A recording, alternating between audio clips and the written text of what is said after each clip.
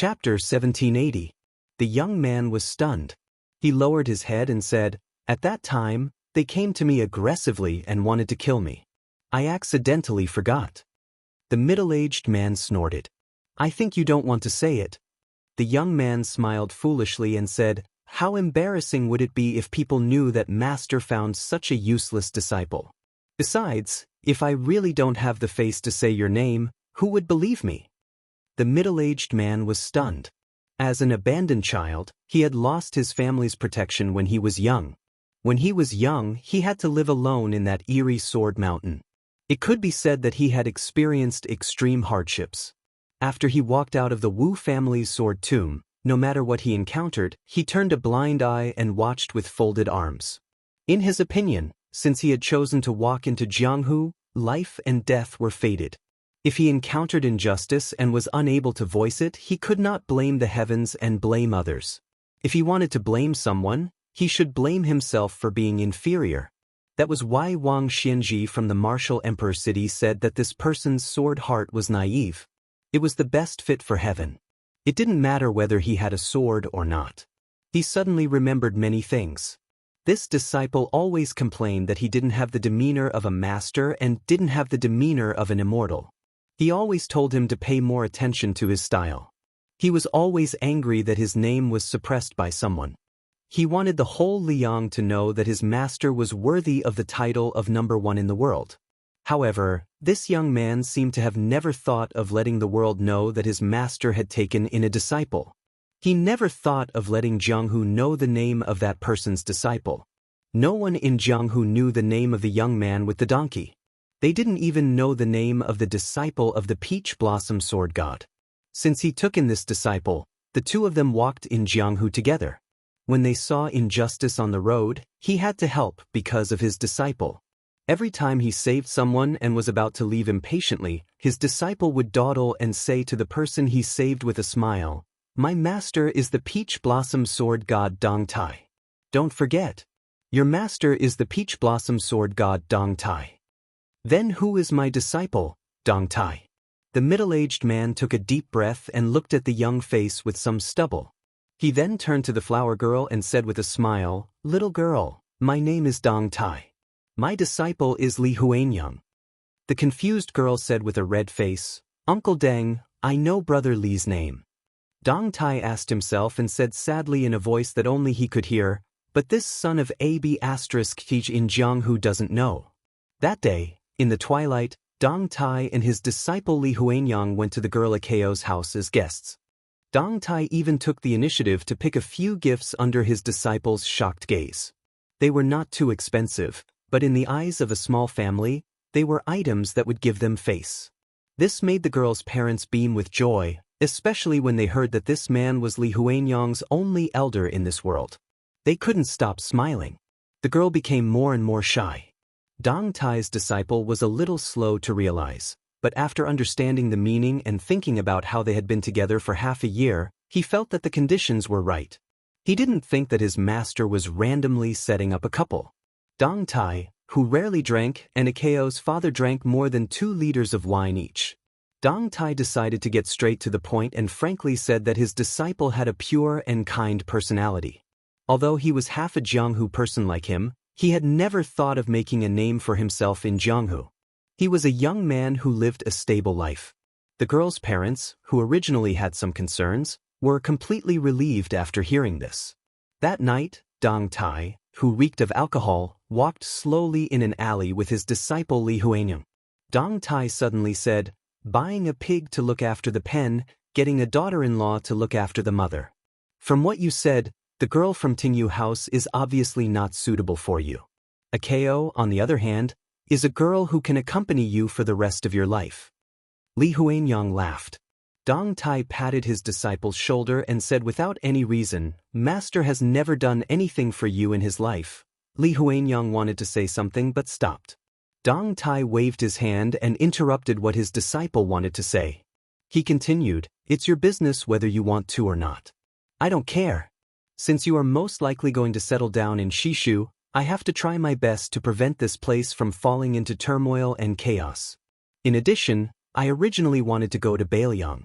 You don't have to worry. In today's world, whether it is Liangde and city or the border of Liangmang, as long as I want to go, no one can stop me. The young man whispered, Master, if I get married and start a family, I'm afraid it will be difficult for me to travel Jianghu with you in the future. Dong Tai smiled and said, In the future, I will often come to Shishu to visit you. The young man hesitated and asked, Master, I'm not like Su Fengyan. I'm sorry that I can't let you have a disciple who won't disgrace your reputation. Dong Tai shook his head seriously and said, You're wrong. It's already the best to have you as my disciple. Liang Jianghu has Chao Changqing and Su Fengyan. Of course, it's good. But I, Dong Tai, have a disciple like you, it's the best. If someone wants you to live a bad life, it's very simple. They have to ask me, your master, if I agree.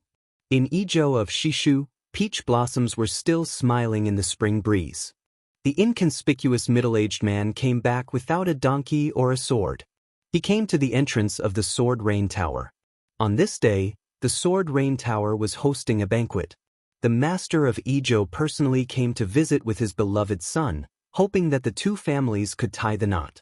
In order to show the solemnity of the Sword Rain Tower, the tower master Zhang Yun gathered his disciples and went up to the main building. They all took off their swords and the swords fell like raindrops. This was an eye-opener for the master of Izhou and the deputy general of Izhou, who were standing at the edge of the square. The whole city of Izhou knew that the master of Izhou had attached himself to the white-clothed king of Shu. The master of Izhou's position was equivalent to that of a small provincial governor. Now that the provincial governor, who came from a local power, had become a mere figurehead, it was only a matter of time before he became the #1 civil official in Izhou. Therefore, the wanderer who caused a commotion in the city previously became an obstacle to the marriage made in heaven of Izhou. No one thought that Zhang Yun's beloved daughter had fallen in love with the master of Izhou. They all thought that from the beginning to the end, it was the wanderer who did not know the immensity of heaven and earth. It was the young man who had lost his mind and wanted to eat swan meat.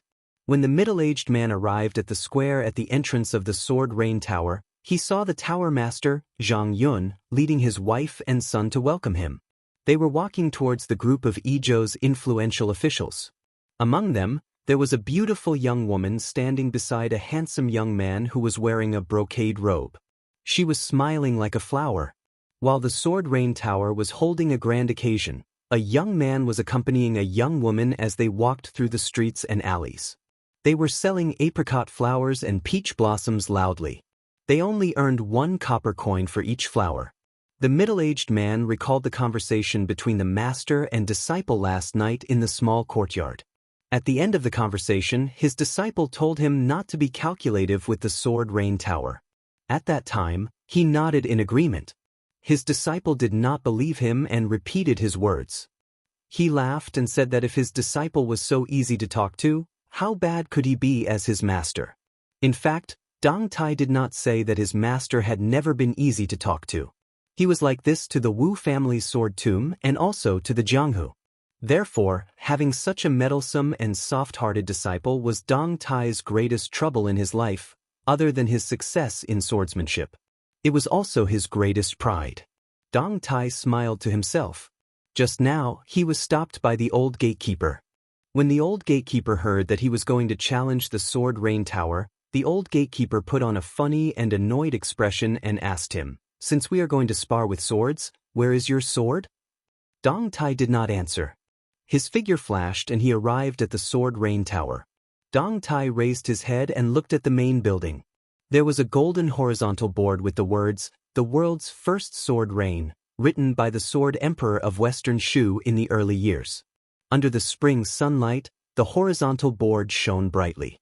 The people of the Sword Rain Tower who first noticed the sudden appearance of the middle-aged man was not Zhang Yun, the Grandmaster of Swordsmanship who was known as the Three Cheese Tongxian in the Western Shu Wulin, nor was it one of the elders who had outstanding swordsmanship. Instead, it was a few disciples who were looking around in boredom. Most of these people were interested in the daughter of the Tower Master, but they knew that there was a world of difference between them. They were ashamed of their inferiority in front of the son of the Tower Master of Izhou. When they thought that the girl was about to fall into the arms of another man, they did not want to see it. Then, they saw the man in coarse clothes who did not carry a sword and did not have an imposing manner. However, they did not pay much attention to him. Although the Sword Rain Tower of Western Shu was not as famous as the Dongyue Sword Pool and Nanjiang Dragon Palace, it was still the leader of a state. The tower master, Zhang Yun, was one of the top 10 masters in Western Shu. When he was young, he was a genius swordsman who was favored by the previous owner of the Spring Invitation Cottage, Xielingzhen. Although he had not reached the first grade yet, the entire Western Shu Wulin Jianghu believed that Zhang Yun was one of the most promising people to reach the legendary realm. Although a second-grade master had the word little in it, it was enough to establish a sect in the Liang state.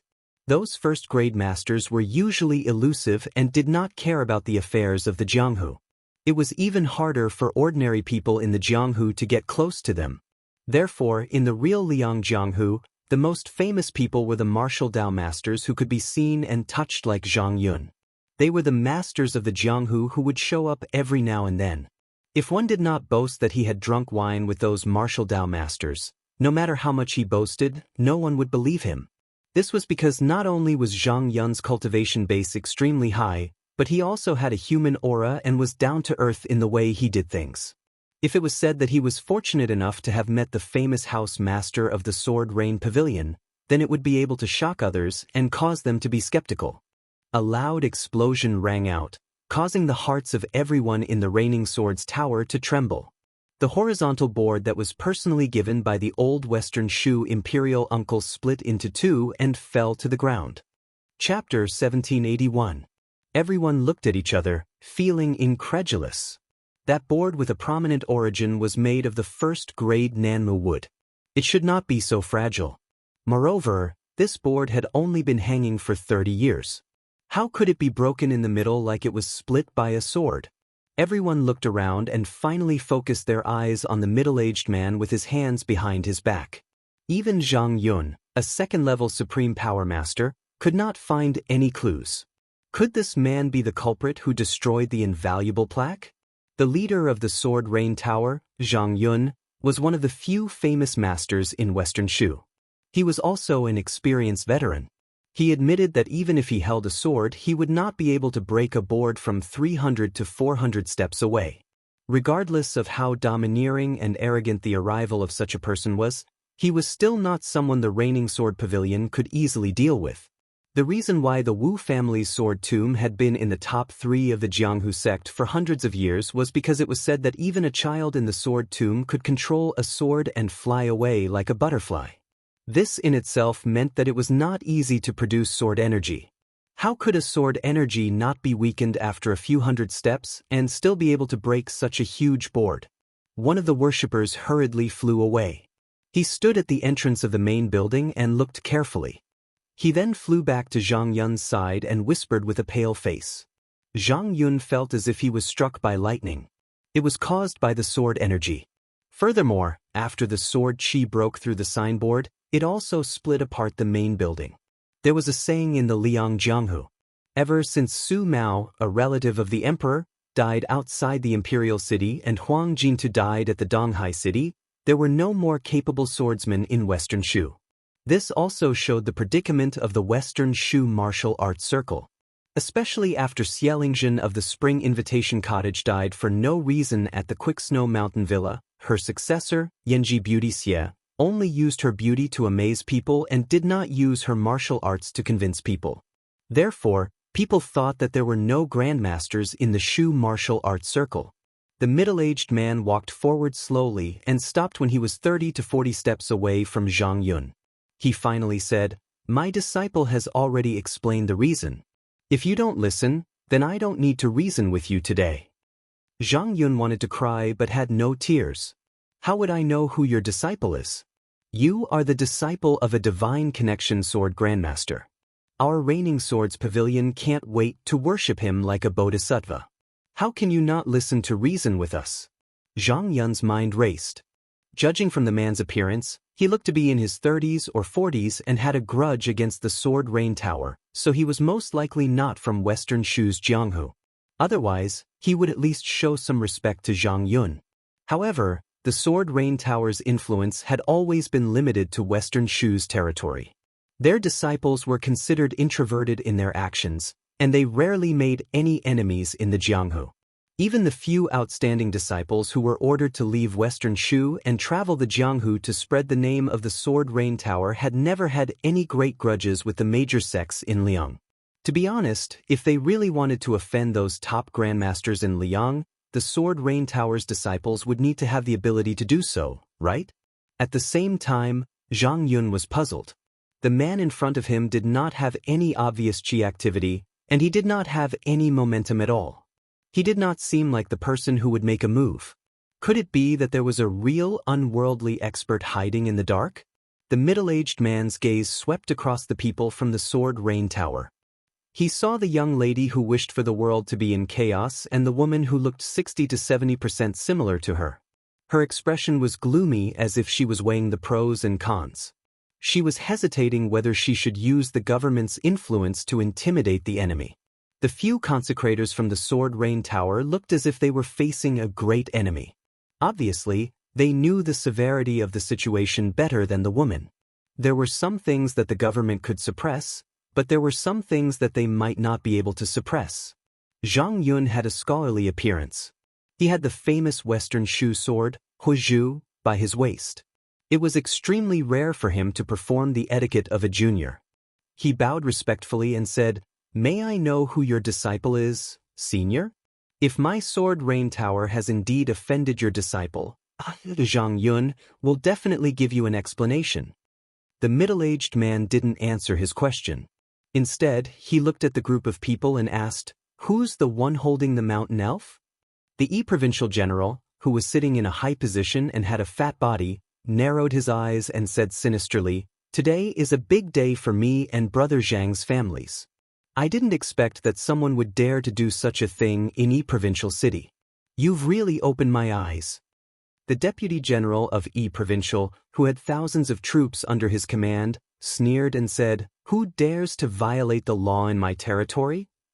Zhang Yun was relieved when he saw the two officials of provincial general's attitude. However, he still wanted to keep the peace. After bowing, he straightened his back and stared at the uninvited guest in front of him. "Senior, could it be that the chief consecrator of my Sword Rain Tower, Hu Dachuan, had a misunderstanding with your disciple?" The middle-aged man ignored the two officials of Western Shu and the Sword Rain Tower's Tower Lord, who was pretending to be humble. Instead, he looked at the swordsman who had gone to the main building to look at the signboard. He was dressed in white, had white hair, and a white beard. Even the scabbard of his sword was snow-white. He looked very sage-like. He asked, "Are you the one who attacked my disciple 3 times?" This Western Shu sword Dao Grandmaster, whose swordsmanship was not inferior to Zhang Yun's, looked calm and composed. However, he did not answer the question. It was unknown whether he was unwilling or afraid. However, after the middle-aged man asked this question, the expressions of the mother, daughter, and handsome young master changed slightly. The woman's gaze became even more vicious. The young woman pursed her lips and the young man subconsciously took a step back. The middle-aged man said calmly, "A sword for a sword." Just as the white-haired consecrator with the mandrel was about to grab the sword hilt, his chest exploded and blood splattered everywhere. However, after this silent sword killed him, scarlet blood splattered out of Zhang Dachuan's juk and sea of qi acupoints. Zhang Dachuan, who did not even manage to grab the sword hilt, fell backward, let alone unsheathing it. One sword was enough to kill someone. However, he said that he would return 3 swords. In everyone's eyes, the middle-aged man had his hands behind his back. Zhang Yun was even more certain that this person did not have any qi ripples at all. Zhang Yun, whose hands and feet were cold, could not care less about his bearing as a grandmaster. He raised his head and looked around as if he was trying to find the peerless expert hiding behind the scenes. There was a hint of unconcealable fear in his voice. Junior Zhang Yun of the Sword Rain House sincerely requests Senior to come out and have a chat. Junior is willing to sincerely apologize. The middle-aged man turned to look at the 2 senior officials of province. "I don't know what kind of officials you are, but today, Even if Chen Zhibao is standing here, he can't stop me from killing someone. If you don't believe me, then bring your troops here. Whether it's thousands or tens of thousands, I can wait for you. If you don't call for reinforcements, I'll kill you right now. If you do, I'll still kill you. Remember, don't try to reason with me before you die. Of course, the world did not know that even Xie Guanyin, the mastermind behind Qin Jibao's capture of the Flood Dragon, was killed by him. The woman sneered and said, "How arrogant! You don't even respect our king of Shu. My grandfather and the Western Shu Dao administrator are best friends." The middle-aged man interrupted the woman. "Then invite your grandfather and the Western Shu Dao administrator to the Sword Rain House. I'll wait for them. If they don't come, I'll just go and kill them." The woman was about to say something ruthless, but her husband, Zhang Yun, who had never said anything harsh since he got married, roared angrily, "Shut your mouth." The trembling Sword Rain House lord looked at the middle-aged man and asked bitterly, "May I ask if Senior is from the Wu Clan Sword Tomb or the Dongyue Sword Pool?" Before the middle-aged man could make a move, the dumbstruck Yi Province official fell backward and died on the spot. The middle-aged man's tone was still indifferent. "I'm somewhat related to the Wu Clan, but not the Dongyue Sword Pool." The deputy general of Yi Province said in horror, "Did you really kill Yi Province's official?" The middle-aged man made a joke that wasn't funny at all. "If you think it's fake, fine. But let me remind you, if you don't call for reinforcements, you'll die soon." Then, the general made an even bigger joke with a sobbing tone. He said in a trembling voice, "Hero, we don't have any grievances. Hero, you can't kill the innocent. This has nothing to do with me, and I won't care anymore. Hero, you can kill whoever you want in Yi Province. If you don't want to do it yourself, I'll help you. Is that okay?" The middle-aged man didn't say anything. After he left the Wu Clan Sword Tomb, he actually didn't like Jianghu. However, his disciple liked it very much, so he was willing to treat Jianghu people and Jianghu with respect. Therefore, among the 4 grandmasters of martial arts evaluation, only he, Dong Tai, Chao Chongqing from West Chu, Su Fengyan from Beiyang, and Tuoba from Beimang, Dong Tai was truly free and unfettered. Therefore, he didn't care if Jianghu people caused trouble for him. However, if he, Dong Tai, wanted to cause trouble for the people of the world, no one could escape from him. Therefore, Xie Guanyin, who was ranked first on the immortal leaderboard of continental dynasties, had hidden for thousands of miles from Great Peace City in the north to the coast of the South Sea. However, he still couldn't escape death under his sword. At this moment, another 2 Sword Rain Towers consecrators, who had the intention to kill, fell dead on the ground. Zhang Yun, who was at a loss, looked at the middle-aged man in front of him whose name he still did not know, and said with great sorrow, "Senior, I, Zhang Yun, do not know what happened, but Zhang Dachuan's descendants did not deserve to die." The deputy general of Yi Province suddenly came to his senses and ran away. He wanted to run as far as he could after leaving Yi Province. No matter how much money he had to spend or how many connections he had to use, he had to seek refuge in the king of Shu's residence. The middle-aged man didn't even look at the Shu general who was running away. He glanced at the Sword Rain Pavilion's leader and said, "I've said that I'm not here to reason with you." Zhang Yun, who was in despair, asked, "Senior, are you really not afraid of becoming enemies with the Western Shu government and the entire Western Shu martial arts world?" The middle-aged man who killed people as he pleased smiled and said, "If Chen Zhibao was here, he definitely wouldn't say such a thing." Zhang Yun smiled bitterly and held the hilt of his fiery candle sword. "I know that I'm not Senior's opponent, but whether it's for the Sword Rain Pavilion's hundreds of years of reputation or for the lives of my wife and child, I have to be brave enough to fight Senior." Chapter 1782. Unexpectedly, the middle-aged man shook his head and said, "I won't kill you today. My disciple said that you, Zhang Yun, are a kind and chivalrous person. Based on this, you don't have to die." The handsome young master knelt on the ground and wailed at the corpse of his father in Yi Province, "You lunatic, why did you kill my father? You will die a horrible death." When Zhang Yun's daughter saw the miserable state of her beloved man, she was also weeping. She squatted down and wanted to comfort him but was pushed away by the young man. "Get lost, it's all because of you, you jinx. My father died because of you. If it weren't for you and your mother's instigation, why would I, the son of Yi province, make things difficult for that nobody time and time again? Why would I use my official position to ask Zhang Dachuan to hurt him? Zhang Yun looked as if he was struck by lightning. He turned around with a wooden expression and looked at his wife and daughter. He asked expressionlessly, "Tell me what happened. Since we're already in this state, you should at least let me know the reason for my death." The charming woman no longer had her usual graceful bearing. Her expression was ferocious and terrifying. She said sternly, "Zhang Yun, how would I know that the master of that poor boy is so powerful? If you want to blame someone, you can only blame that young man with the surname Li for pretending to be a fool. If he didn't hide his identity and tease us, why would I deliberately stop him from marrying our daughter? Ha, now I only regret that I didn't ask that old trash Zhang Dachuan to kill him." Zhang Yun looked at his crazy wife with disgust. He turned around again and said, "Senior, can I exchange my death for the lives of those unrelated to the sword reigning tower?" The middle-aged man shook his head and said, "No." Zhang Yun's lips trembled and he couldn't say a word. The middle-aged man said again, "Don't worry, I came here today only to kill Zhang Dachuan. Now, I'm only here to kill the one on the ground and the Yi province deputy general who escaped from the sword reigning tower.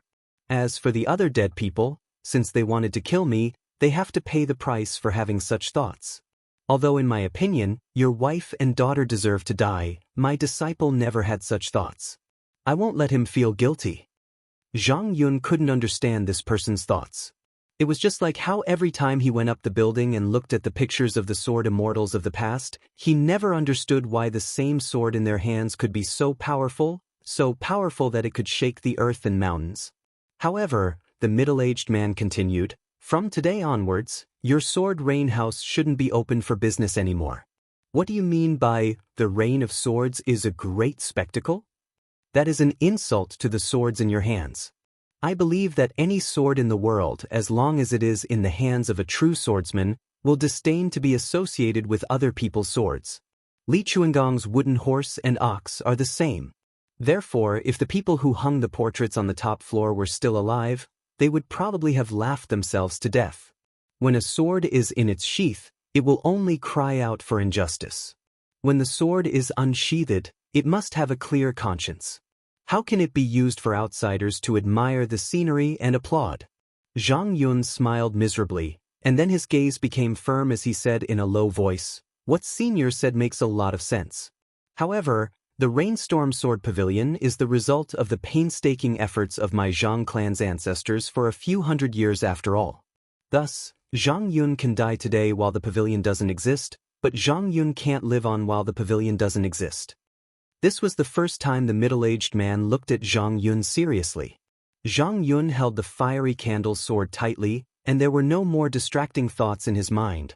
My Zhang clan's sword reign house once had ancestor Lu riding a crane, sword sovereign Su Xiu once commented on the swordsman of the world, and sword god Li Chungang was here to give pointers to my grandfather's swordsmanship. If I, Zhang Yun, retreat today, then the Rainstorm Sword Pavilion will really perish. Zhang Ningjing, Zhang Ziyuan, Zhang Danbua, Zhang Mingji, the four of you remember, after my death, the people of the Rainstorm Sword Pavilion can die, and the signboard can fall, but the words Rainstorm Sword Pavilion must not disappear. It must not be humiliated." Zhang Yun pulled out the fiery candle sword and welcomed death with a smile. "Before I die, I would like to thank Senior for allowing me to pull out the sword. As for Senior's disciple, that young man called Li Huanyan, Zhang Yun, would like to say a few words from the bottom of my heart before I die.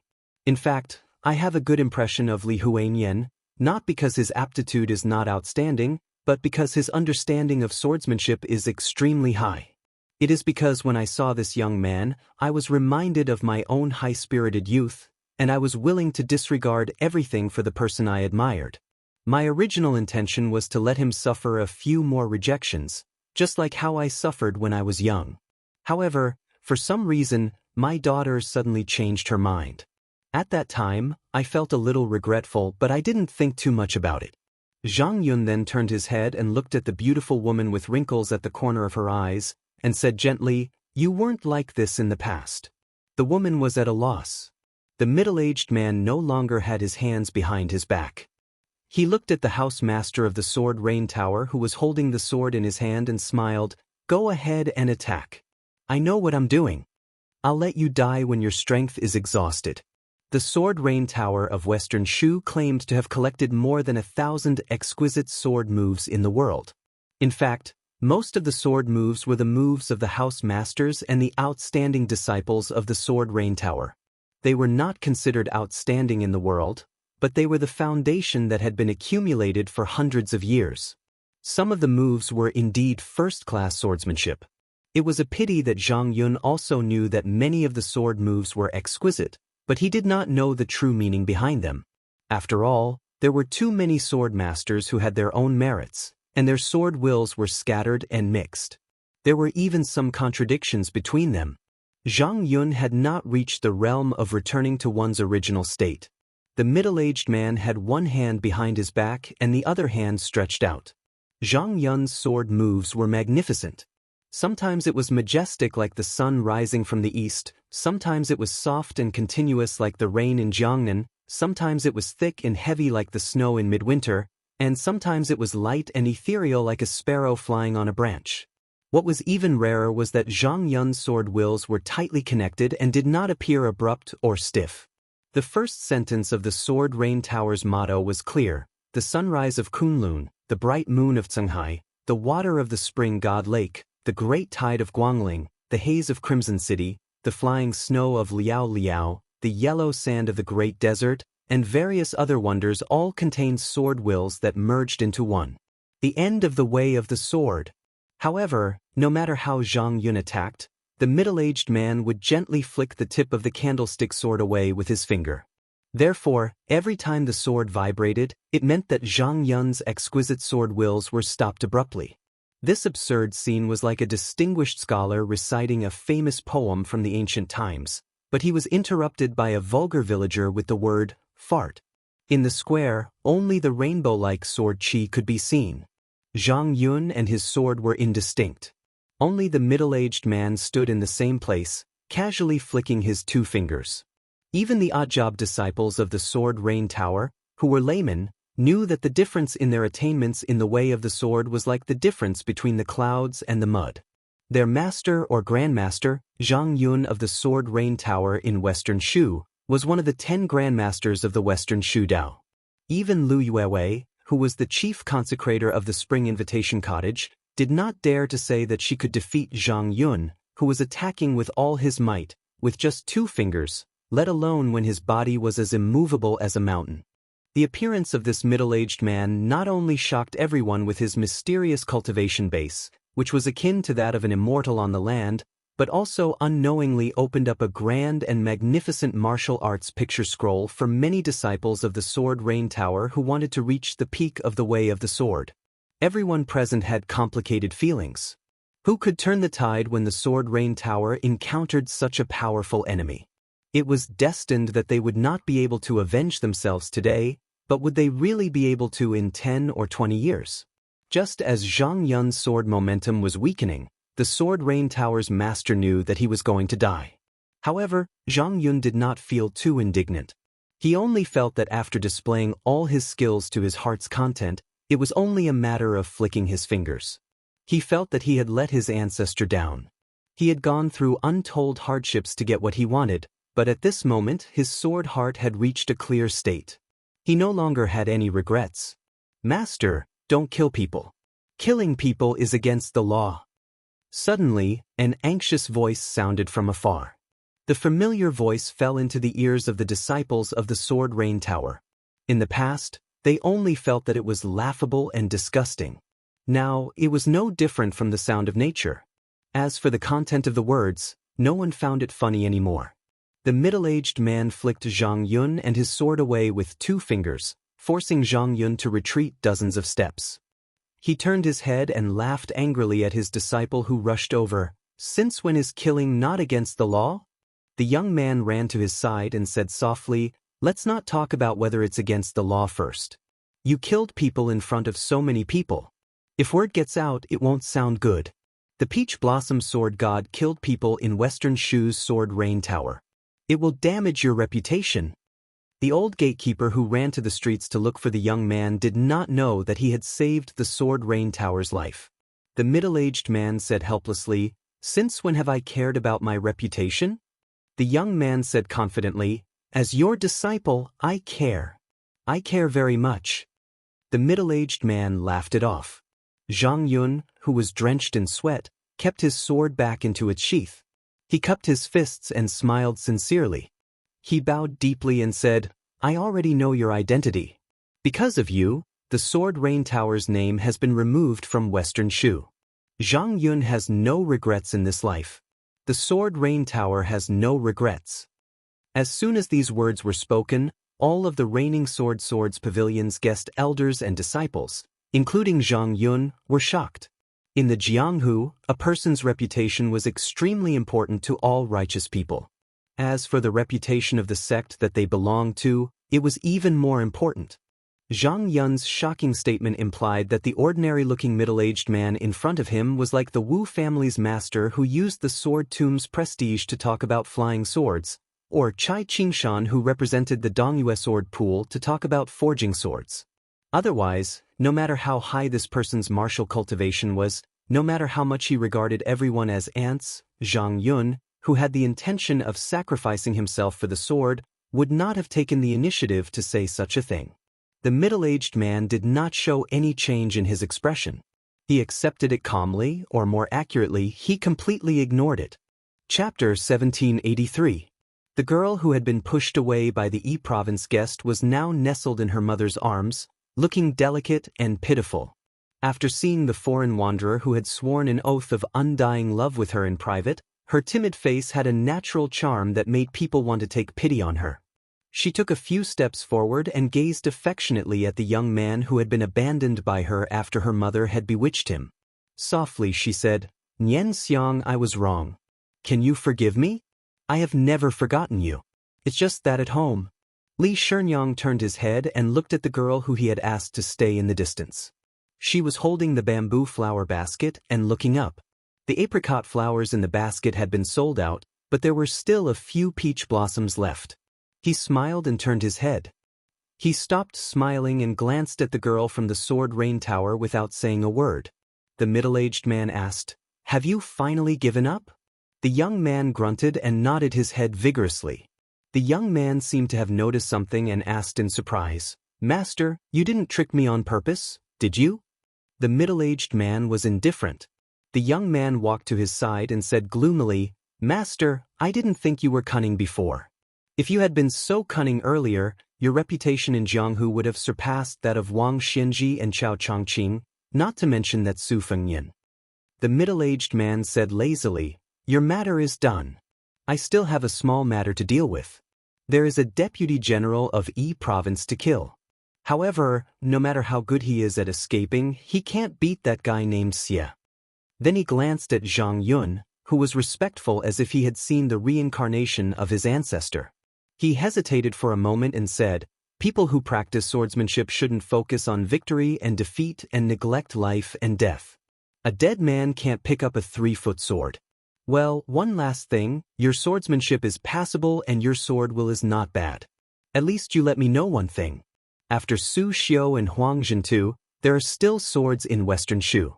Therefore, the Sword Rain Tower will continue to operate. However, today's matter is limited to the entrance of the Sword Rain Tower. If your grudges involve the outside world in the future, I won't be so polite the next time I visit." Zhang Yun was relieved and grateful. He once again cupped his hands and bowed solemnly. The master and disciple turned around and left. "Master, the last few sentences you said really have the demeanor of a great master. Did you learn it from someone when you went on a long journey?" "Master, if you have a conflict with someone in the future, just follow this pattern of speech. You can't go wrong." "Master, let's settle accounts clearly between master and disciple. You can't just leave like that just because you put on the airs of a master. You can't just ignore my future living in Ijo City. I'm going to live here for a long time. Akao's family is poor, and my swordsmanship is not good enough. You just said yesterday that you want me to live a stable life. I don't want you to pay for the money or the betrothal gifts. You can't leave a mess for me and a KO. Shut up. Take care of that stubborn donkey yourself. Today's sun is not bad. He watched as the master and disciple walked further and further away after meeting the flower girl. Zhang Yun had mixed feelings. Wang Xianlin, the eldest disciple of the Reigning Swords Pavilion, who was once praised by Xielingzhen of the Spring Invitation Cottage as a late bloomer in 20 years, came to his master and asked carefully, "Master, is this senior also a swordsman?" Zhang Yun did not answer his eldest disciple's question. He stared at the door in a daze. After a long time, he smiled and asked, "Last year, you bunch of hotheads were discussing that we must find an auspicious day to hang the portrait of the peach blossom sword god on the top floor. If I remember correctly, you were the one who insisted that we hang the portrait between Ancestor Lu and Li Chungang. Have you picked a day?"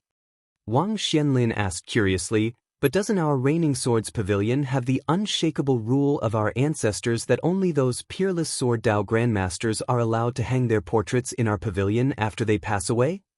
Zhang Yun muttered to himself, because of his parting words, "There are still swords in Western Shu. I want to hang his portrait even if my ancestors scolded me for being an unfilial descendant. Moreover, what's wrong with making an exception for the peach blossom sword god who almost became in-laws with the Reigning Swords Pavilion?" Wang Xianlin was dumbfounded. Suddenly, Zhang Yun said in a deep voice, "Disciples of the Reigning Swords Pavilion, draw your swords. Use the Taiya style." Finally, Zhang Yun looked at the door and said loudly, 324 disciples of the Reigning Swords Pavilion of Western Shu, send off the peach blossom sword god with the 3-foot sword in your hands."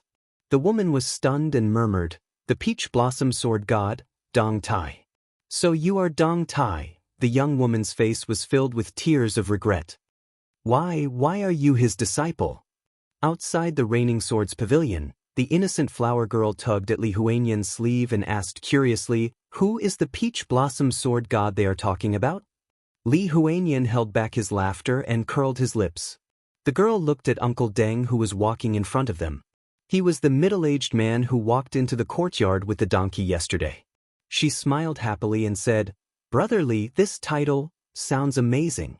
I've heard some storytellers say that those heroes' titles are not as good as Uncle Deng's." Dong Tai turned around and picked up a peach blossom from the girl's basket.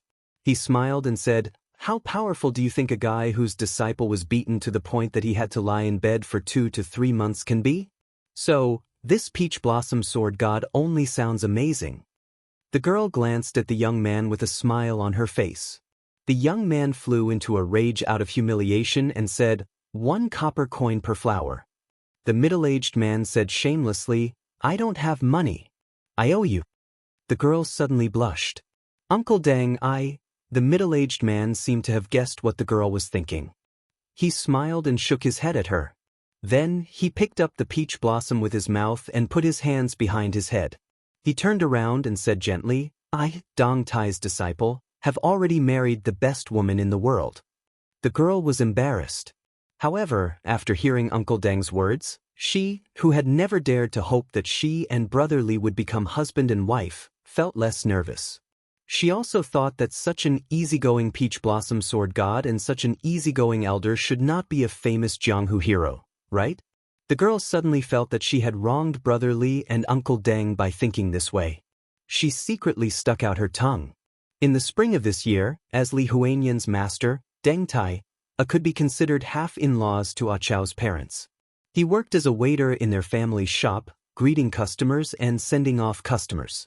He saved up less than 10 taels of silver.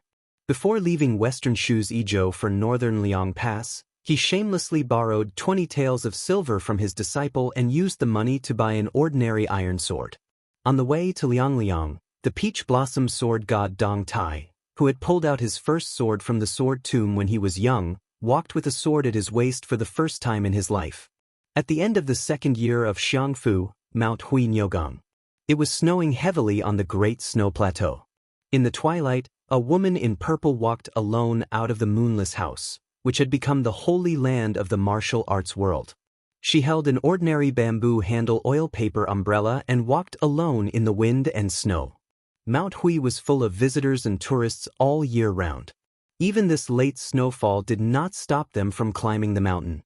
However, after the woman in purple walked out of the building, the chief guest of Mount Hui, Huang Fangfua, immediately informed the servants that today, there would be a checkpoint at the entrance of the Great Snow Field. No matter if it was an outsider or a native of the Great Snow Field, no one was allowed to get close to the Great Snow Field. No one was allowed to get close to the mountain lord of Mount Hui who suddenly had the interest to enjoy the snow. In today's Mount Hui, as the lady of Mount Hui, Xianyuan Qingfeng had long stopped caring about worldly affairs. Huang Fangfua, who had been an elder for 2 dynasties, could be said to have great power in his hands.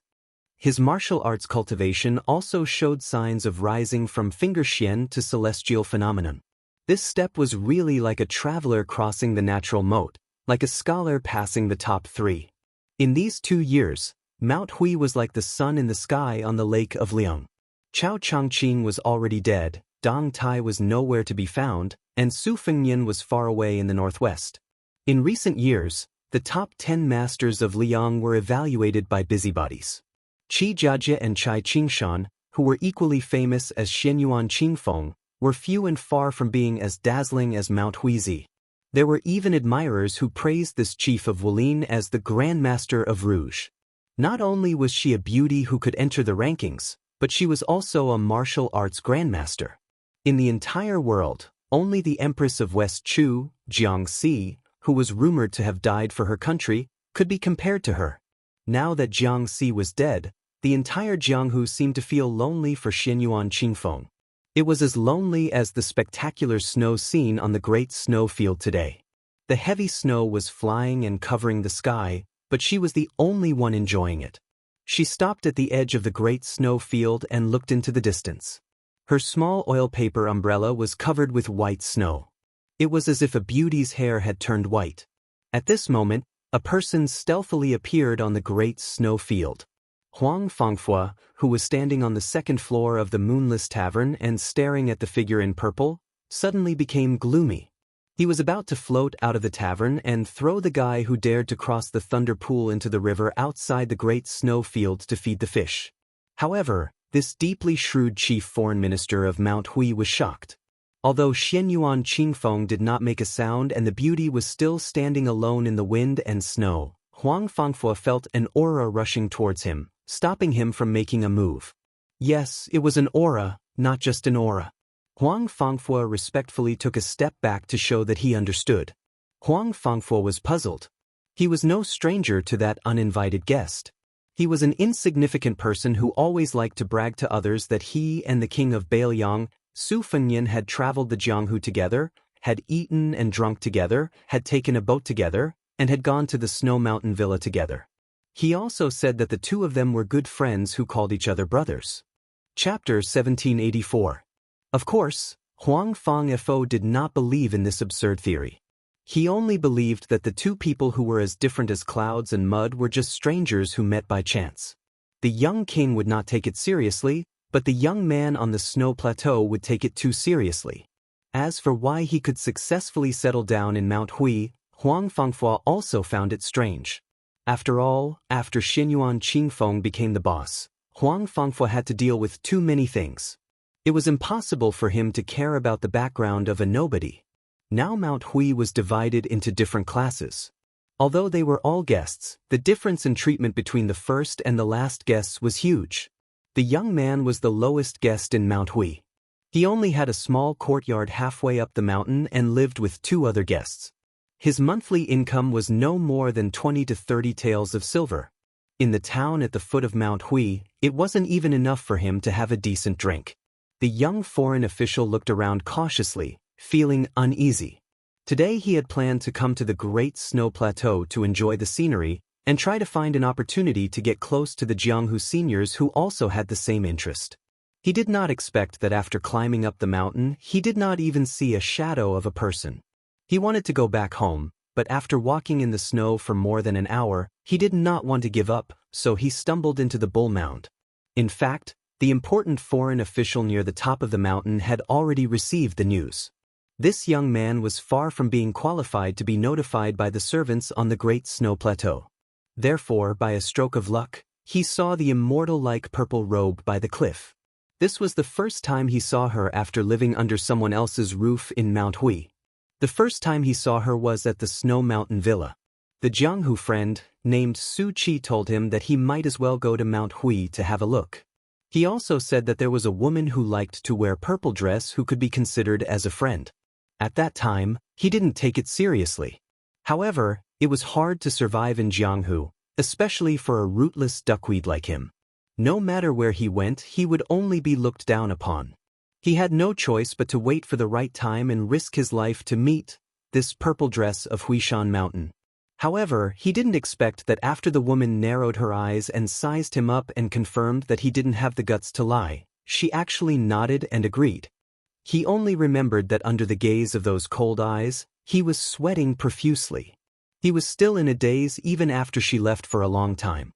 Later on, he came to Mount Hui. Although he didn't reach the heavens in a single bound, at least he had a place to stay. He didn't have to wander around the Jianghu like a lonely ghost. He didn't have any extravagant hopes for more. He didn't have to worry about food and drink all year round and was perfectly content. After seeing her, he mustered up his courage and walked forward with difficulty. He didn't know if it was because the snow was difficult to walk on, or because he was in awe of her, but he walked with difficulty in his straw raincoat. When he finally walked a dozen steps behind her, a cold voice softly sounded, "I only remember that your surname is Huang. I forgot your name. Huang something?" Her voice wasn't loud, but to his ears, it was no different from a clap of thunder exploding above his head. It turned out that this high and mighty woman, who was like a celestial being in heaven, still remembered his surname? Flattered, he quickly trotted a few steps forward and stopped a few steps behind and beside her. He lowered his head and bent over, smiling, reporting to Mountain Master, "This little one's surname is Huang, and my name is Quan. My surname is Quan, and my name is Chao. It's Quan, which means spring water."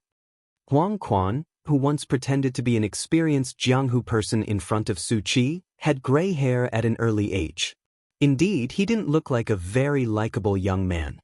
He quietly waited for her to continue, but there was no movement for a long time. This made him involuntarily panic. Could it be that his appearance disturbed her mood of admiring the snow?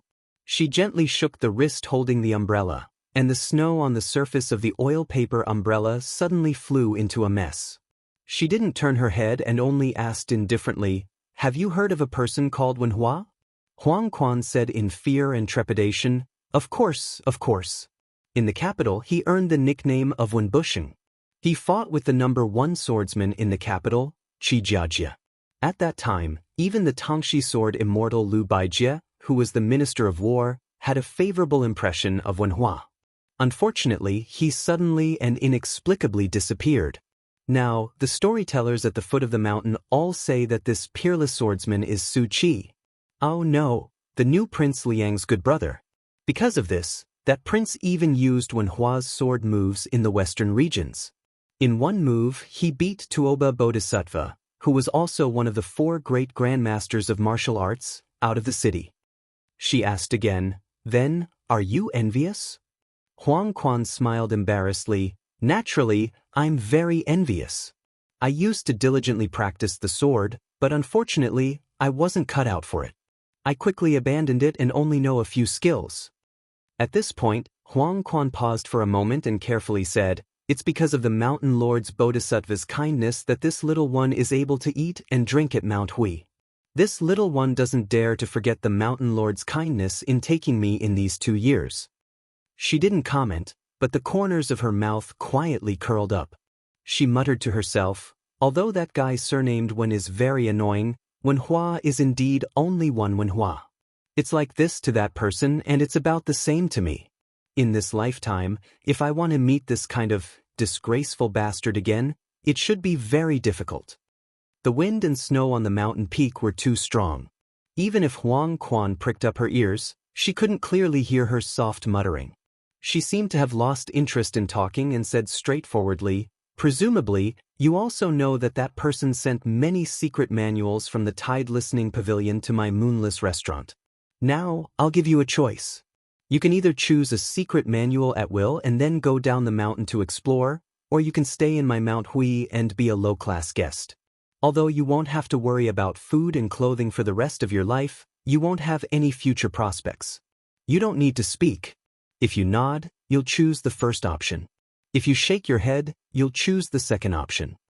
The extremely talkative Huang Quan subconsciously wanted to nag a little, but no matter how hard she tried, she couldn't utter a single word.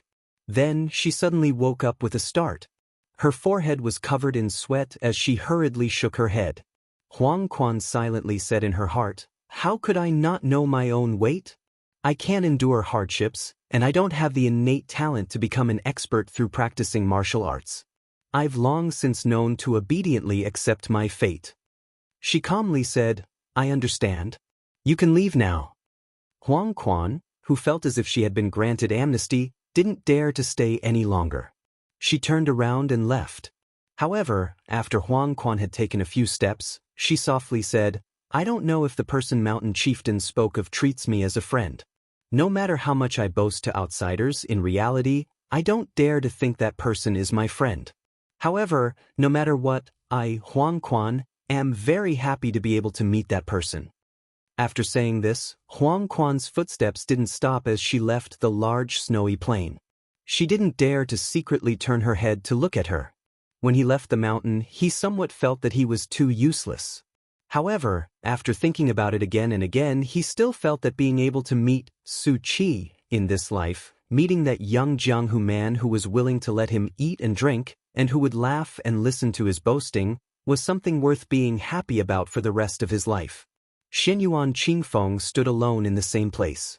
The wind and snow fell one after another, making the world seem even more lonely. She slowly walked back to the moonless tower, which was said to be even taller than the tide-listening pavilion in Bailiang. She climbed up to the top floor. This floor was extremely transparent. Aside from those gold-threaded Phoebe Jinan pillars, the entire building was practically empty. There was only a red sandalwood couch placed there. She put away her oil paper umbrella and bent over to lean against one of the pillars.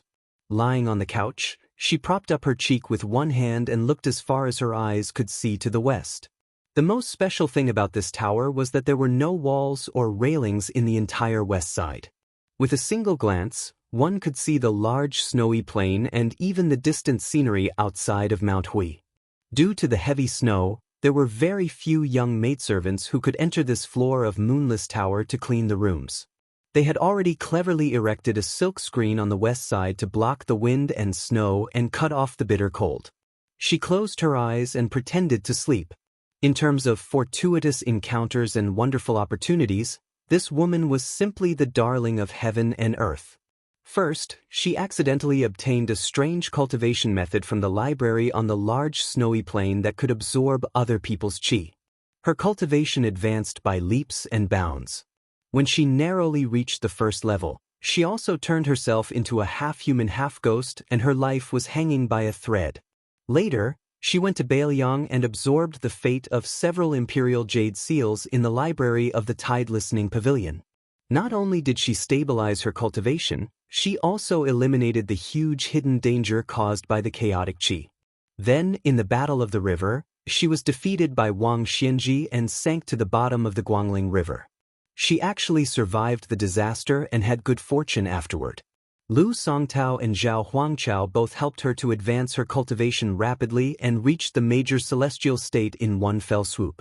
She stopped Xiao Changqing from entering Great Peace City outside the city. The conqueror of West Chu even gave her a golden millet dream, allowing her to dream for decades. How could the benefits she received be ordinary? No one dared to question her status as the chief of the Wulin Alliance as a woman. Some even believed that among the young Jianghu grandmasters, only she, Xianyuan Qingfeng, had the chance to compete with the Northwest vassal king. As her cultivation rose rapidly and she became the leader of the Jianghu south of the Yangtze River, the power of Mount Hui grew day by day and suppressed Mount Longhu. She said that pilgrims were not allowed to climb the mountain to burn incense on the 14th of every month. Thus, no one dared to go to Mount Longhu to make a wish and pray on that day. She once prevented the fourth prince, who was now the emperor, from climbing the snowy plain. She also once had the new Prince Liang send people from thousands of miles away to deliver several large boxes of secret manuals from the Tide Listening Pavilion, as if she was entrusting him to me. She had also participated in the Battle of Great Peace City. She was like a bright moon hanging in the sky of Jianghu with Li Yang and the other two of the 4 great grandmasters of martial arts evaluation. Some people feared her, some hated her, and some respected her. But strangely, no one in the world seemed to like her very purely, even if her beauty was enough to enter the rankings. Even if countless men in Jianghu knew that as long as they could conquer this woman, it was equivalent to conquering half of Jianghu. Chapter 1785.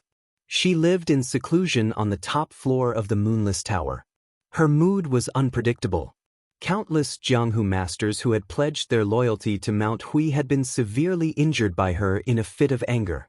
They had no fate with martial arts, but she was not unkind. On the contrary, when she was happy, she could casually reward her servants with valuable treasures such as luminous pearls. She could also casually give away the top secret manuals that Jianghu dreamed of. She could also casually give them away in pairs. Unfortunately, no one could predict when she would be happy or why she would be happy. She opened her eyes and seemed to find the screen annoying. She gently waved her hand and the screen immediately shattered, flying with the snow. She left the beauty couch, picked up the oil paper umbrella, and left the Moonless Tower. She opened the umbrella again and walked to the edge of the cliff. She slowly reached out her hand and extended the oil paper umbrella. The snowflakes did not stop and snow gradually piled up in her palm. She softly repeated these 2 sentences. Meeting you, I am very happy. Meeting you, I am not happy.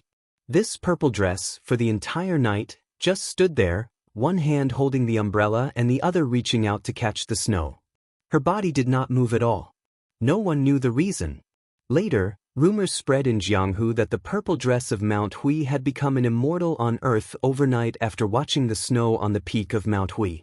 In the 2nd year of Xiangfu, there was light snow. The air was cold and the snow was cold, but the ground was not cold and the snow was not heavy. The Dongyue Sword Pool, an ancient sect that had competed with the Wu family for the title, all sword skills in the world originate from which family, for hundreds of years, began to flourish after Song Nianqing's death and Chai Qingshan, an outsider, took over the position of sect master. Several old sword masters who had been silent for many years began to open their doors and accept disciples. There were constantly young people with amazing talent who entered the Dongyue Sword Pool to forge swords and practice swordsmanship. Li Yibai, who was born in a prestigious family in Jiangnan, no longer traveled. He stayed at the sword pool to help Chai Qingshan manage the affairs.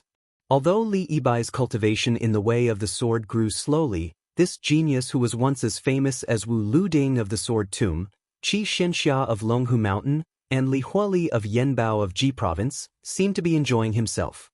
He was not worried about his martial realm. Meanwhile, the Yamen of the Ministry of Justice of the Liyang Imperial Court had also recruited many experts from the sword pool with great fanfare. With such a promising future, the number of young swordsmen who went to Dongyue Sword Pool for apprenticeship was as large as the number of carps crossing the river. During this period of time, sect master Chai Qingshan only had 2 disciples. One of them was grinning from ear to ear all day, while the other was frowning all day. Song Nianqing's eldest grandson, Song Tinglu, was one of the happiest.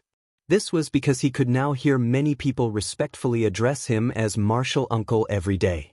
This made the youth, who could only call Li Yibai's senior brother for many years, feel that he had earned back his capital. On the other hand, Shan Yi was the one who was unhappy.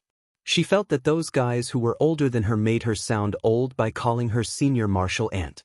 Song Tinglu still only worshipped Wen Bushing, who had become famous in one battle in Great Peace City. He liked to carry a simple self-made wooden sword at his waist every day. He liked to pretend to be old and experienced when others called him martial uncle. Then, when no one was looking, he would immediately crack open his mouth and laugh. On this day, it was sunny after the snow. Song Tinglu searched for a long time before he finally found his junior sister who was in a daze in a pavilion. Song Tinglu probably knew the taste of worry. After his junior sister came back from escape summer town in Baelyang, she began to like sitting alone in a daze. He righteously complained to his master that his junior sister was not willing to practice the sword. In the end, before the two men could criticize him, the girl casually said that she was comprehending the sword and dismissed both his master and senior brother. As the senior brother, the youth was naturally not convinced. In the end, his master had the two of them spar. His junior sister, who could only win after 100 moves, could take care of the youth within 80 moves. He lost again and again. From 80 moves to 70 moves and then to 60 moves, he lost all 3 battles. The results were worse each time. Naturally, the youth was given the nickname Song Bushing by junior sister Shawnee. This nickname quickly spread in the Dongyue sword pool. There were 2 new female disciples who were older than the youth who would add Song Bushing before martial uncle when they called Song Tinglu. This made the youth both happy and worried.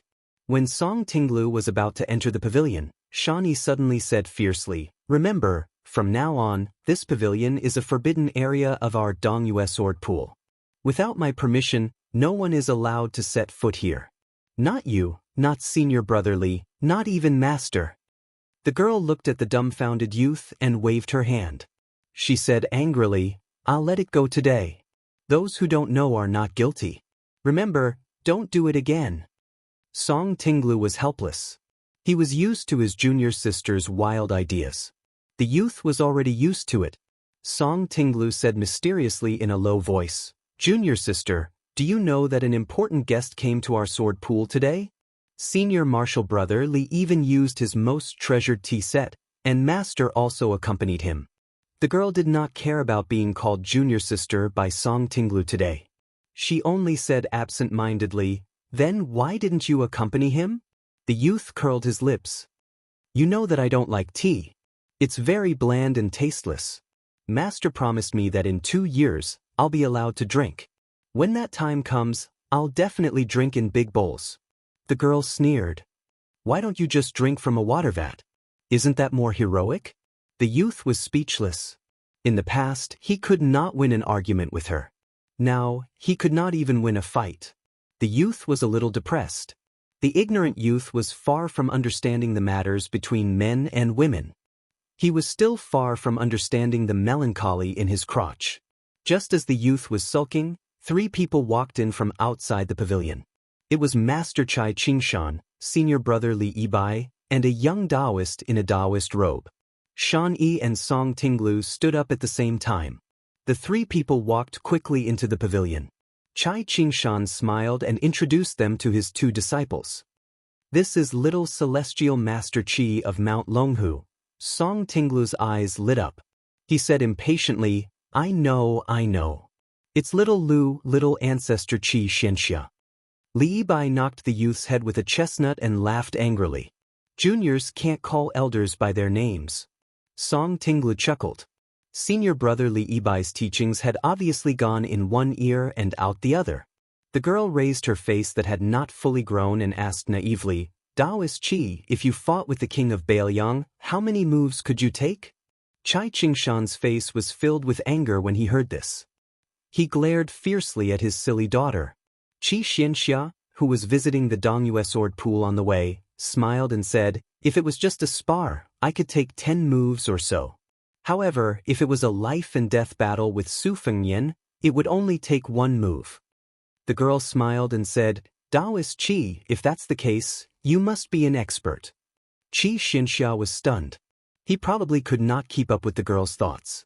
Chai Qingshan and Li Yibai did not know whether to laugh or cry. Song Tinglu could not help but turn his head and roll his eyes. In his junior sister's eyes, as long as no one competed with that guy for the title of number 1 in the world, she did not care who was 2nd or 3rd in the world. Chai Qingshan instructed the 2 children, "Tinglu, the 2 of you go outside the pavilion and practice a set of sword techniques that you are most familiar with. Let Mr. Qi give you pointers. This is a rare opportunity, so cheer up." Song Tinglu was like a newborn calf that was not afraid of a tiger. He rushed out of the pavilion without another word and decisively unsheathed his wooden sword. The tip of the sword glowed, and the sword's momentum was continuous. Sword after sword flowed freely and endlessly. Li Yibai was very pleased. What a good sword, like a dragon. Most importantly, he could feel a vigorous aura from the sword's momentum. This junior brother would definitely become the pillar of the Dongyue sword pool in the future. On the other hand, Shan Yi was somewhat sloppy.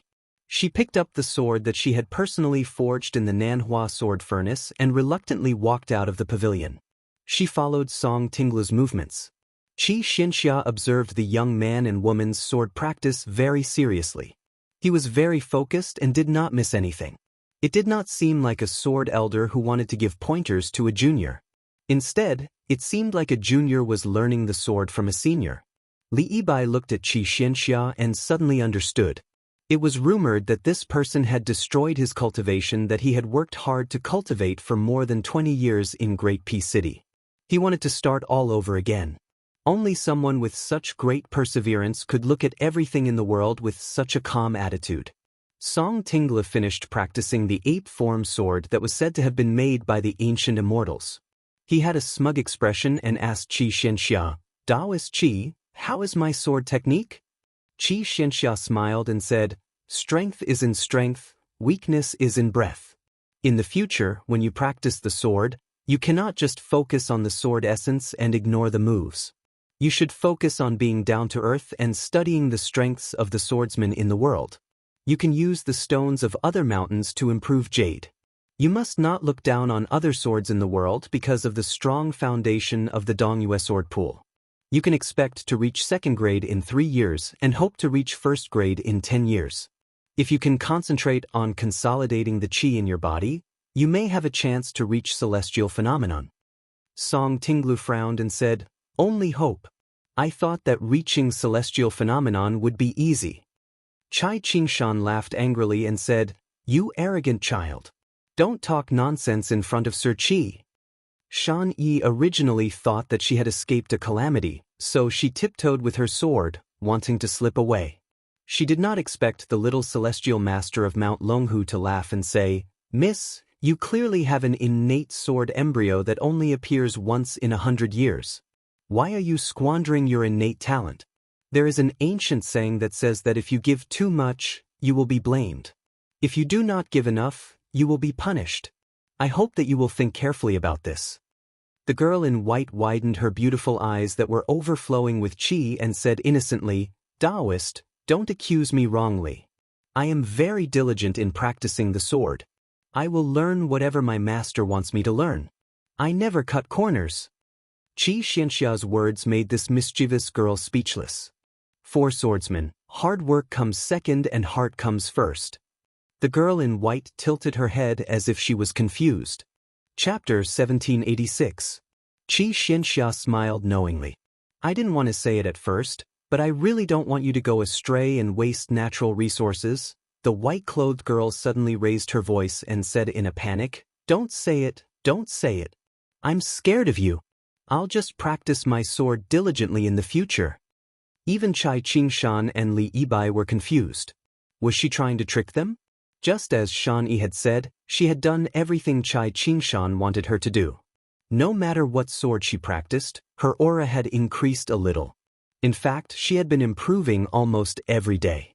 However, Qi Xianxia, an outsider who had met her for the first time, could see the clues at a glance. Perhaps it was because Chai Qingshan was a sword Dao grandmaster, or perhaps it was because this celestial master of Mount Longhu was indeed an immortal. Qi Xianxia asked curiously, "Can I know the reason?" The white-clothed girl blushed. "Don't ask. I won't say it." The girl glared at her master and senior brother Li, who were about to get to the bottom of the matter. She said angrily, "I won't say it even if you beat me to death. In short, I'll practice my sword diligently in the future." Qi Xianxia smiled. "I was wrong earlier. You should focus on practicing your sword." Chai Qingshan thought for a moment and understood. He felt relieved and frightened at the same time. Li Yibai and Song Tinglu didn't know what was going on, nor did they know why. They were like two outsiders and felt helpless. Song Tinglu, in particular, felt even more wronged. For some reason, after this junior sister walked the martial world, the taller she became, the more distant her heart became. This made the youth feel lost. Was it really like what the peers of the other sex said, that behind every beautiful junior sister stood one or even a few pitiful senior brothers who were full of disappointment? Qi Xianxia stood up and bowed. I'll take my leave now. You don't have to send me off. Chai Qingshan laughed. You don't have to. Just send me to the sect gate. Li Yibai smiled. That's right. Qi Xianxia was stunned and didn't insist. The three of them walked side by side, with Shan Yi and Song Tinglu following behind them. Li Yibai, who was already familiar with Qi Xianxia, asked softly, Are we going back to Mount Longhu next? Everyone knew that Mount Longhu was in trouble both internally and externally. First, the imperial court let Mount Qingqing Taoist Wu Lingsu and Mount Longhu Taoist Mansion jointly rule the world, breaking the situation where only the Taoist Mansion had the surname of the imperial court. Then, the father and son Taoist master ascended together, and Zhao Shituan died mysteriously. None of the older generation of Taoist Mansion survived, especially after the battle outside the Imperial Astronomer's Gate. The king of Bailiang, Su Fengyan, hurt the foundation of Mount Longhu. After that, Mr. White Lotus disappeared, leaving only Zhao Ningxin to return to Mount Longhu alone to preside over the overall situation. However, at the same time, the leader of the purple-clothed mountain, Xianyuan Qingfeng, appeared in the neighboring Mount Hui and Mount Wudong, which had been fighting for the Taoist ancestral court for hundreds of years, became more and more popular. In the eyes of outsiders, the several respected Taoist priests of Mount Longhu focused on cultivating the mind instead of cultivating the strength. Coupled with their awkward identities, Mount Longhu's reputation had fallen to the bottom. If Qi Xianxia could return to Mount Longhu to help Zhao Ningxin preside over the overall situation, there was some hope for this Taoist holy land to rise again in the imperial court and Jianghu. However, Qi Xianxia's answer was unexpected. This humble Taoist will first make a trip to Earth Lung Mountain, then directly to Wudong's Little Lotus Peak. I want to see that little Taoist boy called Yu Fu and find out if he's really that person. This humble Taoist also wants to go to Bailiang to see one of my senior brothers. I want to know why he stayed there. After that, I will return to Mount Longhu to concentrate on cultivation. Chai Qingshan grunted in agreement. That's good too. It just so happens that I also want to make a trip to the Northwest Pass. Sir Qi, when are you leaving? Let me know and we'll go together. Qi Xianxia smiled. All right. Li Yibai was deeply worried. Martial uncle, how can I take on such a great responsibility? Chai Qingshan asked back, why can't you? Qi Xianxia returned to Li Yibai's good friend's previous words. That's exactly right. The white-clothed girl suddenly made a solemn vow. Master, I've thought it through. From today onwards, not only will I focus on practicing the sword, I will also put my heart and soul into forging a sword. I will use this sword wholeheartedly for the rest of my life. I've even thought of a name. Song Tinglu was incomparably curious. What's it called? The white-clothed girl rolled her eyes. I'm not telling you. Chai Qingshan smiled and turned to look at his disciple. With a kind expression, he said, All right, Master will tell that person the name of the new sword that has yet to be forged. The girl shyly said, Master, what are you talking about? I don't understand. The youth was even more confused. Master, junior sister, what are you talking about? I don't understand even more. Li Yibai touched his forehead. What a headache. Qi Xianxia turned to the youth and said meaningfully, It's rare to be confused. It's a blessing not to understand. Actually, the white-clothed girl who didn't understand this sentence said in all seriousness, That's right. Chai Qingshan and the other two laughed at the same time. The youth didn't know what they were laughing about, but when he saw the girl's beautiful smile, he also laughed. Smoke rose into the air in the desert, and the sun set over the long river. The scenery outside the pass was lonely and especially magnificent. In an elegant and quiet courtyard in North Jade City, a young man squatted on the steps and basked in the sun. The warm winter day made people drowsy. A young woman with her eyes closed the entire time was putting winter pickles in the corner of the wall. They were almost piled up into another small wall. The unique sour smell filled the courtyard. The young man was probably afraid that he would fall asleep just like that, so he tried to find a topic to talk about, Choi Hua, what do you think that one fellow is doing now? Is he still going to stick to every pretty girl he sees? The woman who seemed to be blind raised her arm and wiped her sweat. She smiled and said, I don't think so. I'm guessing that he's most likely got married, got a wife, found a job, had a child, and lived a comfortable life like this. She, who had always been known for her reticence, would only speak a little more when she talked about the young wanderer who had met them in Great Peace City and then left Great Peace City. The young man said worriedly, it would be best if this is the case, but he was so miserable when he left Jing. Can it really be so smooth? Also, that brat is someone with a lofty heart. Is he used to the hard life of a commoner? The woman called Choi Hua shook her head and said, I believe him. This time, the young man who was not jealous sighed and said, I'm really cheap. In the past, when that guy called me Wu Liang every day, I was always angry. But after not hearing this bullshit nickname for such a long time, I felt uncomfortable. Thinking about it now, it wasn't much to let that brat rub off your pickled vegetable noodles. I was petty at the time and shouldn't have insulted him so much. She said, what's the point of insulting him? Every time we quarrel, aren't you the only one who is angry? The young man nodded and said, that's true.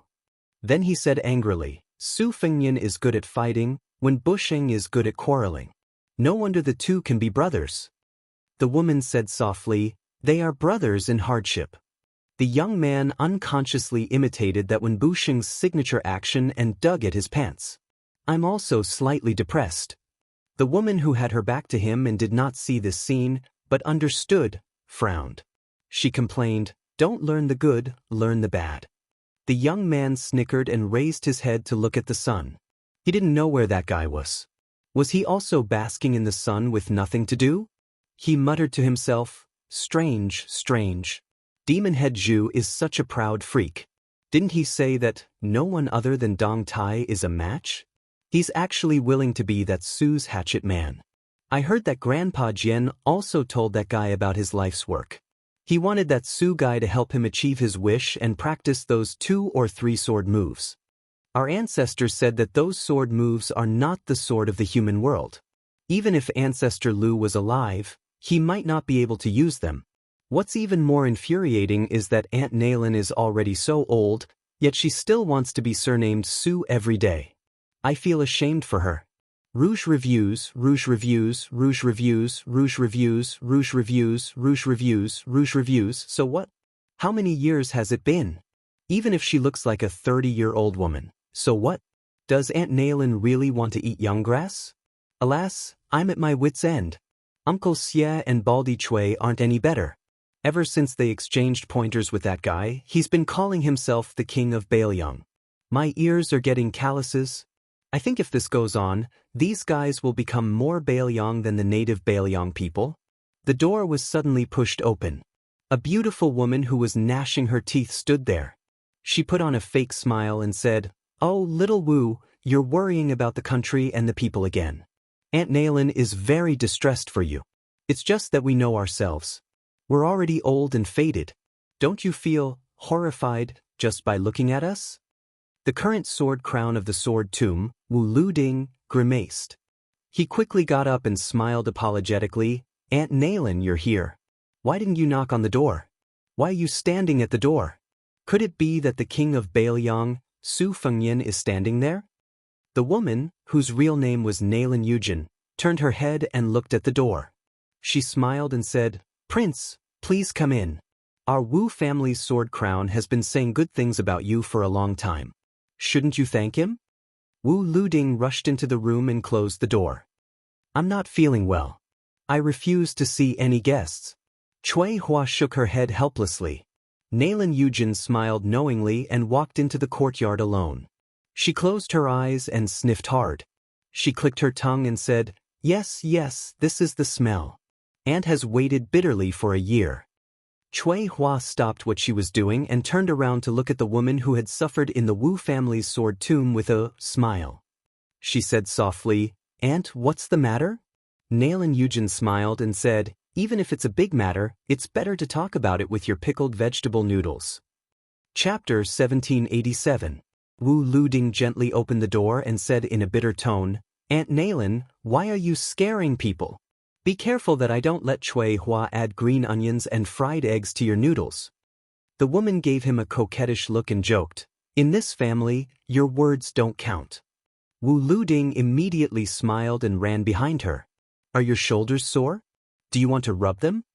The woman laughed and scolded, now you know how to flatter? It's too late. You men can take revenge for 10 years, but we women hold grudges for 100 years. While Nailin Yujin was sitting in a chair and patiently waiting for the pickled cabbage noodles, Wu Luding helped her rub her shoulders. Holding grudges is one thing, but I still have to rub them. My filial piety can be seen by the sun and moon. The young Jian Guan was too familiar with this woman, so he spoke without restraint. He clicked his tongue in wonder and said, Aunt Nailin, your scenery is so magnificent that it's out of control. I can't even see where your legs are. I'm curious. If later that guy surnamed Su suddenly wants to hug you, won't it be very difficult to hug you? The woman was neither angry nor shy. Instead, she smiled and said, this flattery is refreshing. Aunt will accept it. Wu Luding said with a mischievous grin, Aunt Nailin, your shamelessness can be said to have been cultivated for 1,000 years. When I get back, I'll definitely tell that Su fellow that if there comes a day when North Rejecting City is about to fall, I'll have him invite Aunt to the top of the city wall. Then, the northern Mang barbarians can forget about crossing this city wall. The woman gently shook her shoulders and deftly flicked away Wu Liuding's hands. Brat, get out of my way. Wu Luding pulled a chair and sat beside her. He put away his cynical look and asked seriously, Aunt, you don't really like that brat, do you? What's so good about him? He's just a little handsome, a little good at martial arts, and a little big title. He's absolutely not good enough for you. Nailin Yujin bent over and knocked on the young man's forehead with her finger. You can't change your habit of eating shit. How many times have I told you not to joke so seriously? Women in the world are most worried about this kind of man. They are afraid that he is unreliable. Wu Luding maliciously glanced at the beautiful scene of the woman pressing down heavily on the table. Then, he deliberately held the table with a terrified expression. Auntie, be careful. Don't collapse the table. You have to compensate the surnamed Su. Nailin Yujin turned her head and said with a smile, Ceihua, Wu Luding secretly asked me whether you like him or secretly like Su Fengnian. Wu Luding was really terrified now. He waved his hand and said with a sad face, Auntie, I'll kneel down for you. Please don't make this kind of joke. Chui Hua really won't talk to me for a whole month. Not long after, Cui Hua walked into the room with 2 bowls of pickled vegetable noodles. One bowl was placed in front of Nailin Yujin and the other bowl was placed in front of Wu Luding. However, she forgot to bring him a pair of chopsticks. Nailin Yujin made a face at Wu Luding who wanted to cry but didn't dare to take the chopsticks. Then, she comfortably ate the noodles and added oil to the fire. Eating noodles with chopsticks is so fragrant. Wu Luding sat on the chair and looked down, not moving at all. When Nailin Yujin almost finished the bowl of noodles, Cuihua asked, Are you unhappy because I don't like Su Fengnian? Wu Luding said firmly, You can beat me to death. Oh, she said indifferently. Go get the chopsticks. Wu Luding was so excited that he almost burst into tears. He ran to get a pair of chopsticks and sat down. He lowered his head and wolfed down the noodles. Nailin Yujin put down her chopsticks and leaned back comfortably against the back of the chair. She sighed and said, When I was waiting for death in the sword tomb, I wanted to leave that damned place so badly that I almost went crazy. Now that I'm out, I don't know why, but I miss that place where there are only swords. However, although I miss it, I definitely don't want to go back. Wu Luding finished the pickled vegetable noodles and wiped his mouth. He looked like he hadn't had enough. Nailin Yujin said seriously, There's something that Su Fengnian asked me to tell you too. He changed his mind and doesn't intend to fulfill the oath that the 100 of us made with the Wu family's sword tomb. Instead, he wants us to leave as we wish. If he's afraid that the Wu family will settle accounts later, it's fine. He will make a mess and let those who are willing to leave go to the relatively peaceful gourd mouth of Yuzhou to pick on those soft persimmons. Each of us will kill 100 Beimang barbarians. Then we can go wherever we want. Before I came here, Everyone discussed it. Now it's up to you. Wu Luding frowned and said in a deep voice, Aunt Nailin, do you think he's playing hard to get? Or is he just trying to buy people's hearts? The woman shook her head and said, Su Fengnian really intends to do so. I'm sure of this. Of course, the reason why he's so magnanimous isn't entirely because he's doing good deeds. It's because Demon Zhu, sword maniac Helion, and a large group of people have long been determined to stay in Bailiang. After all, each of them has their own goals. They want fame, benefits, benevolence, and justice. Those who really want to leave are only 20 or so people. Maybe the older they get, the more afraid they are of death. Or maybe they miss their hometown too much. They don't want to die outside the pass. They want to die in the most familiar place. I guess Su Fengnian just wants peace of mind. Instead of letting some people reluctantly die in battle with the Bailiang cavalry, it's better to let everyone who stays in the end come to Jianghu willingly and die on the battlefield. Wu Luding sneered and said, I told you that this guy is the most shrewd businessman in the world. He never makes a losing deal. Nailin Huayu sighed and said, if he wasn't shrewd, the Baimang barbarians would have already destroyed the family property that Butcher left for him. Wu Luding whispered, Auntie, you don't really like that guy, do you? Nailin Huayu stretched out her fingers and lifted the hair on her temples. She shook her head and laughed, Brat, you're really stupid. How old am I? How old is Su Fengnian? Wu Luding nodded in agreement and said, I told you, Auntie won't like that guy. Sui Hua was silent. Nailin Huayu smiled charmingly and said, That's the matter. What do you two think? No matter what, we're still people of the Wu family's sword tomb. No matter what, we'll listen to you. Wu Luding thought for a while and said, In that case, let the 20 or so people find an excuse to go to Yuzhou and join the army. But killing 100 people is the bottom line. There's no discussion. As for the other 80 people, they'll stay with me and Suhua in this north-resisting city. Whether they die in battle or wait for death, don't regret it in the future. Nailin Yujin nodded. Since you said so, I know what to do. That's good. She stood up and didn't leave the room immediately. Instead, she took a slight detour and walked to Wu Liuding's side. She touched the young man's head and said, Brat, you've finally grown up. Auntie is very pleased. Auntie also has something to say to you and Suihua. We're outsiders who have entered the sword tomb. After so many years, we know how many people have gone crazy in the Wu family's sword tomb, committed suicide, or went mad. There aren't many normal people left. It's not easy to gather 100 people, but it's already the limit of the Wu family. Your Wu family's ancestor is not without selfishness. In the end, the reason why the Wu family's fortune has been standing for 200 years is because of the Wu family's 9 swords. But now, the 9 swords have become our 100 swords. That's why the 20 or so people are nervous in their hearts. They must ask me, Nailin Yujin, to come here to ask for a valid letter. Otherwise, even if Su Fengnian asks them to leave, they will never dare to leave. Who doesn't know the Wu family's ancestors' methods? We are all afraid from the bottom of our hearts. Wu Luding took a deep breath and said with determination in his eyes, As a junior, I don't dare to say anything bad about my ancestor. But, Auntie, you can rest assured. Those 20 or so people, my Wu family's sword tomb will treat them as if they have died outside the pass.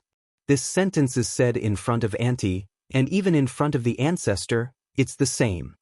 Every word is a nail, no ambiguity. Nailin Huayu nodded and turned to leave. When he walked to the door, he turned his head and smiled, practicing the sword, you can also practice the sword in bed. The corner of Wu Liuding's mouth twitched. He turned his head stiffly and looked at Suihua. She suddenly opened her eyes, gritted her teeth, and squeezed out word by word from her teeth. Want to practice the sword? Get the hell out of here.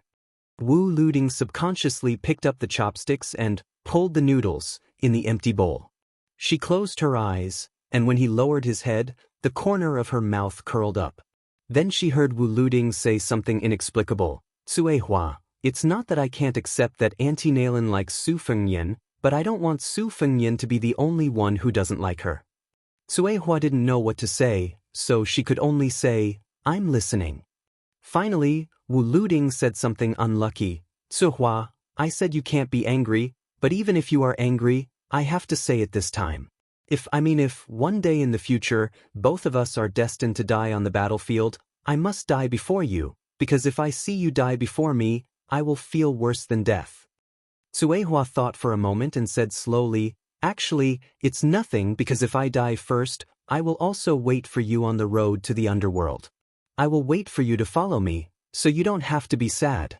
But if I die first and you die too late, I will be really angry. Wu Liuding's eyes were moist, and he held Suehua's hand. Suehua tilted her head and asked, You want to die now? Wu Luding shook his head, but this time, he didn't let go of her hand. And this time, she didn't break free. You are called Suehua and I am called Luding. 6 big cauldrons, how many pounds of pickled cabbage can they hold? So, the two of us are the best match in the world. Even Nailan Yujin, who was close to them in the sword tomb, didn't know that Sword Crown Wu Luding and Sword Attendant Suehua were actually born on the same day, month, and day. Even the time was almost the same. Chapter 1788. But presumably, the entire Wu family sword tomb believed that these two people, regardless of whether they were young now or old in the future, would die at the same time. Many years later, many years after the Great Battle of Liangmang, a white-haired old man lay on his sickbed.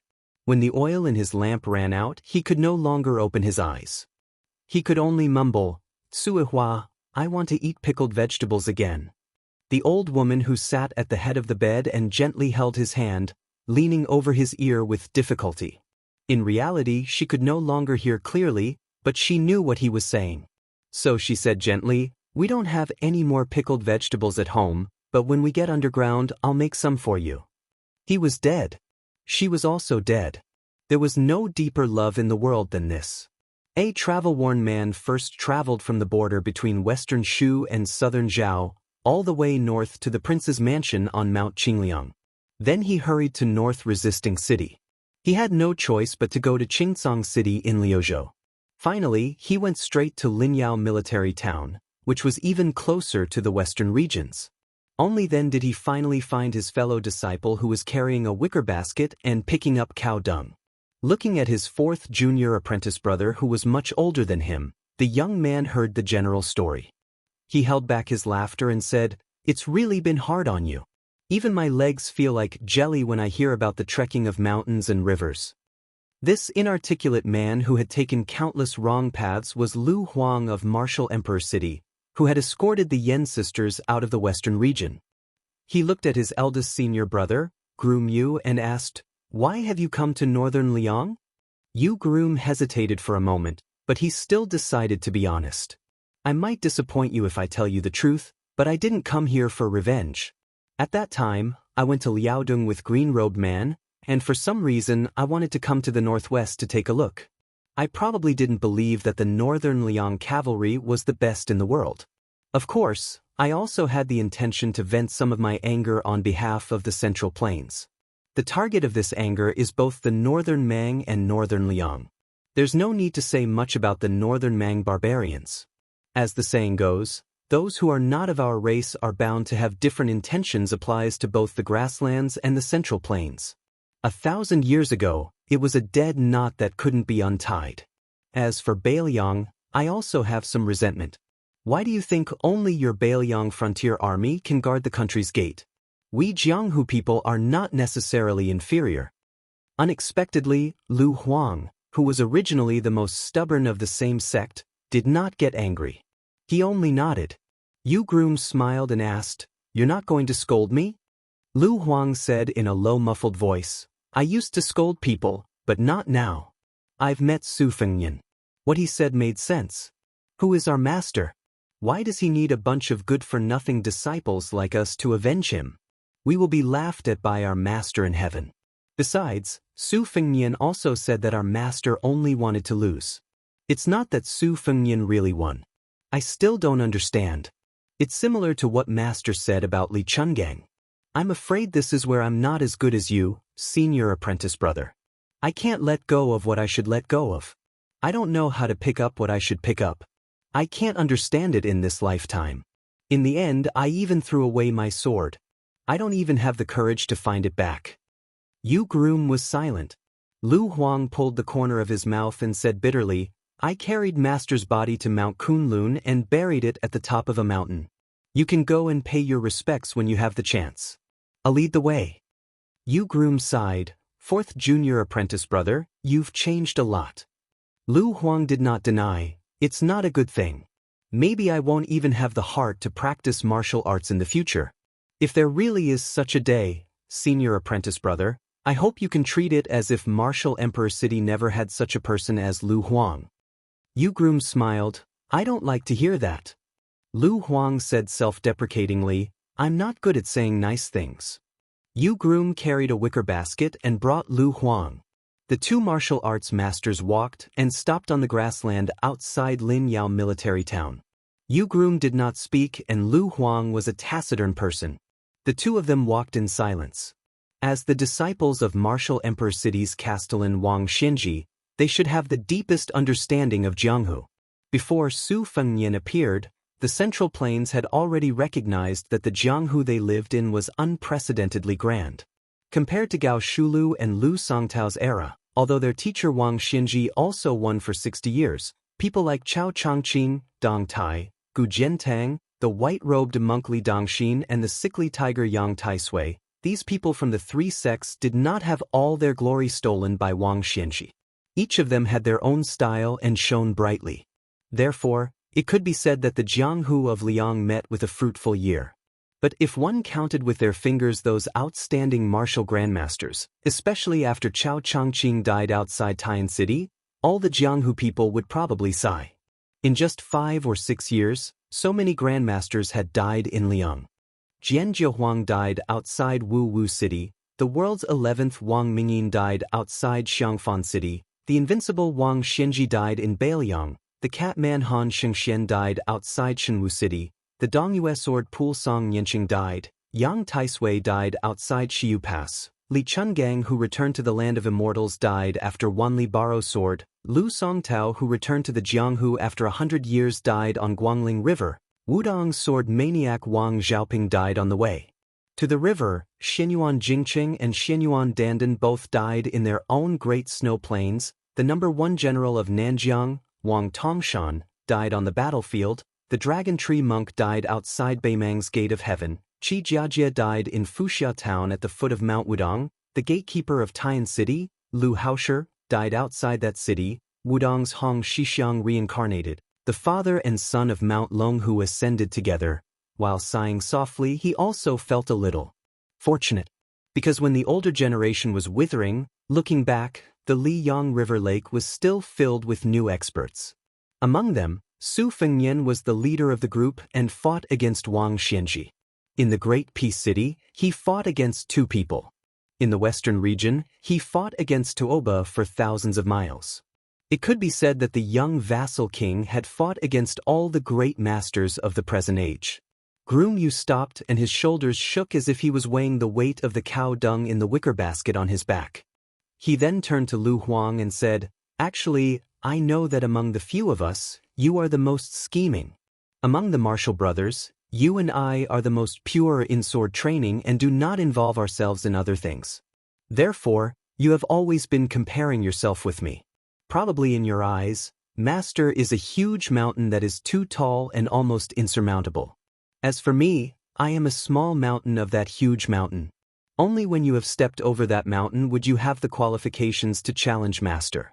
Just like Jian Jiehuang and the other people of the Jianghu, they climbed up the Martial Emperor City with the identity of a challenger. Therefore, you gave up on the sword intent and focused on the sword art. You did not hesitate to walk with a limp on the sword Dao just to be able to suppress me.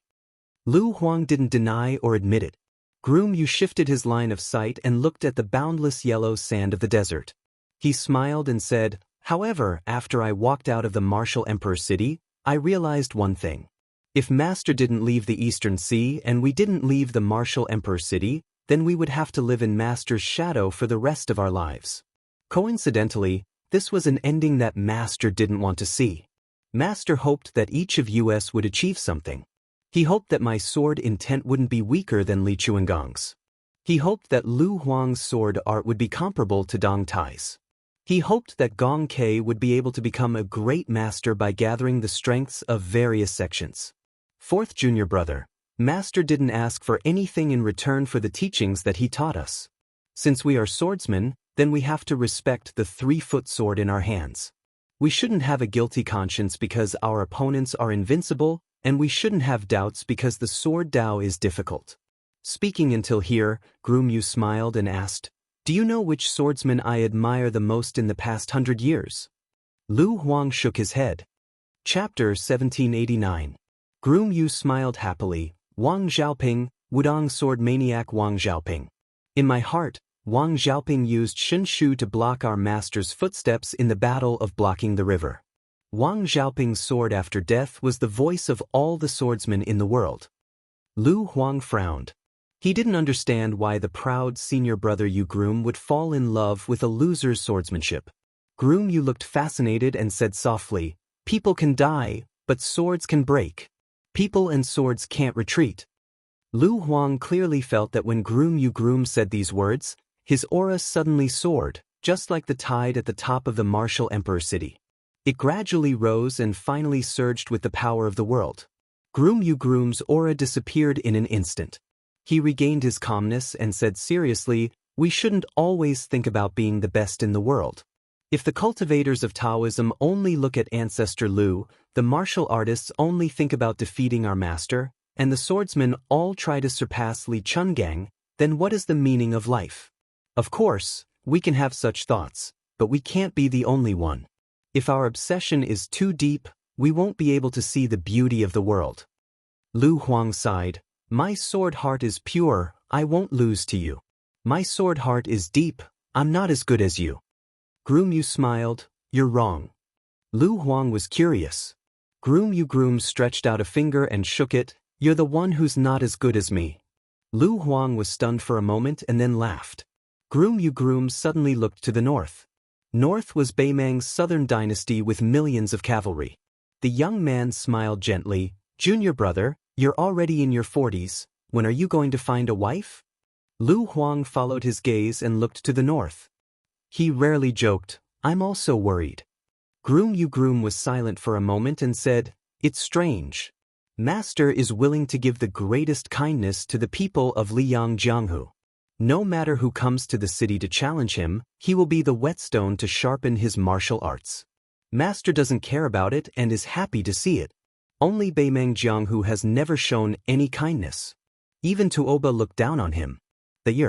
Therefore, I thought that one day I will fight with Bodhisattva Tuoba and let him know one thing.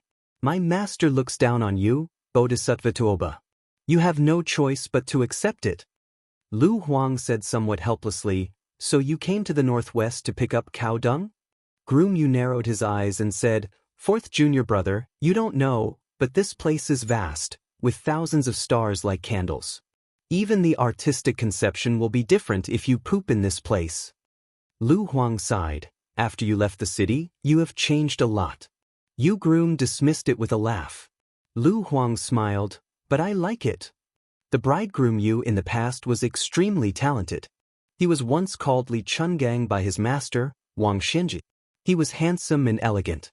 Which woman in the martial emperor city did not admire him? But at that time, Lu Huang was never close to the groom. Lu Huang still liked the guy in front of him who carried a wicker basket and spoke vulgarly. Therefore, Lu Huang coldly snorted, "Although my sword Dao is not as good as yours, when it comes to killing people on the battlefield, you may not be able to beat me." Yu Groom said carelessly, "Then let's compete when the time comes?" Lu Huang smiled, "Let's make it clear first. If you surrender, you lose half of the battle." The two of them looked at each other and smiled. They didn't need to say anything. Lu Huang suddenly said, "After I escorted a pair of sisters to Western Shu, on the way back, I accidentally met 4 people. I only know the name of that Nanzhao number 1, Wei Miao. There was a middle-aged man with the surname Qi. He carried a sword case and his sword aura was quite heavy. There was also a young man and woman. The woman carried a guqin and should not be underestimated. However, the young man seemed ordinary." Yu Groom said softly, "I also heard that Lin Hongyuan, Ji Lu, and and Cheng Baishuang came from Nanjiang's Dragon Palace. There was also a master of knife skills, Mao Shulang. The Central Plains is full of storms in the northwest. Lu Huang smiled, it's really lively. On Mount Wudong, an old Taoist named Yu Xingrui went down the mountain with a sword on his back. The chief Li Yufu and the little Taoist boy Yu Fu sent him off to the memorial arch of Wudong Dangxing. In a dilapidated ancient city that had appeared in countless poems, there was a person in white sitting on the low wall where foxes and rabbits roamed. In the sunset she was Luo Yang. She was looking at the former capital of Daqin, Luo Yang City. Once missed, you will miss it forever. Suddenly, another person in white appeared behind her. The woman was tall. Luo Yang did not turn her head. She said softly, Tantai Pingjing, don't be like me. Moreover, it wouldn't be long before there would be no such thing as a next life. Therefore, some things would be settled in this life. If there was someone you liked, you could openly say that you liked her. If there is someone you owe, say sorry. Tantai Pingjing asked, are you waiting for someone? Luo Yang lifted the flagon and drank a mouthful of liquor. This time, I'm afraid that I can't wait. Tantai Pingjing hesitated for a moment and said, in fact, the person you liked 800 years ago is no longer in this world. Why are you waiting in the world? Luo Yang narrowed her eyes and smiled intoxicatingly, because in this life, I suddenly found that the person I like is actually in the world. If I can, I will like him for the next 800 years. Tantai Pingjing wanted to say something but stopped. Luo Yang stood up slowly and threw the wine flask to the Qi Refinement Warrior Grandmaster. He smiled and said, I can give you the wine, but I will not give my man to you. I will not give it to anyone. Tantai Pingjing originally wanted to fight. At the very least, she should say some harsh words to save her face. But somehow, in front of this domineering woman, Tantai Pingjing couldn't say anything. Luo Yang looked around, as if she wanted to take a good look at this city for the last time. This ancient city was named after her by the great Qin dynasty's emperor. She smiled and said to herself, what North Rejector City? Luoyang City sounds so nice. When I reach the border, you can change your name. Tantai Pingjing felt strange. He's willing to listen to you? Luo Yang asked, does he dare not to listen? Tantai Pingjing was speechless. That day, outside North Rejector City, Beimang staked everything on one throw. 400,000 cavalrymen pressed the border. Su Fengnian, who was wearing a king's robe, rushed down the city wall alone with a cold saber at his waist. Jiang Yanai, who was wearing a white dress, climbed up the city wall and placed the red sandalwood sword case under the war drum. After taking a deep breath, she picked up the drumsticks with both hands and started to beat the drum. When the first Beimang war drums sounded between heaven and earth. Outside the city, Su Fengnian stood alone in front of the northern Mang army. His sideburns fluttered in the wind, and his sleeves fluttered in the wind, making him look like a celestial being. A figure landed on the battlefield like a meteor. A middle-aged man, who was standing on the left side of Su Fengnian, had his hands behind his back and an ordinary iron sword at his waist. He said, Dong Tai is here.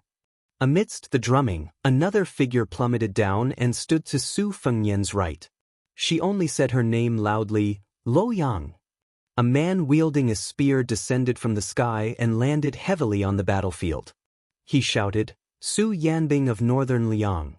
A woman in a purple dress jumped down and said coldly, Mount Hui Snow Meadow, Xianyuan Qingfeng. A blood-red robe flew down. Su Ying. War drum after war drum. Meteor after meteor fell. They lined up on the left and right sides of the young king. Suaxia Valley. Dongyue sword Pool Chai Qingshan. Wudong Yu Xingrui. Wu family sword Tum Wu Luding. Sword servant Sui Hua. Shui Song official Shui Song. Dragon Tiger Mountain Qi Xianxia. Martial Emperor City Yu Groom. Lu Huang. Dragon Palace Qing Baishuang. Nanjiang Mao Shu Lang. Nanjiao Wei Miao. On the line between Beimang's cavalry and North Jebei City, 18 people, 18 martial arts masters, gathered outside North Jebei City. This had not happened in the past 1,000 years, and it would not happen in the next 1,000 years. What was invincible in the world? This was it. The sound of the Baimang cavalry's hooves and war drums sounded so heroic. Outside the Northwest Pass, in front of the army, those people announcing their names one after another, how could they not show off the style of the Central Plains? Jiang and I beat the drum like thunder and shouted, "Kill!" She was as elegant as the king of Baimang's concubine, Wu Su. Su Fengyan held his cold sword and said, "Kill!" Almost at the same time, all the masters on the line said the word "kill." They wanted to fight against 400,000 cavalry with 18 people. Chapter 1790. When the 8,000 Dongjua private cavalry moved according to the agreement, they were shocked to find that less than a tenth of their horse stables were left. Only Yelu Chukai and Lin Fu were left, and there were 20 to 30 cavalry at their sides. It could be said to be extremely tragic. From this point on, Baimang entered an awkward situation where all of their elite horse stables were dead, while the other side still had hundreds of Bailiang crossbowmen. This meant that in this Dragon Eye scout battle, both sides had calculated everything. Unfortunately, Bailiang was still a level higher. When the commander of the 8,000 cavalry, Agudam, saw this scene, he was angry out of humiliation, but also a bit nervous. His Majesty the Emperor had declared that he would wipe out all of the Bailiang crossbowmen, yet the outcome was so unexpected. Like this, if he dared to let go of a fish that escaped the net today, he might not be able to bear the consequences. This valiant cavalry general, whose name symbolized vastness on the grasslands, roared angrily. He had those black crows and black foxes slide past the edge of his cavalry formation, and then began to chase after those Baimang crossbowmen who turned their horses around at almost the same time. If it was a normal battle between the grassland's main light cavalry and Bailiang's crossbowmen, no matter how great the disparity in numbers was, relying on the crossbowmen's Bailiang horses, it would be extremely difficult to intercept and kill. However, today, the crossbowman could be said to be truly an arrow at the end of its flight. Their crossbows had no arrows, and their horses were tired. They had long pulled out their blades to kill the enemy. As such, these last seeds of crossbowmen who had penetrated deep into the Dragon Eye's hinterland, in front of the 8,000 cavalry who were full of vigor, were not something that they could escape just because they wanted to. Agudamu set up a giant oxhorn bow that didn't conform to the northern Mang cavalry structure, adjusting his breathing and aim while riding on the continuously rising and falling horseback. The bow was pulled back like a full moon, and with a pring noise, the arrow's momentum was like rushing thunder, shooting through the back of a wandering crossbowman. The force behind the arrow was ferocious, to the extent where not only did the entire arrow pass through his body, it also almost struck a second rider's back. Agudamu, who still hadn't had his fill, smacked his lips, trying to find a certain young face among the wandering crossbowmen. With a loud and sinister laugh, he said, "Boys, whoever can cut off the head of the wandering crossbowman Captain Li Hanlin, this old one will immediately make him a 1,000-man commander." The sound of horse hooves, dust flew into the air, and the laughter of the grassland cavalry whistled through the air. As the number 1 cavalry commander under Dongjua's command, even though his status wasn't as high as the other 2 Dongjua infantry commanders, after hanging out with Fatty Dong, who used to be the great king of the southern courtyard for a long time, Agudamu, who came from an ordinary background, was promoted to a commander after accumulating battle contributions. He had also seen many great scenes, to the extent where he even had the fortune to meet the emperor in the king's tent. When that seemingly amiable old woman heard his name, she, who was in a rather good mood, even cracked a joke, saying that this name was good, that he was blessed with good fortune, that northern Mang would definitely be able to seize a vast territory with his name. Agudamu took this as an honor and was determined to one day ride his horse to the banks of the Guangling River and follow his benefactor, Dongjua, to open up new territory so that his children and grandchildren could freely ride their horses in the rich Jiangnan of the Central Plains. He was bound to make those generations of scholars tremble in fear under the hooves of grassland horses. Although Agudamu's attitude was domineering and he had entered a great situation where he could pick up the heads of the enemies wherever he went, this rough man was far from being as relaxed as he appeared on the surface. Not only did he order half of the cavalry not to charge with all their might, he also sent out 2 groups of 1,000 cavalry to spread out on the flanks in case Bailiang still had a backup plan. Although this possibility was not high, After all, under the premise that Beimang's million-man army was pressuring the border for the second time, especially since Hutu City had already lost its strategic importance. Under normal circumstances, Beiliang's defensive line should have shrunk. It had to be known that in the first great battle of Liangmang, not a single soldier from Beiliang had entered the Longyan Plains. Now, they should not have come here to seek their own deaths. However, as one of the main generals of the Dong family army, the battle that made Agudama famous was when he followed Dong Zhuo in the early years to fight a series of elusive raids. At the time, he had beaten the Liang army, which had the advantage at the time, to the point that they were unable to make ends meet. This directly led to Liang annexing the 8 kingdoms of spring and autumn, when their momentum was at its peak, to the failure of the first battle outside the Great Pass where they almost broke through the Beimang court like a hot knife through butter. Dong Zhuo, with the strength of one man and one army, turned the tide. From then on, he was seen as the most handsome eagle by the people of the grassland and had a meteoric rise in the southern court. Therefore, Agudama, who had been influenced by what he saw and heard, knew better than any other Norland general the principle that all was fair in war. When Li Hanlin saw Beimang's 8,000 cavalrymen turn around and retreat without any hesitation, Wei Mushing, who had been leading a group of crossbowmen and patiently watching from the sidelines, knew that it was finally time for him to go all out and kill the enemy. If he didn't fight now, when would he? When he brushed shoulders with Li Hanlin, who was covered in blood, Wei Mushing didn't say anything. He clasped his hands together and saluted him on horseback. As for the young lieutenant whose helmet was nowhere to be found, he only responded with a smile and didn't say anything. This young military general, whose reputation had soared to the point where even the northern Mang Empress had personally mentioned him, had messy hair, congealed blood, and mixed with a lot of yellow sand. The iron armor he wore was even filled with blade scars of varying depths. This young man, who had always been called the most handsome White Horse Lieutenant by his subordinates outside Liangzhou's 3 White Horse crossbowmen, had always been called the most handsome White Horse Lieutenant in history. He had always been called Sun Ji and Wei Mushing, but even if both of them were put together, they still couldn't compare to him.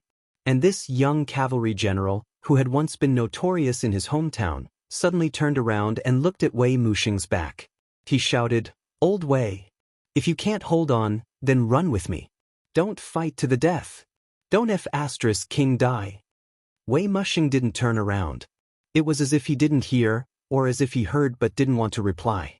This lieutenant was only leading the troops to bring up the rear.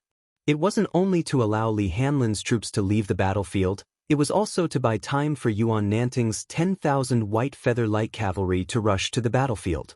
Wei Mushing and the 300 cavalry under his command were valiant and fearless in stopping the momentum of the Beimang cavalry's charge. The cavalry of Beimang that had truly entered the battlefield was still around 3,000.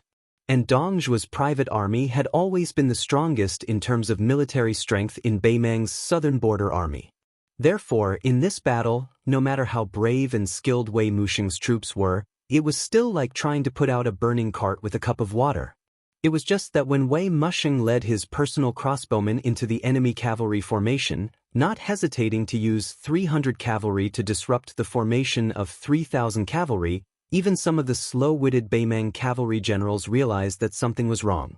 The logical action of bringing up the rear should be to fight as they retreated, using the slow deaths of a few cavalry to buy a chance for the army to survive. It shouldn't be such a crazy and suicidal attitude. After Agudama chopped off the head of a crossbowman, he casually slanted his blade and sliced off the entire shoulder of another crossbowman. He couldn't hide his fear as he roared, "Pass down the order. Have the cavalry on the 2 wings send out scouts to scout the situation. 5 li, they have to run at least 5 li. These King Beiliang barbarians definitely have reinforcements. Central Army, slow down. After finishing off these 300 cavalry, quickly reorganize the formation." Just as Agudama realized that something was amiss and came up with a countermeasure, he realized that he was still too late. Chapter 1791. It was not that the Dong family's 8,000 cavalry did not have a crow's nest, it was just that there were not many of them. Most of them had followed Yelu Chukai to participate in the hunt. Furthermore, Agudemu also believed that in the hinterland of the Long Yen Plains, even if the Bailiang light cavalry of Luya and Fuling came to set up an ambush, they would not be able to do it quietly, nor would they be able to let their own scouts slip past them. However, this accomplished generals would not be able to guess that the reinforcements from Bailiang were the White Feather Guards, who were famous for their speed in battle. In the first battle of Liangmang, Baimang's Chang cavalry was seen as the most similar existence to that light cavalry. Unfortunately, the Chang cavalry encountered the Dragon Elephant cavalry without warning and completely lost the ability to maneuver. Thus, they were lost in a battle of attrition.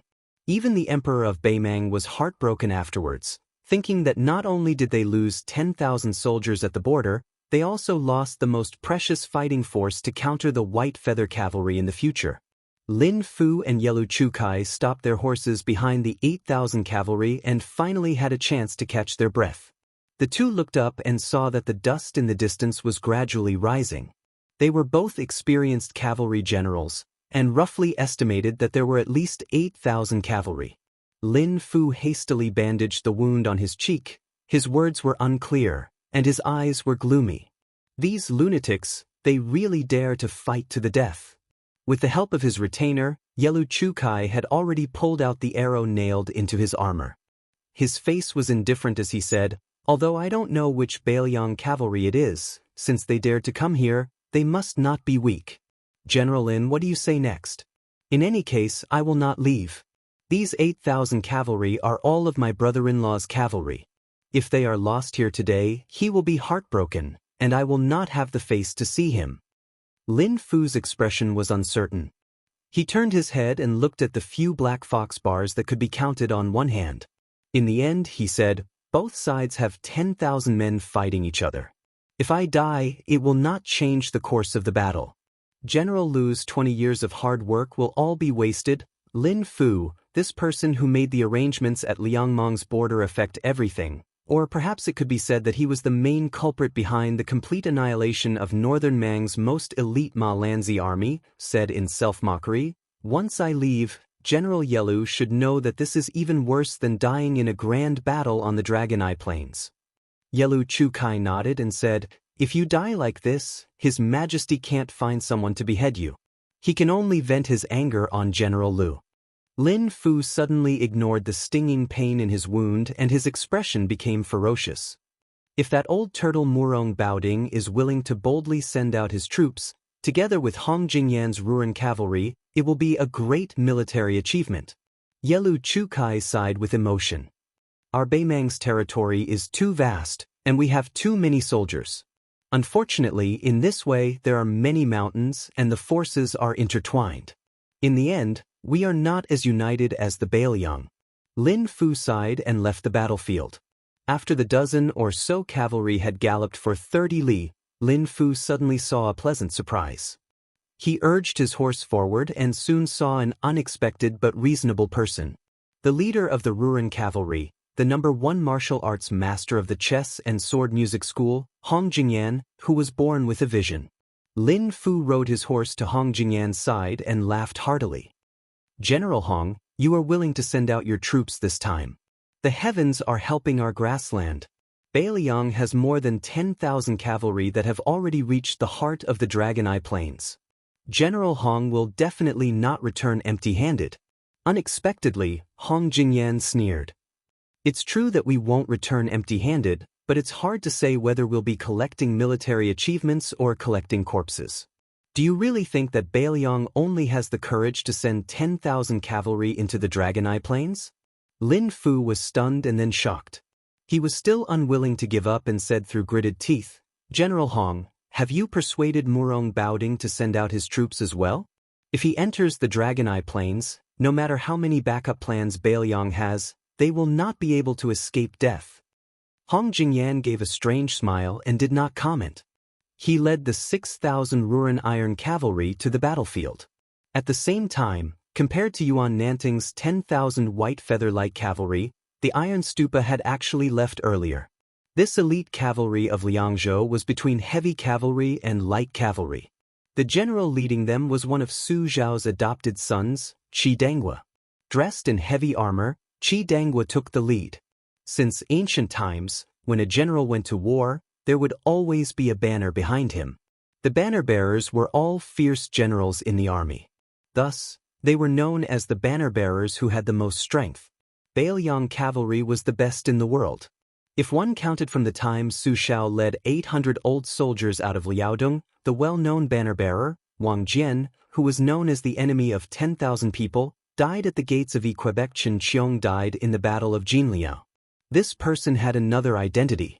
He was the father of the king of Shu, Chen Jibao. These two died on the battlefield without even seeing the shadow of a marquis or general. After that, Wang Linquan returned to his hometown and became the richest man in Qingzhou. Now he was the father-in-law of the new king of Liang. It could be said that he had a good ending. Next was Qi Dangua. After entering Bailiang, his official position was not prominent. He was only a rank 4 military officer.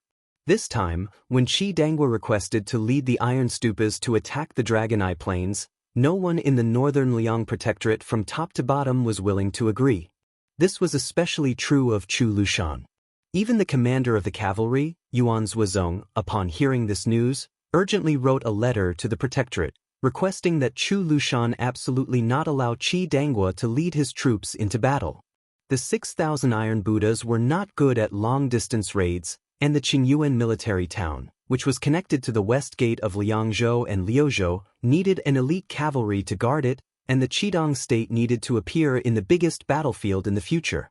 Qi Dangua understood all of these reasons. However, he who had missed the first battle of Liangmang felt that he had let down his adoptive father. He had let down the respected woman who beat the drum at the West Wall. He had let down Mr. Li, who had exhausted himself in the tide-listening pavilion, and he had let down his adoptive father's eldest son. Among Su Zhao's 6 adoptive sons, the 2 who had been sentenced to death seemed to be the closest to Su Xiao Royal Highness. Chu Lushan was the most flattering and optimistic about his Royal Highness. Chen Jibao and Yuan Zuozong had always looked on coldly. Qi Dangua was the only one who didn't talk much with that young man and didn't interact much. However, he loved that child from the bottom of his heart. Even though that young man became more and more promising, and even became a martial arts grandmaster that Qi Dangua could only look at from afar, in Qi Dangua's heart, he always felt that that child needed his care. Over the years, Su Fengnian had become more and more mature and had attracted more and more attention. However, while Qi Dangua was proud, he was also a little disappointed. When he drank alone, he felt more and more that he was old and useless. That year, when he heard that His Royal Highness had returned to Liangzhou after 3 years of traveling, it was he, Qi Dangua, who led the cavalry out of the city to welcome him. Qi Dangua resolutely led his army to the Longyan Plains. Behind him were 6,000 Tai Futu soldiers from the Manjia camp, one of the old barracks. 6 lieutenants and more than 20 Due in the army, all of the Tai Futu soldiers, from top to bottom, were willing to fight to the death. The Manjia camp was now fully equipped with armor and weapons. It did not lose to the 10,000 Great Snow Dragon cavalry. However, a long time ago, it was not fully equipped. At the very beginning, Su Zhao's army was often lacking in provisions and soldiers. It was a dream to equip a battalion with armor. It could be said that the Manjia camp was an old battalion that Su Xiao had placed too much hope in Indiana. Before Qi Dangua left, he left a letter in the military tent. "I can die after my adoptive father, but I will not die after His Royal Highness." For some reason, at the end of the letter, Qi Dangua still referred to the new prince of Liang, Su Fengnian, who had already won the respect of both sides of Liangmang, as His Royal Highness. When Qi Dangua could already see the smoke rising from the distant battlefield, this fierce general of Bailiang suddenly turned his head and shouted, "Everyone, Iron Buddhas, originally had the Manjia camp. Now that I have the Manjia camp, what should we do?" The 6,000 cavalry roared in unison, "Fight to the death." Approaching the battlefield, Qi Dangua shouted, "Raise your spears." The yellow sand of the desert, the clanging of armor. The Manjia camp was fully equipped. Chapter 1792. Before Bailiang's white horse crossbowman Captain Wei Mushing died in battle, he didn't get to see Yuan Nanting's 10,000 white feather light cavalry arrive with his own eyes. However, His unwavering determination won Yuan Nanting's cavalry an unimaginable advantage. This was because when two cavalry armies were of equal strength, the one who made the first move would usually win. Liang Mang and Wei Mushing had been fighting on the border for almost 20 years. They knew each other well. The grassland cavalry was most adept at hunting and feinting. They had once wiped out a total of 200,000 elite cavalry at the border during the last years of the Dafeng dynasty in 2 battles. However, now that they were up against the Bailiang cavalry that could be said to be the best in Liang in terms of war horses, weapons, and battle formations, the Baimang cavalry didn't dare to pay the price of loosening their formation in an attempt to tear apart the enemy's great formation. They then successfully divided the battlefield and formed an overwhelming advantage in many areas before wantonly nibbling away. It should be known that this wasn't a battle between nomads and farmers in the ordinary sense. It wasn't like the Central Plains army could only rely on tall cities or heavy armored infantry formations to resist the grassland cavalry that came and went like the wind. This was a true battle of cavalry against cavalry. This was why Baimang had viewed Bailiang as a major threat for the past 20 years, to the extent that the Taiping Emperor insisted on taking down Bailiang first before swallowing up the Central Plains. One of the words of this imperial preceptor of Baimang was widely spread: as long as you grit your teeth and take down the 4 prefectures of Bailiang, the 30 prefectures of the Central Plains would be as easy as turning your hand. Yuan Nanting's 10,000 white feather light cavalry suddenly appeared from the flank of Dongzhuo's private cavalry, spreading out an extremely long front line. Bailiang cavalry had a habit of using heavy crossbows and light feathered arrows. However, this white feather guard could be said to be an exception. Every one of them carried a quiver with white feathers inserted into it, and they were long bows on horseback. Years ago, when the old emperor of Liang traveled to Bailiang's border, the cavalry that Butcher Su Shao led had participated in the martial arts training with the White Feather Guard. It was said that when the old emperor raised his head and saw the sky full of white-feathered arrows shooting towards the north, he sighed from the bottom of his heart, "I never thought that I would be able to experience the scene of snow in the middle of summer. How magnificent!" The commander of the Dong family's private cavalry, Agudamu, galloped on his horse, roaring repeatedly as he gave out orders, one after another. However, the number of Baimang cavalry that could truly achieve this could be counted on one's fingers. The reason why Lu Gui was able to be highly regarded by the Baimang Empress and earn the reputation of being half of Su Shao was because Lu Gui's cavalry was the most meticulous in battle, and it was the most similar to Bailiang's cavalry. Therefore, they would definitely win a battle, and even if they lost, they would definitely not lose a great battle. Other than Lu Gui's cavalry, Dongzhuo's infantry and Helian Wu's Shiha army could also be considered too. As for Dongzhuo's cavalry, it was enough to make the knowledgeable people of Baimang wring their hands and sigh. Due to their outstanding military achievements, they were later restricted by the nobles of the Baimang royal court, to the extent that they had no choice but to deliberately suppress the number of cavalry to around 10,000. The reason why Huang Songpu quietly left his post seemed to be due to the series of unsuccessful battles in the tiled gentleman's pavilion, but it might not necessarily have nothing to do with the bold and decisive reform of the Southern Court's cavalry. The Baimang Prairie's Puritans and the Southern Court's elders and tycoons all viewed him as having ulterior motives and recklessly tampering with the foundation of his ancestors. On the other hand, the newly appointed Xia Zhemo, Zhong Tan, did not receive too much criticism from the royal court after the various reforms he displayed during the Huluka siege. Other than the grassland needing to establish a hero, how could Zhong Tan's identity as a Baimang military general not be a protective talisman? The 10,000 white feather guards that had rested for a short period of time before charging were the first to draw their bows and shoot out. The arrows were like a snowstorm that covered the sky and covered the sun. The hastily arranged formation of Dongzhuo's private cavalry immediately had several hundred riders hit by the arrows and fell from their horses. However, the valiance of these 8,000 private cavalry were also fully displayed at this time. Agudamu and those Kiliarch's plans were not deviated in the slightest, their formation gradually unfolding, preventing the white feather guards from forming an arc of encirclement that was most advantageous for the horses to shoot at. However, the Baelyang's border cavalry that had taken the initiative did not stop there. Instead, they began to change their formation, displaying the outstanding mobility of the white feather light cavalry to the extreme. As a result, a magnificent scene appeared on the battlefield unknowingly. The 10,000 white feather light cavalry not only did not purposely pursue the thickness of the Central Army's formation, but instead suddenly increased their speed on the left and right flanks during the charge. The cavalry formation that had previously been one in an arc imperceptibly turned into two parallel flood dragons. Agudamu's cavalry had previously been divided into three groups. The 2,000 cavalry that had encountered the white feather light cavalry first were immediately trapped between the two armies. The Dong family's main cavalry that was closely connected to this cavalry army that was attacked from both sides did not slow down in the slightest under Agudamu's personal leadership. They did not continue to charge forward. Otherwise, even if they managed to charge out of this corridor, they would definitely leave behind more than 1,000 corpses. Agudamu did not hesitate to turn his horse around, leading the Central Army to charge towards the enemy formation in the south. At the same time, he ordered the 2,000 cavalry at the rear to entangle the Northern cavalry at all costs. Agudamu, whose military strength was slightly inferior, clearly wanted to use the lives of his 2,000 cavalry to stall for time.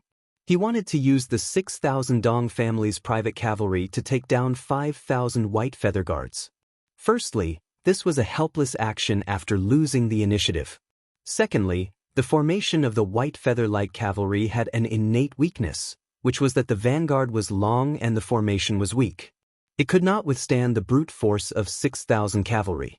This kind of 6,000 cavalry against 5,000 cavalry, the advantage was not as simple as having 1,000 more people. After the two cavalry armies came into contact, the essence of both armies was speed.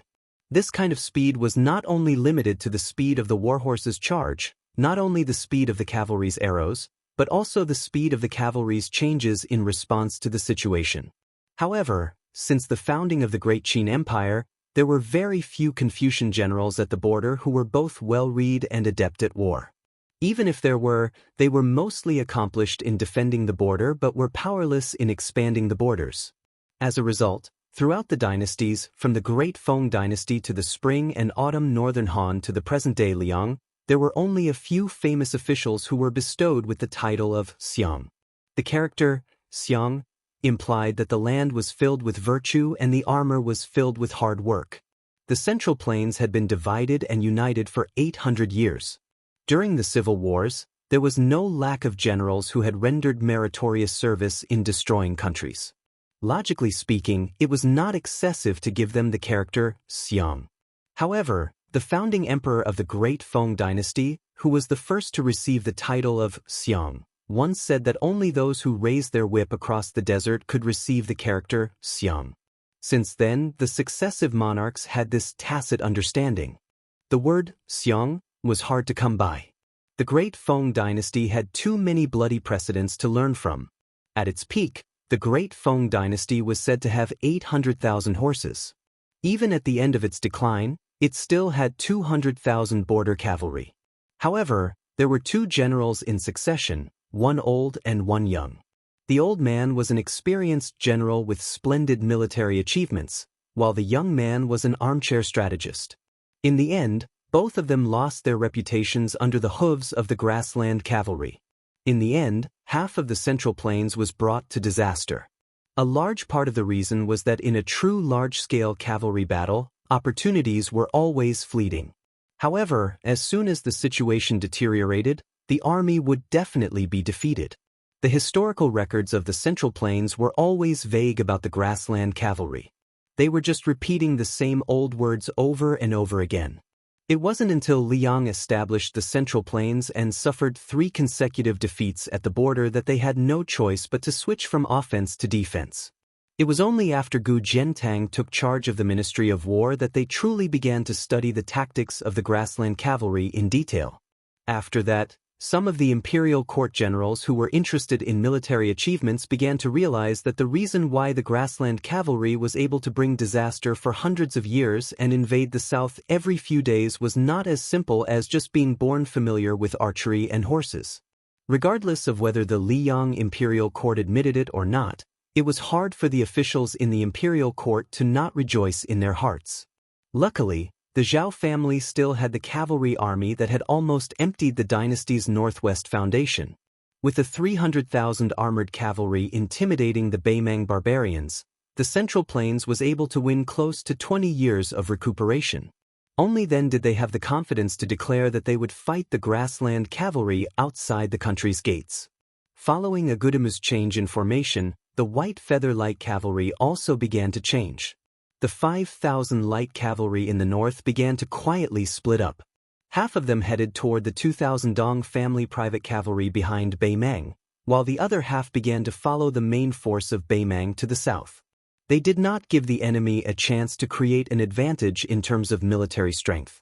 Instead, they continued to maintain absolute suppression of the Dong family's main force. If Agudamu could see everything before and after, he would definitely be shocked at the terrifying tacit understanding between the captains of the northern White Feather Light Cavalry. There was no communication between them at all. However, the cavalry formation was formed so quietly. This required a sense of smell, courage, and trust. Not a single one could be missing. The White Feather Guard was once the direct line of troops under Wei Fuqing, one of the four fangs of Beiliang. Wei Fuqing was one of Qin Jibao's two great generals. After Wei Fuqing and Dian Xiongzhao left for Shu without bringing a single soldier, the Iron Stupa of Qidong continued to be the Iron Stupa. Yuan Nanting, a veteran of the Lotus Seed Camp, took over the White Feather Light Cavalry. The former was Su Zhao's adopted son, and his loyalty to the Su family was unquestionable. On the other hand, Yuan Nanting's factional colors were extremely faint. He had once respectfully sent off His Royal Highness, Su Fengnian, to the capital with Lin Dofang and several hundred other old men of Beiliang. Following the succession of Su Fengnian, the Beiliang frontier army also naturally changed dynasties. If one were to say that the Iron Stupa and White Feather Guard, who had a deep relationship with Qin Jibao, did not feel uncomfortable or stifled inside, no one would believe it. As a result, when Yuan Nanting left for the Longyan Plains, almost all of the 10,000 White Feather Light Cavalry cheered to their heart's content. Killing the enemy on the battlefield was much better than being cooped up outside Liangzhou Pass and suffering the supercilious looks of the other armies. It had to be known that the first battle of Liangmang had been so bitter that even the great Snow Dragon cavalry and two heavy cavalry troops that had been in hiding for many years had been mobilized. They were all from the Su family's headquarters, the Iron Stupa and White Feather Guard. In the end, they didn't even see the Beimang barbarians. How could they not be stifled? Could they not hear some strange words? Chapter 1793. This time, Yuan Nanting had gone to the Huaiyang Pass Protectorate to discuss matters. He had practically slammed the table and glared at Chu Lushan, saying that if this battle did not belong to the White Feather Light Cavalry, then he really would not have the face to go back and be a general. He might as well stay in the Protectorate and be a *T advisor.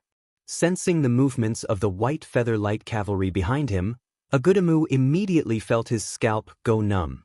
He angrily roared, "Break the formation with me!"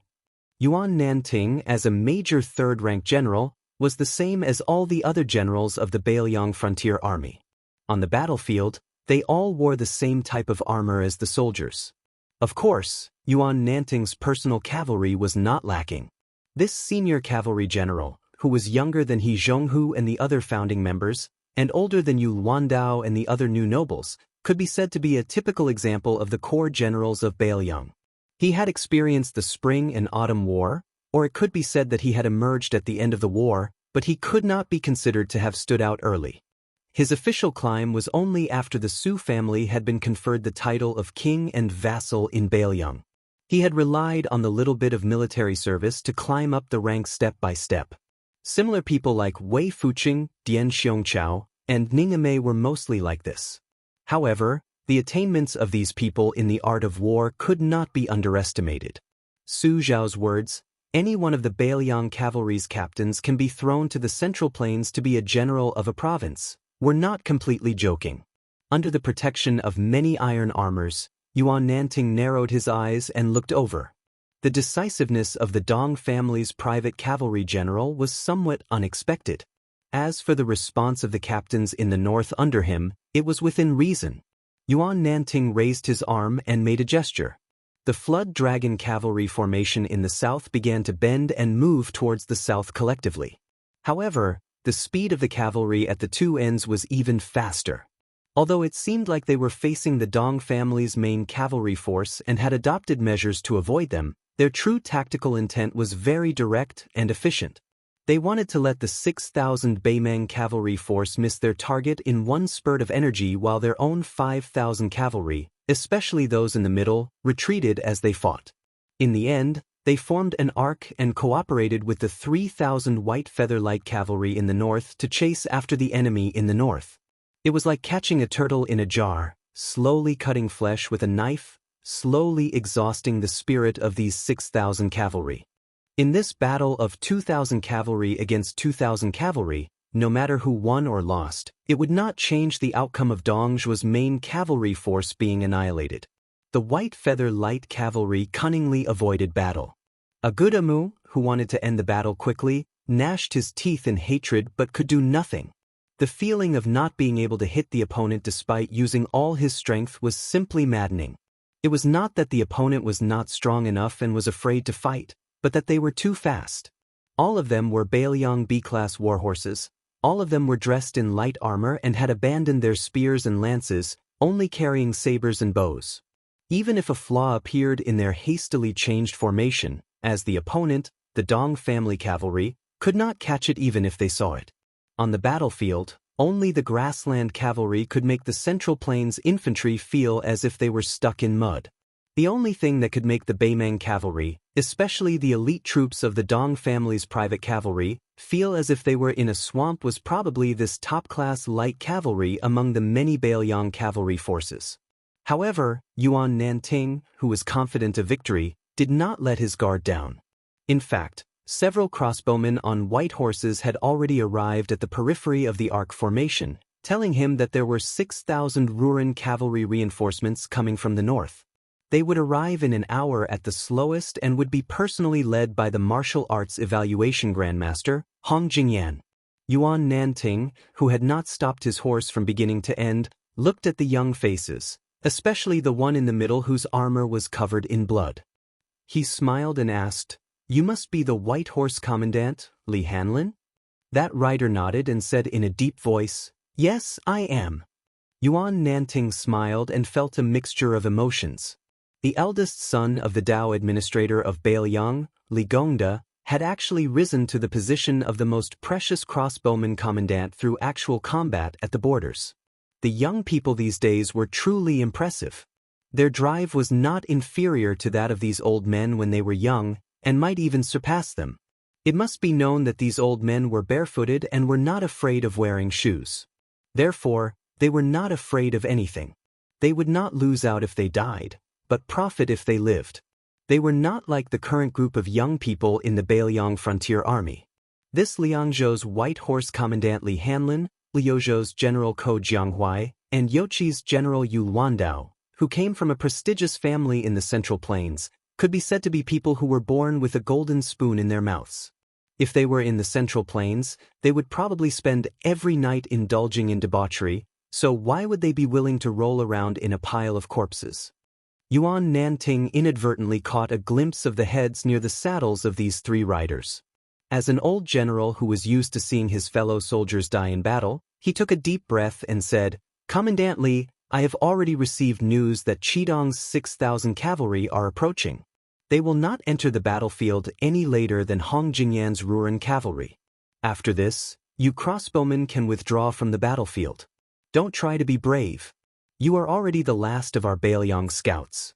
I cannot bear to see you die. Therefore, you and Wei Mushing should quickly clean up the battlefield in half an hour.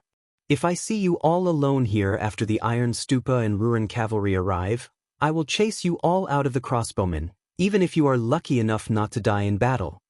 Li Hanlin, who had cupped his fist and accepted the order, finally said in a hoarse voice, "Wei Mushing has already died in battle." Yuan Nanting was stunned for a moment and remained silent. Yuan Nanting looked at the backs of the three young riders. At that moment, a thought surfaced in the old general's mind. There were 300,000 tombstones in the back of Mount Qingliang. How could he allow the names of young people to continue to increase? Yuan Nanting turned to look at the 6 or 7 riders in his retinue. Compared to the usual valiant cavalry, there was a slight difference in their demeanor. That sort of composure was not only due to their outstanding martial prowess that they stood out from the crowd, but also because they had a distant aura of the Jianghu. Yuan Nanting smiled and said, "Experts of the Whispering Chamber, you have all heard the news. It's not good. It's that great Grandmaster Hong Jingyan who has arrived." An old man in light armor who had been meditating all this time stroked the sword at his waist and said indifferently, "In short, we can't let General Yuan die in front of us." On the battlefield in the heart of the Longyan Plains, Dongzhuo's main force of 6,000 cavalry was in dire straits. The 8,000 white feather light cavalry that Yuan Nanting personally commanded were increasingly at ease as they constantly reaped the heads of the enemy. The 2,000 cavalry under the command of Wia Lanzi, Yelu Chukai, were engaged in a fierce battle with the white feather light cavalry. Neither side showed any signs of defeat. The 6,000 iron stupas of Qidang and the 6,000 Ruran cavalry that Hong Jingyan had left without permission met by chance and arrived on the battlefield at almost the same time. The two armored torrents clashed head-on. The Ruran cavalry wanted to save the remaining 3,000 or so soldiers of the Dong clan, so they charged straight at Yuan Nanting's 6,000 cavalry. The iron stupas circled around the battlefield of Liang Mang's 2 light cavalry forces on the left flank. Light cavalry against light cavalry, heavy cavalry against heavy cavalry. The 6,000 iron stupas of Qidang were in the center of the front line. 1 man, 1 horse, and 1 spear led the charge. Of the 6 adopted sons of the old prince Liang Sushao, Chen Jibao was a dazzling figure.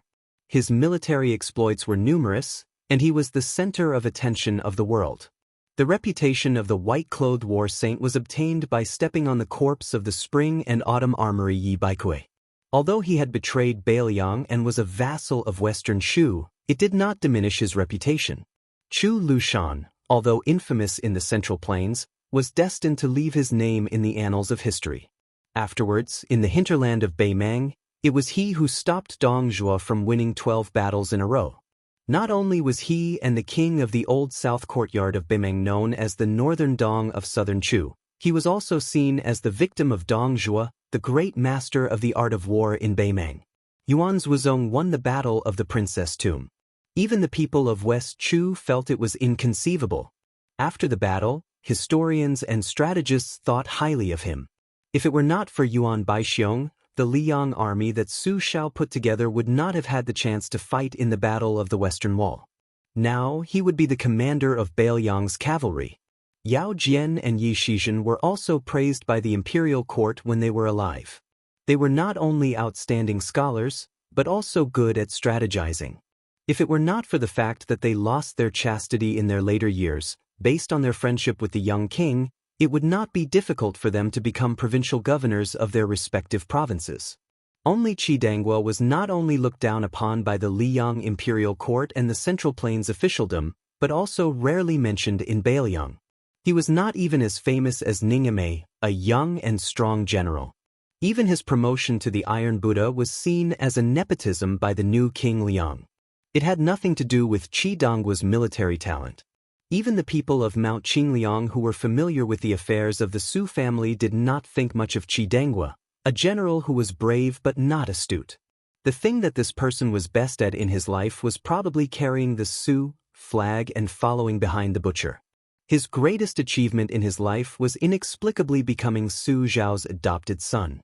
Mediocre talent, no reputation, and little military merit. This was Qidangwa.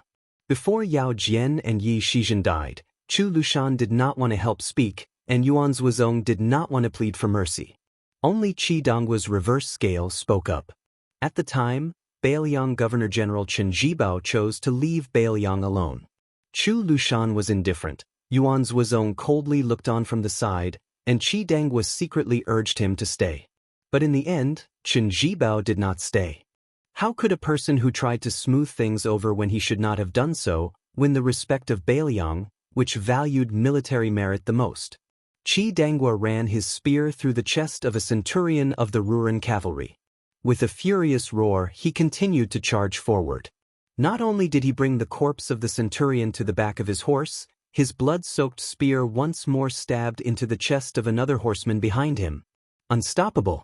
With Qi Dangua as the arrowhead, the cavalry formation of the Ruran cavalry was like a hot knife through butter. On the battlefield on either side of Qi Dangua, 200 cavalry from each side had been killed in almost an instant. If someone was unlucky enough to fall off their horse, they would not be beheaded like in a battle of light cavalry. Instead, they would be trampled to death by a charge from the enemy's warhorse. There was no chance of survival. In a battle of cavalry, falling off a horse meant death. 4,000 Ruran cavalry entered the formation, leaving 2,000 cavalry to watch from afar. In this vast battlefield, they seemed completely out of place. Chapter 1794. When Yelu Chukai saw this scene, he brushed away an arrow that the Northern Liang light cavalry captain had shot at his face. He quickly left the battlefield alone and came to the 2,000 cavalry that were as immovable as a mountain. He said angrily to the indifferent man who was watching the fire from the other side of the river, "Hong Jingyan, why did you leave us in the lurch?" The man with a pair of snow-white eyes stared at this noble relative of the imperial family and asked in return, "How did I leave you in the lurch? Were the 4,000 Ruran cavalry not saving people?" Yelu Chukai laughed in anger and pointed his sword at this martial arts master who had once competed with his brother-in-law for the title of King of the Southern Courtyard. "At this point, you still want to preserve your strength? What, after losing to the Bailiang cavalry at the mouth of the gourd last time, you want to rely on these 2,000 cavalry to escape?" Hong Jingyan pursed his lips. "From the beginning, I never thought that you and Lin Fu could succeed. I took the risk to come here because I didn't want you, Yelu Chukai, to die here in vain. Of course, this time, hundreds of the white horse crossbowmen returned alive, but you all died. When the time comes, His Majesty will definitely settle the score.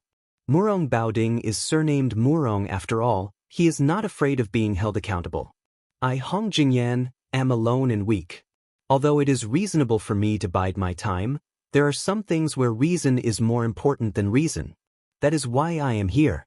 Otherwise, do you think I have nothing better to do than come here to join in the fun?" Hong Jingyan stared at the exasperated, burly general and said sarcastically, "Military merits? Do you and Lin Fu have your so-called military merits here?" He shifted his gaze to the battlefield in the distance and sneered, "If your Black Crow fence and Black Fox fence died in vain, then wouldn't my 4,000 elite cavalry have died in vain?" Yelu Chukai flew into a rage out of humiliation, blood seeping from the corner of his mouth. He covered his mouth with his hand and stared hatefully at the leader of the Ruran cavalry. Hong Jingyan said flatly, "Yelu Chukai, remember, there are immortals on land in the Jianghu, but there are no immortals on the battlefield who can reverse heaven and earth. So your brother-in-law's 8,000 cavalry died here, which is the general trend. I, Hong Jingyan, am only responsible for bringing you back alive to the imperial court. As for the rest, don't hope, and you have no right to hope." Yelu Chukai did not turn around but pointed his sword at the battlefield behind him. "Don't you want to take the head of the third-rank Iron Buddha General Qi Dangua? His head was enough to make you, Hong Jingyan, a marquis. Qi Dangua is Su Zhao's adopted son." Hong Jingyan smiled mockingly, as if he did not care to speak. It was only then that Yelu Chu straightened his back and released his blood-stained palm. Looking at the exceptionally valiant Ruran cavalry behind Hong Jingyan, he laughed and said, "You barbarians who came from the Ruran mountains, to have such a cowardly master is truly a blessing in disguise. You can forget about achieving any military exploits in the future, but I am not afraid of dying on the battlefield." The Ruran cavalry's Kiliarchs had unfriendly eyes and were itching to attack. Hong Jingyan raised his arm and stopped the Kiliarchs from drawing their swords. Gently holding the reins of his warhorse, he looked into the distance and smiled, "Yelu Chukai, I have to say, you are far inferior to that slippery brother-in-law of yours. He, is only one surname inferior to your idiotic brother-in-law. What a pity." For some reason, Yelu Chukai suddenly calmed down. He turned his head to look at the fighting in the south, and then at the comparatively peaceful north. This young military general who was born high and mighty as Hong Jingyan had said, this rising star of Northern Mang's younger generation who had already become a 10,000-man commander at such a young age, said to Hong Jingyan with a calm expression, "I don't need you to save me. However, I beg you of one thing. Hong Jingyan, take away as many Dong family cavalry as you can. If you agree, then I will apologize to you for the disgraceful words I said earlier." Hong Jingyan, who was not in a hurry to make a promise, asked curiously, "Then you?" Yelu Chutsai's eyes were resolute, with a stubbornness that the men of the grasslands were all too familiar with. "My brother-in-law said that in business, one must be willing to part with capital. I will follow your 4,000 Ruren cavalry to the end. How many Dong cavalry you can save with my life, Hong Jingyan, is up to you. How about it?" Hong Jingyan narrowed his eyes, and finally nodded slowly. Yelu Chukai turned his horse around with an indifferent expression, his back facing Hong Jingyan. He said softly, "I am a person who is about to die. There are some things that I have said, but don't take your anger out on the other men of the Dong clan. In the end, you were not willing to personally act today, and did not dare to kill that Chidangwa. Is it not because you are afraid that in the future, you will be pursued and killed by that young vassal king on the battlefield? But I feel that if it was Tuoba standing here, he would definitely act." A cold, killing intent flashed through Hong Jingyan's eyes. But in the end, Hong Jingyan smiled and said, "Don't worry and die. Perhaps I will personally avenge you." Yelu Chukai went to his death. As he urged his horse forward, he smiled. This young man thought of the little girl called Tao Manwo by his brother-in-law's side. He thought of the song that she often hummed. He had once tried to hum along with the little girl and her sister, but his brother-in-law had laughed and scolded him that it was worse than the snorting of a warhorse. After that, he resentfully stopped making things difficult for himself. The grass grows next year, the wild geese go and come back. The spring breeze blows this year, will young master return? The green grass grows on the green flagstones, the azure-clothed man hums a tune from Jinling on the green flagstone bridge. Whose daughter lowers her head and smiles? The yellow leaves fall this year after year. The autumn wind blows next year, will my wife be here? The yellow flowers of the yellow river flow, the yellow flowers of the yellow river city bloom with yellow butterflies. Whose son's saber is in its scabbard? Yelu Chukai glanced at the battle saber in his hand that had 2 cracks. He raised his head and laughed out loud, "The wild geese go and come back. I, young master, will not be returning this year." Behind him, Hong Jingyan's horse and the 2,000 Ruren cavalry remained motionless. Hong Jingyan did not care about a dead person's last words, but he cared greatly about the dead person's unintentional words. If it were Tuoba, he would definitely kill Chidangwa today. Back then, when Su Fengnian traveled to Beimang in an out-of-body state, he passed by the Ruren Mountains. In that golden wheat field, Hong Jingyan avoided the battle. Back then, Hong Jingyan believed that his choice was not wrong. He wanted the martial way and the world to be his. He wanted both.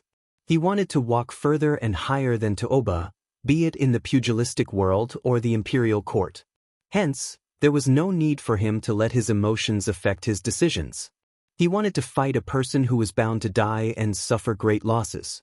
However, Hong Jingyan did not expect that the knot in his heart that should have been undone after Su Fengnian died at Wang Xianji's hands would become more and more obstructive to his martial way realm after Wang Xianji, that old man from Martial Emperor City, failed to kill that Su guy. Hong Jingyan exhaled softly. His naturally snow-white eyes stared blankly at the blue sky. There were no clouds in the sky. This great grandmaster, who was once viewed by Beimang as having the greatest hope of surpassing Tuoba, told himself in his heart that to sharpen his state of mind, he would start by killing Chidangwa. Hong Jingyan retracted his gaze and turned to give orders to the few Kiliarchs. He wanted the 2,000 Kiliarchs to rescue the Dong clan's cavalry that only had about 1,000 men left on the smallest battlefield. Then, they would return to their encampment. Although they did not understand, the Ruren cavalry who were born to obey orders obeyed the orders and began to charge. Hong Jingyan, who was patiently observing the situation on the battlefield, suddenly frowned. Then he muttered to himself, "It's really heaven's perception. It seems that I made the right bet." Hong Jingyan turned to look to the east and sneered, "Su Fengyan, you are always going against the heavenly Tao. The heavenly Tao is on my side, not yours." Hong Jingyan gently reined in his horse and slowly advanced. There was an extremely pleased smile on his face. On the 3 battlefields, the 2,000 White Feather Light Cavalry faced the 2,000 Dong Clan Private Cavalry. The casualties were roughly the same, with only half of their men left alive. The 2,000 Ruren Cavalry that were the last to be mobilized were also sent to reinforce this place. On the 2nd battlefield, the White Feather Light Cavalry led by Yuan Nanting had already secured victory. Dongzhu's number 1 cavalry general, Agudam, had personally killed more than 20 men before finally dying under the blade of a nameless Bailiang soldier. The 2,000 Dongzhu cavalry that had been surrounded still did not surrender after the death of their commander. One person surrendered. On the final battlefield, where the situation was the most tragic, the 4,000 Ruren cavalry and 6,000 Iron Stupas had already penetrated each other's formations 3 times. Yelu Chukai had died in battle. His corpse was recognized and his head was cut off. It was raised high on the battlefield by the Iron Stupa cavalry lieutenant. The Bailiang lieutenant who had done this had no joy on his face. There was only grief and indignation. What was the use of surrendered soldiers in the Battle of Liangmang? There were no surrendered soldiers. Perhaps if this battle had continued, for example, if the Beimang army had broken through Beifu City outside Liangzhou Pass and fought all the way into Bailiang's Dao territory, there might have been people willing to drag out an ignoble existence and surrender. For example, if the Bailiang cavalry had marched straight into the Southern Dynasty, there would still be people willing to live and not die. But these 2 situations would only appear after many people had died. If one did not personally go to the northwest border and personally witness the confrontation between the 2 armies, perhaps one would never understand the heroism of both sides. Thus, the greatest joke in the world was that there were very few people in the central plains of Liang who respected the 300,000 cavalry of Bailiang. On the other hand, Beimang, as their mortal enemy, no matter how deeply they hated the Bailiang frontier army, in the depths of many people's hearts, they would always view this army as an opponent worthy of respect. Hong Jingyan's horse leisurely galloped forward, as if quietly waiting for something. On the 3 battlefields, corpses were strewn across the ground and war horses whimpered. In the Jianghu, only those who were afraid of death would not easily die. On the battlefield, one could not be afraid of death. Chapter 1795. In a person's Jianghu, life and death were of utmost importance. Using countless corpses to create a magnificent battlefield, life and death were the least of the trifling matters. Hong Jingyan slowly appeared before everyone's eyes. He was getting closer and closer to the battlefield where the Iron Buddhas and the Ruren cavalry were. First, there were 7 or 8 Whispering Chamber cavalry that had been keeping an eye on this top Beimang expert. They quickly retreated from the battlefield and galloped away. Then, there were more than 100 Iron Buddhas that charged to intercept him. After Yuan Nanting pulled out his saber from the chest of a Dongzhu cavalryman, he looked up and said to the personal guard commander who was guarding him, "Something's not right. That person should be attacking the Iron Buddhas. We have to do our best to stop him." The personal guard looked at the panting old general and threw away his blood-stained helmet. He smiled and said, "General, I'll bring a few hundred cavalry over." When Yuan Nanting was going to say something, the head of the bodyguards who had followed him for many years had already gathered a team of cavalry nearby. He turned around and grinned at Yuan Nanting. "General, to be honest, you're really old. Don't be a burden to us." Yuan Nanting bent over and said with a smile, "Bullshit." Without waiting for Yuan Nanting to stop him, the personal guard had already led a few hundred White Feather Light cavalry and charged forward. Yuan Nanting wanted to follow, but he was blocked by one of the guards who stayed behind. Yuan Nanting said angrily, "Get out of the way." Although the young retainer was afraid of the general's might, he still said through gritted teeth, "The commander gave me a look. He forbade me from putting the general in danger." Yuan Nanting said angrily, "Whose official is higher?" The young man who refused to give way lowered his head and muttered, A county official is not as good as an official on the spot. The commandant has always told us in private that on the battlefield, his orders are sometimes higher than the general's. Yuan Nanting reprimanded loudly, "Get out of the way. Do you believe that I won't make you pack up and get out of the White Feather Guard right now?" The young man's eyes were red as he said stubbornly, "I'm not even afraid of death. What's there to be afraid of?" Yuan Nanting was so angry that he almost unconsciously slashed down with his saber. Even he himself was shocked. He quickly put down the saber, sighed, and cursed weakly, "Bastard." Seeing that this audacious White Feather Light cavalry was about to turn around and rush to the fourth battlefield, Yuan Nanting roared, "Get back here." The young rider wanted to say something but hesitated. The commander of the White Feather Light cavalry gazed into the distance and sighed softly, "Even if it's because of my Yuan Nanting's selfishness, it's still good that one less person dies."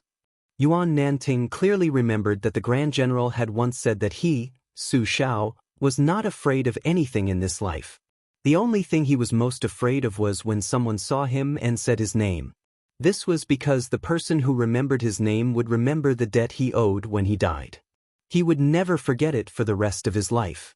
The exhausted Yuan Nanting gasped for breath as he surveyed his surroundings. The White Feather Light Cavalry's battle achievements were outstanding, but there was only endless sorrow in his heart. On Mount Qingliang, the originally nameless tombstones were going to have so many new names. Yuan Nanting was suddenly startled and turned his head to look. There was a rider from the Iron Buddha cavalry that had suddenly charged out of the bloody battlefield that had yet to end. He was tall and sturdy, and held a metal spear in his hand. In the yellow sand of the desert, the war horse was pitch black, and the armor was dyed red. Qi Dangwa charged towards that distant rider without turning back. He knew that the Beimang barbarian called Hong Jingyan had come for him. After leading the charge to break through the enemy formation 3 times, Qi Dangwa's figure was already on the verge of collapse. Even the hand holding the metal spear had begun to tremble violently. He was facing the leader of the Ruan cavalry, who was known as the second strongest expert of Beimang. Sweat and blood intertwined on that determined face, but Qi Dangwa only charged forward. This man vaguely remembered that when he was young, his adoptive father, who was not very old at the time, had personally told him that no matter how outstanding one's physique was, no matter how astonishing one's strength was, there would come a time when one's sword and spear would be unsteady at the end of the battle. But as long as one's breath was still present, one's heart could not be shaken. When one feared death, the king of hell would come. He would immediately come knocking. Outside the battlefield, there was a young man in the Wutong courtyard of Mount Qingliang who had received an urgent report. After giving the Huaiyang Pass Protectorate Manor a military order that was almost strictly worded, he abandoned his horse and rushed alone to the Qingyuan military town outside the pass, where he saw the unfamiliar handwriting. And then he continued to rush north. That was the first time the young man had seen Qi Dangwa's handwriting. His handwriting was not pretty.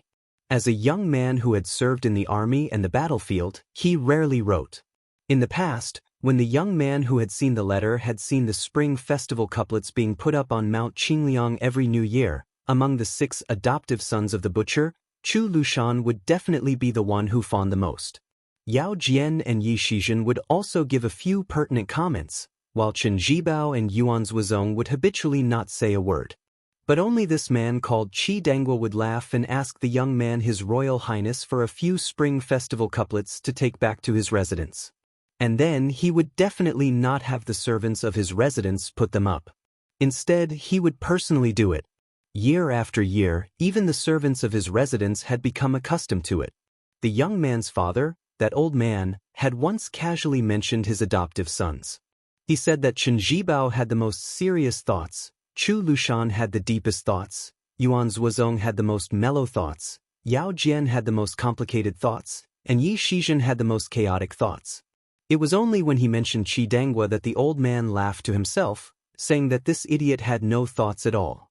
At that time, the young man laughed along with the old man. In the Huaiyang Pass Protectorate House, Chu Lushan looked at the latest spy report with a gloomy face. Yuan Zuozong's face was also extremely gloomy. He turned around and strode to the gate. Chu Lushan shook his head. You don't have to go, Prince. Xiaonian has already left. As if talking to himself, Chu Lushan added, Old Qi may not die. Yuan Zuozong sneered, Not necessarily? Chu Lushan suddenly became furious. Yuan Zuozong, what's the use of you going to the Longyan Plain now? Can you catch up? Yuan Zuozong stepped over the threshold and said calmly, I won't go to Huda City. Ko Jianghuai and Xie Shibian have joined hands in Liuzhou. Whether they succeed or not depends on their ability. I'll go to Calabash Mouth in Yuzhou. Since I've decided to gain the initiative by striking first, I might as well make a big move. Chu Lushan said dejectedly, Go, go. Yuan Zuozong stopped and stood outside the gate. He said calmly, If Huayang Pass can't be defended one day, remember that there's Beijue City in the south. Chu Lushan waved his hand, You don't need to talk too much. I didn't think you were a long-winded person before. North of Huda City, Longyan Plain, on the battlefield, the Iron Buddha's leader, Qi Dangwa, fell to the ground. His armor was broken and blood was gushing out. The 7 Whisk Water Room's Death Knights couldn't stop that Northern Mang Grandmaster who got off his horse and walked on foot. It was to the extent where even the 100 Iron Stupas and 300 White Feather Light Cavalry couldn't stop him, their formation torn apart by a single person just like that. Qi Dangwa, who had sent out a spear, was punched in the chest by that man. He fell from the horse and slid back for more than 10 feet. That man landed beside him and said with a smile, Before you die, I might as well tell you that Su Fengnian is on his way here. In fact, he's very close. Unfortunately, he's still a bit late. Qi Dangwa, are you unwilling to die? Qi Dangwa's chest rose and fell rapidly. Blood kept oozing out from the corner of his mouth. He could no longer speak. However, his elbows were straightened and his fingers were grasping the ground. He seemed to be struggling to get up. Hong Jingyan closed his eyes and said with intoxication, This is the taste of the resonance of heaven and earth. Now I know why Qi Xuanzhen said that celestial phenomenon was just the scenery outside the door. The scenery inside the door is really wonderful. He lowered his head and looked. Su Fengnian is late, but I, Hong Jingyan, am not. Hong Jingyan was increasingly happy. Oh, right, let me tell you another piece of bad news. After knowing that Su Fengnian is coming in person, Tuoba, who was originally moving slowly south, has started to speed up. I only need to go 200 miles north and Su Fengnian and Tuoba will meet. Hong Jingyan looked toward the south and laughed loudly, Su Fengnian. When North Ju City is breached, I'll give you the chance to take revenge. Hong Jingyan's figure flew backward and disappeared in the blink of an eye. After a few blinks of the eye, a young man with cracked lips and wearing casual clothes sat cross-legged beside Qi Dangwa. This man was dying and his vision was blurry, but for some reason he recognized that young face. He wanted to speak, but he couldn't say a word. Instead, the blood at the corner of his mouth was gushing out more and more. The young man reached out and gently pressed on his chest. Where his hand touched, the iron armor was shattered. The cold armor was soaked in blood and felt warm. The young man bent down and shook his head gently. This valiant general of the Northern Liang cavalrymen in the past had unexpectedly generated an unimaginable strength out of nowhere before he died, and he tightly gripped the young man's arm with one hand. Since ancient times, the strongest person on the battlefield would carry the enemy. The Beiliang cavalry had 300,000 men, and only Qi Dangwa could carry it. And this man, with the last of his strength, wanted the young man not to go to the north for him. He didn't want to let go even if he died. The young man gently held the dead man's hand. He was quiet and expressionless. He was neither sad nor happy. Great suffering was silent. In the end, the young man pried open Qi Dangwa's fingers one by one. Then he leaned over and helped him close his eyes. When he left Beiliang Palace, he didn't have time to hang his cold blade. He found the iron spear not far from Qi Dangwa's body and held it in his hand. One man, one spear, rushed to the north. Hong Jingyan, who had already escaped dozens of miles away, heard a thunderous sound. You want to die, so I'll let you die. Chapter 1796. On the Dragon Eye Plain, from north to south, there was a straight line of dust flying. When a short middle-aged man with long arms like an ape stopped, the flying sand behind him that looked like a yellow flood dragon gradually dissipated. The man raised his eyes and looked into the distance. His extraordinary aura was not like that of an ordinary person. It was because his two arms were shining with a golden light from under his plain clothes. Strands of light lingered around his arms, showing the appearance of thousands of tiny flood dragons coiling around his arms. At the critical moment when the second battle of Liang Mang was about to start in the autumn wind, as the king of the northern courtyard, he quietly left and went to the northernmost part of Beimang's territory. He used an iceberg as a boat and continued to cross the sea to the north. Finally, he got what he wanted. He was supposed to go to the western capital temple of the southern dynasty to participate in the military affairs. Even if he had been stripped of the title of the king of the northern courtyard, he was still the anchor of the entire Beimang dynasty. The grassland cavalry had almost blind trust in him, just like the Liyang imperial court's trust in Gu Jianteng. No matter how bad the Guangling Road War was, and even if the West Chu's restoration reached the peak of momentum on the battlefield, as long as Gu Jianteng did not make a move, and as long as he and the two border armies did not move, then Liyang still had full confidence to deal with the West Chu rebels. After Tuoba slowly returned to the south, he quickly sensed the majestic aura of Bailiang heading north. Tuoba originally thought that it was the young man's provocation. As a martial artist who had reached the pinnacle of the human world, he naturally would not retreat. But when he later sensed the second unique aura on the Dragon Eye Plain, Tuoba was still full of fighting spirit, but also somewhat helpless. It turned out that it was a baffling misunderstanding. Hong Jingyan had for some reason angered the young king, so much so that the latter did not hesitate to travel thousands of li to the battlefield alone. Tuoba did not mind letting Hong Jingyan do the killing for him, but he was very curious as to why Hong Jingyan, a recognized martial genius, would suddenly show signs of breaking through the threshold of celestial being. Therefore, Tuoba was not in a hurry to act. In Tuoba's eyes, the battle with Su Fengnian could happen sooner or later. It could even be said that the later the better. When the 300,000 cavalry of Bailiang were wiped out and the young man was in a desperate situation, he would be able to fight with all his might without any worries. Therefore, he would save Hong Jingyan, the leader of the Ruren cavalry, who had always been known as the second Tuoba in the grasslands, for both public and private reasons. However, this did not prevent Tuoba from making this shrewd junior suffer a little. Too many of Beimang's top experts had died in the past 2 years. The fifth raccoon of Bingbing Mountain, the sword chi of the chess and sword music school, Huang Qing and the bronze man grandmaster, Xiao Xiang of the princess's grave, etc. The emperor, who had always regarded the Jianghu as the maidservants of the imperial court, was deeply worried about this.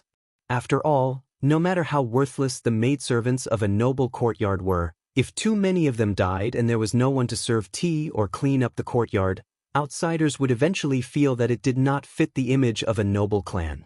However, this was the limit. To the emperor, the grandmasters of the Jianghu were ultimately just carps in a pond and sparrows in a cage. Tuoba slowed down his steps and slowly headed south. However, with each step, his physique grew taller and more majestic. The golden light that appeared on his arms became even more dazzling. Looking at the Jianghu of Beimang, the number of people he viewed as his opponent could be counted on one hand. However, the chess and sword music school just happened to have 2 of them. In this generation of the chess and sword music school, 2 heroes had appeared. The famous poet Huang Baozhuang had become the white-clothed demon Luo Yang for some reason. In the end, she betrayed the grasslands and went south to the central plains of Ling. It was rumored that she had been caught a glimpse of into An city. During the battle between Su Fengnian, Chao Changqing, and Dong Tai for the peak, she did not make a move. Originally, the poet Hong Jingyan was only ranked in the 4th class.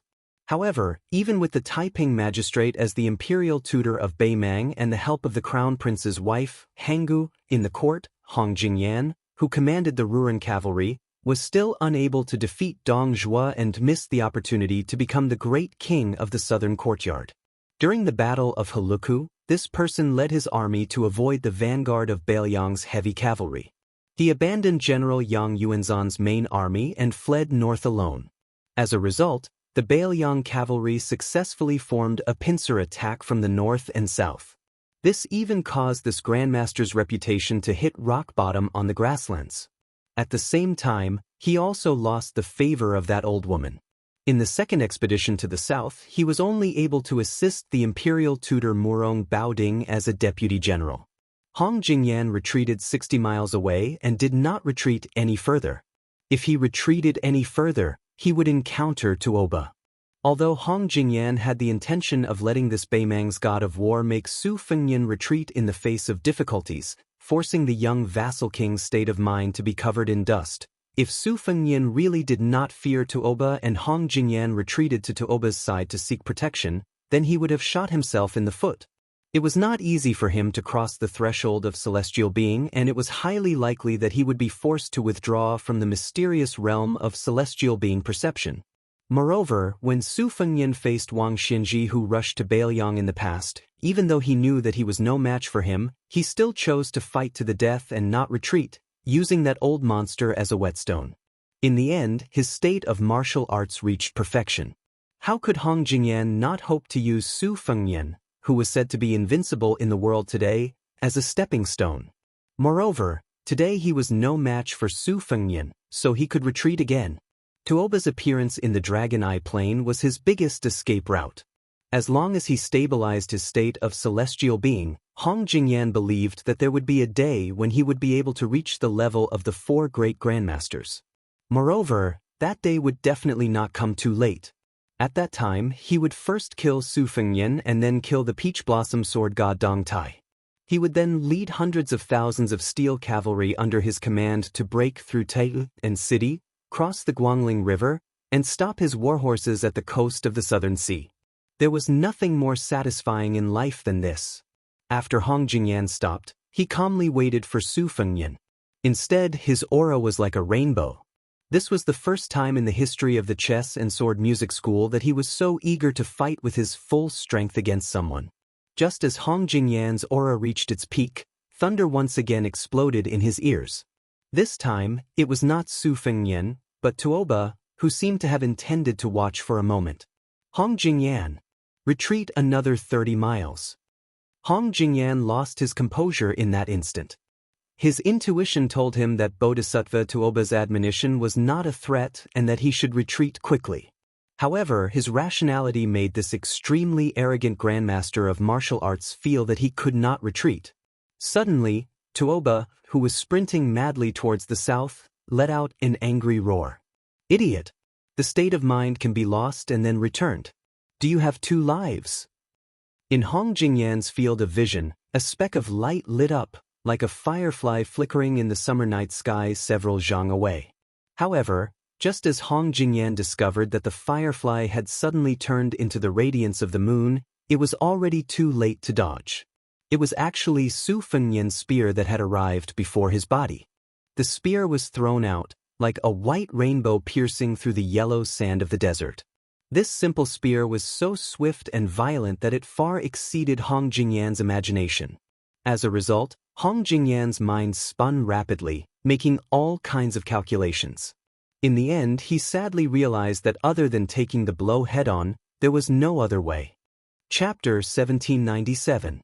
If he was injured in front of Su Fengnian, Hong Jingyan knew that even Tuoba would not be able to save him unless Chao Chongqing and Dong Tai came back and worked together with Tuoba. This did not mean that Su Fengnian had reached the level where he could challenge 3 grandmasters of martial arts by himself. It was just that when martial artists of that level worked together, it was not like Chao Chongqing and Dong Tai were equal to 2 officials or 2 Peach Blossom Sword gods. Thus, in the Battle of Great Pea City, Su Fengnian had fought 2 people alone, but this did not mean that Su Fengnian had the power of 2 Dong Tai. This was the reason why Wang Xinji had said that she could fight the world by herself. Thus, it was arrogant, but not arrogant. Tuoba did not help Hong Jingyan destroy the rainbow light. Instead, he moved to the right of the ladder. His hands formed into fists, and he swung them high into the air, smashing them heavily into the middle of the metal spear. There was a violent sound like a great bell. Hong Jingyan stared blankly at the beam of rainbow light. Even after being smashed by Bodhisattva Tuoba, it did not shatter. Instead, it curved into a half-arc in the air. Countless dazzling snow-white lightning bolts bloomed at the spot where Bodhisattva Tuoba's arms came into contact with the half-arc iron spear. Bodhisattva Tuoba stood in front of Hong Jingyan, and there were still electric lights swimming around his arms like thousands of silver snakes. That metal spear did not shatter after Tuoba's punch. It was only smashed to the left of Hong Jingyan. Hong Jingyan saw out of the corner of his eyes that the young person had one hand behind his back and the other hand lightly gripping the metal spear. He was standing 300 zhang away. The metal spear was too heavy and trembled in the young person's hands. Hong Jingyan's heart dimmed. It turned out that the difference of one step was still the difference between heaven and earth. He could clearly see all the details, and could even count how many times the iron spear trembled after the young man took it.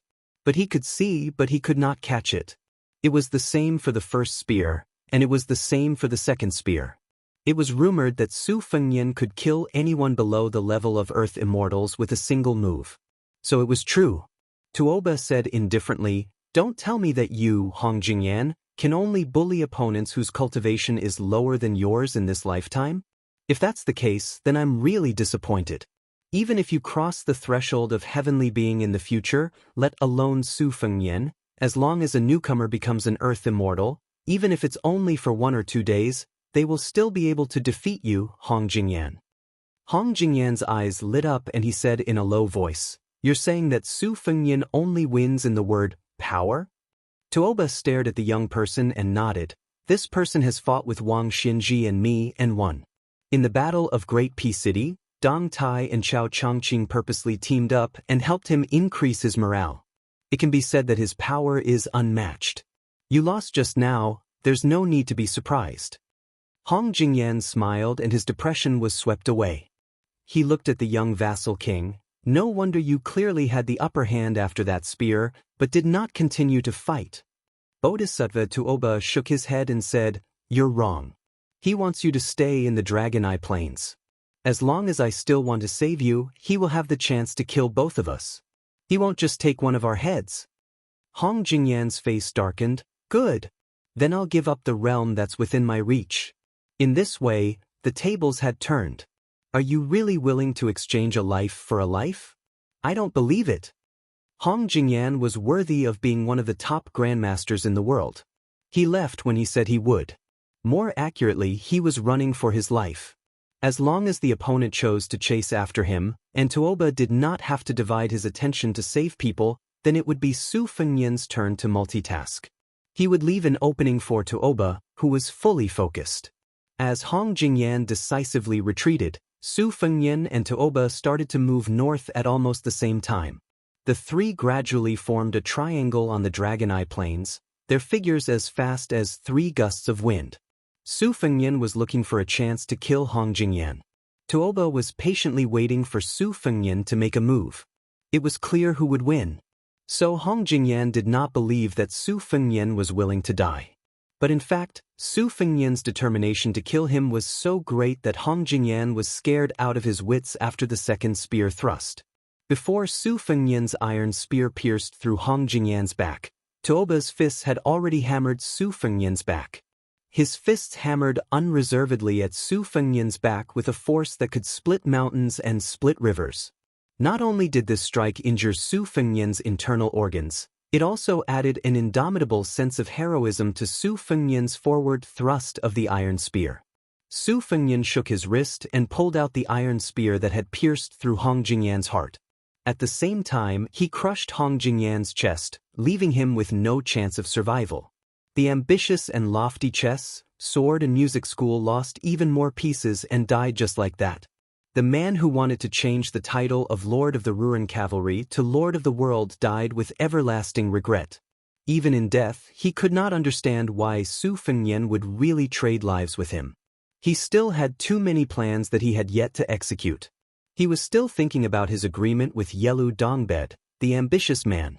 He wanted to replace the peace decree with the chess and sword music school and Beimang's imperial court. If it was possible to regret, Hong Jingyan would definitely not kill that iron stupid general. His last thought before he died was not to hate Su Fengnian's madness, but to hate Tuoba's insidious scheming. Tuoba looked at the lonely figure that had to lean on his spear to stand firm. He sneered and said, Hong Jingyan died a worthy death. But isn't it a pity that you, the great king of Bailiang, died here? Even if you don't feel pity, I feel pity for you. I always felt that you, Su Fengnian, should have died on the battlefield of North Jebei. Either you would have died amidst the thousands of soldiers and horses, or you would have died at my hands then. The back of the young man's clothes was soaked in blood. He did not say a word. An immortal on land was not an immortal. Su Fengnian had indeed been struck in the back by Tuoba's 2 fists. Although he had taken that strike into account, so he had held back against Hong Jingyan's spear and could have killed him without using his full strength. No matter how one looked at it, there was not much difference. It was just a matter of dying sooner or later. Tuoba laughed and said, If it was me who had fought with you in the western regions last time, you might have been able to escape back to Bailiang with half your life. He looked down at his hands. The clothes on his arms were tattered, revealing the undulating golden veins on his arms. There was a fish in the northern underworld that fed on dragons. The first time he had found it, Luoyang had interfered, causing the divine weapon created by the heavens and earth to fall into the deep sea and disappear without a trace. However, it was a blessing in disguise. This time, he had obtained something even better. Tuoba raised his head and looked at the sky. Sometimes I don't understand why you guys are unwilling to bow your heads. Tuoba frowned. Are you waiting for someone? Huyen Dagwan? No, I sensed his breath before I came here. He should still be near Dunhuang City.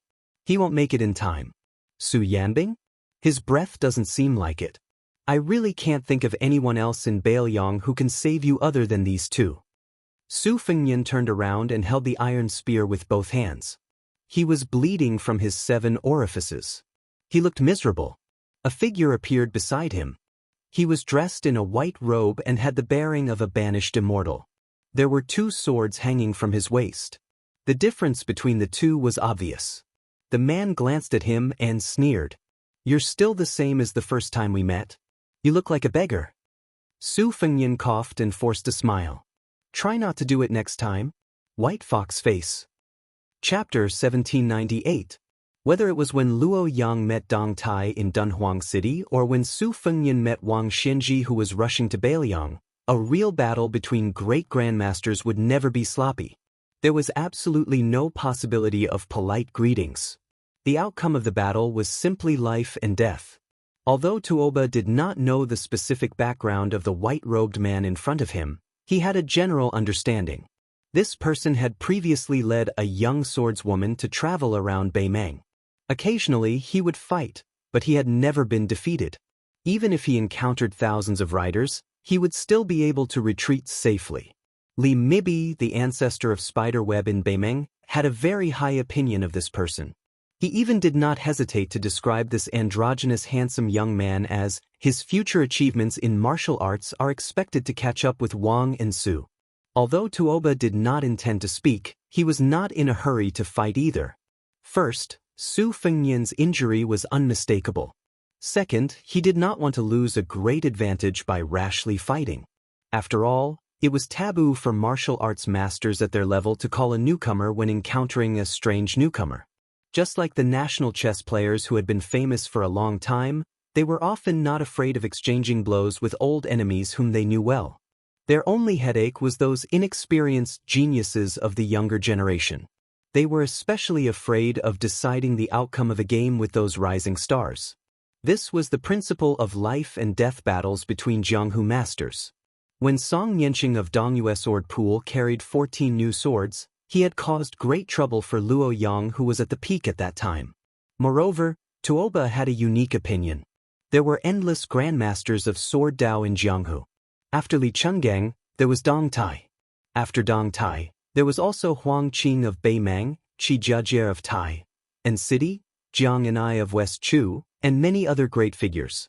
In Tuoba's opinion, since the end of spring and autumn, the fate of sword Dao must have been mostly used up. It would be difficult for a figure like Lu Zhu to appear again. Only grandmasters of saber Dao were too few. Moreover, no one had stepped forward to reach the height of being recognized as the most promising person in the world.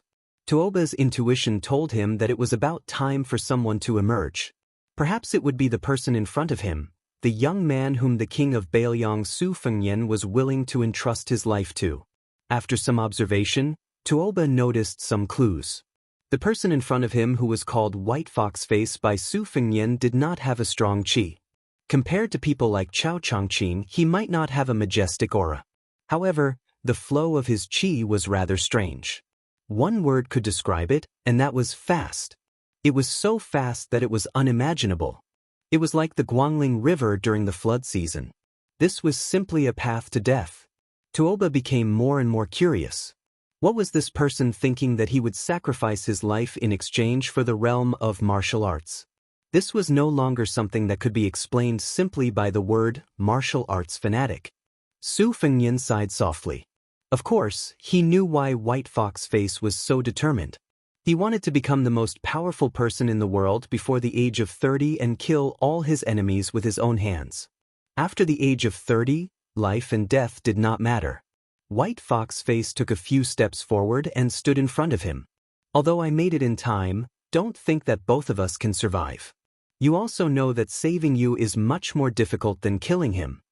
Su Fengnian said in a self-deprecating manner, "You can just do whatever you want. I've killed Hong Jingyan this time.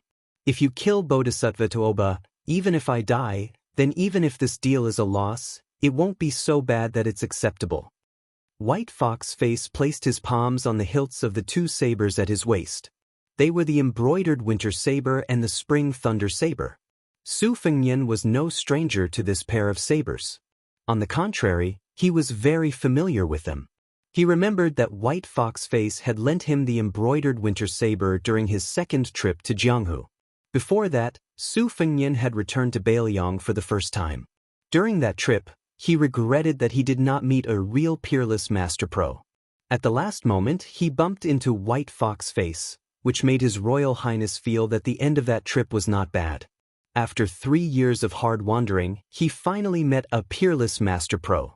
Su Fengnian still remembered that year when it snowed heavily at Tide Listening Lake in Mount Qingliang. White Fox Face flew out of the pavilion and unsheathed the embroidered Winter and Spring Thunder Saber. It was really beautiful in the heavy snow. The bladesmanship was beautiful, and the person was even more beautiful. It was probably at that time that His Royal Highness began to seriously practice the bladesmanship. He began to look forward to the day when he could have half of White Fox Face's elegance. Although they had not fought, Tuoba seemed to have seen through the ins and outs of White Fox Face's two-handed saber. The war god of Baimang, who did not want to argue with him, laughed for the first time. "You are no match for me.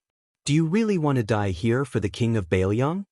Tuoba saw that he did not say a word, but he was not annoyed. He stretched out his palms and put them on his chest. He looked down and said with a hint of loneliness, "I may not have the chance to kill you grandmasters of the Central Plains in the future. Wang Xianji and Chao Chongqing are both dead. What a pity." Su Fengnian held back his laughter and glanced at Tuoba. He said in a mellow Southern Dynasty official's accent, "The one in front of me doesn't understand the Baimang language at all. Don't flatter yourself. If you can fight, don't talk. Do you really want to wait until Huyen Dagwan gets here?" Bodhisattva Tuoba dismissed it with a smile and raised his head. "He won't come." Su Fengnian's eyes were gloomy. Tuoba said playfully, "Although I don't know what you're up to in Dunhuang, I learned on my way back south that His Majesty and Li Mibi went there personally. They even temporarily borrowed Helian Wui's Heshi army and 20,000 cavalrymen from the king's camp of Norland. Even Huyen Dagwan, who claims to be a one-man sect, will not be able to gain any advantage no matter what he's up to." Su Fengnian took a deep breath and suddenly straightened his body. He held the iron spear tightly in one hand. White Fox was not the only one who was surprised. Even Bodhisattva Tuoba was momentarily stunned. White Fox attacked first. The winter-embroidered saber exploded in front of Tuoba with a bright light, like the moon rising from the sea. Tuoba smashed the moonlight with one punch and broke the cold saber gang. Then he punched directly between White Fox's eyebrows with his other fist. The other Spring Thunder dagger on White Fox's face finally came out of its scabbard at the critical moment and stabbed towards Bodhisattva Tuoba's armpit. It was obvious that she wanted to exchange injury for injury. Tuoba's punch did not stagnate at all and still hit White Fox's forehead. At the same time, he pulled back his elbow and tried to clamp the saber. White Fox's forehead was hit and his body leaned back. He kicked Tuoba's chest and took advantage of the momentum to pull out the Spring Thunder Saber from under Tuoba's armpit. The Spring Thunder Saber, which was full of chi, only slid through Tuoba's clothes. In the process of pulling it out, there was a loud sound of metal and stone, like a saber cutting through iron and stone. White Fox's face, who was holding two sabers in her hands, left the ground and flew backward. Coincidentally, she circled around Su Fengnian and his spear like a butterfly circling around a branch. Then she pounced on Bodhisattva Tuoba at an even faster speed. Bodhisattva Tuoba raised both of his arms and crossed them above his head. The White Fox's face was embroidered with the winter's spring thunder and the cold blade. It collided with Bodhisattva Tuoba's arms. The intense fluctuation of chi dynamic created 2 layers of ripples between the two of them. Tuoba's feet sank into the sand and he only took a few steps back. Strands of golden light on his arms were like thousands of dragons entrenched and did not weaken at all. By the time White Fox's feet touched the ground, he had already waved more than 20 sabers in one breath. The layers of strength were stacked and there was no sign of him being exhausted. On the contrary, his momentum was rising steadily. Bodhisattva Tuoba continued to slide backwards. Even though he had a calm expression on his face, he appeared as if he did not have the strength to fight back at all. If news of this were to spread, just this point alone would be enough to make this person with the nickname of White Fox Face rise to fame. Su Fengnian was known as an earth immortal who could kill the enemy with one move. Like Su Fengnian, as one of the 4 grandmasters of Wushu evaluation, when encountering an ordinary master, even if the opponent was a first-grade celestial state, even if he could not kill the enemy with one move, he would not retreat without holding back too much strength. Moreover, Tuoba had improved a lot compared to the time when he fought with Su Fengnian in the western region. Both his physique and momentum were not the same as before. This meant that the White Fox's face was so fast that even Tuoba could not find a gap. Tuoba thought that even if he gave this person dozens of sabers, so what? So what if the chi flow could travel 800 miles or even 1,000 miles in an instant? No matter how long a breath was, there would always be a time when the old and the new would be replaced.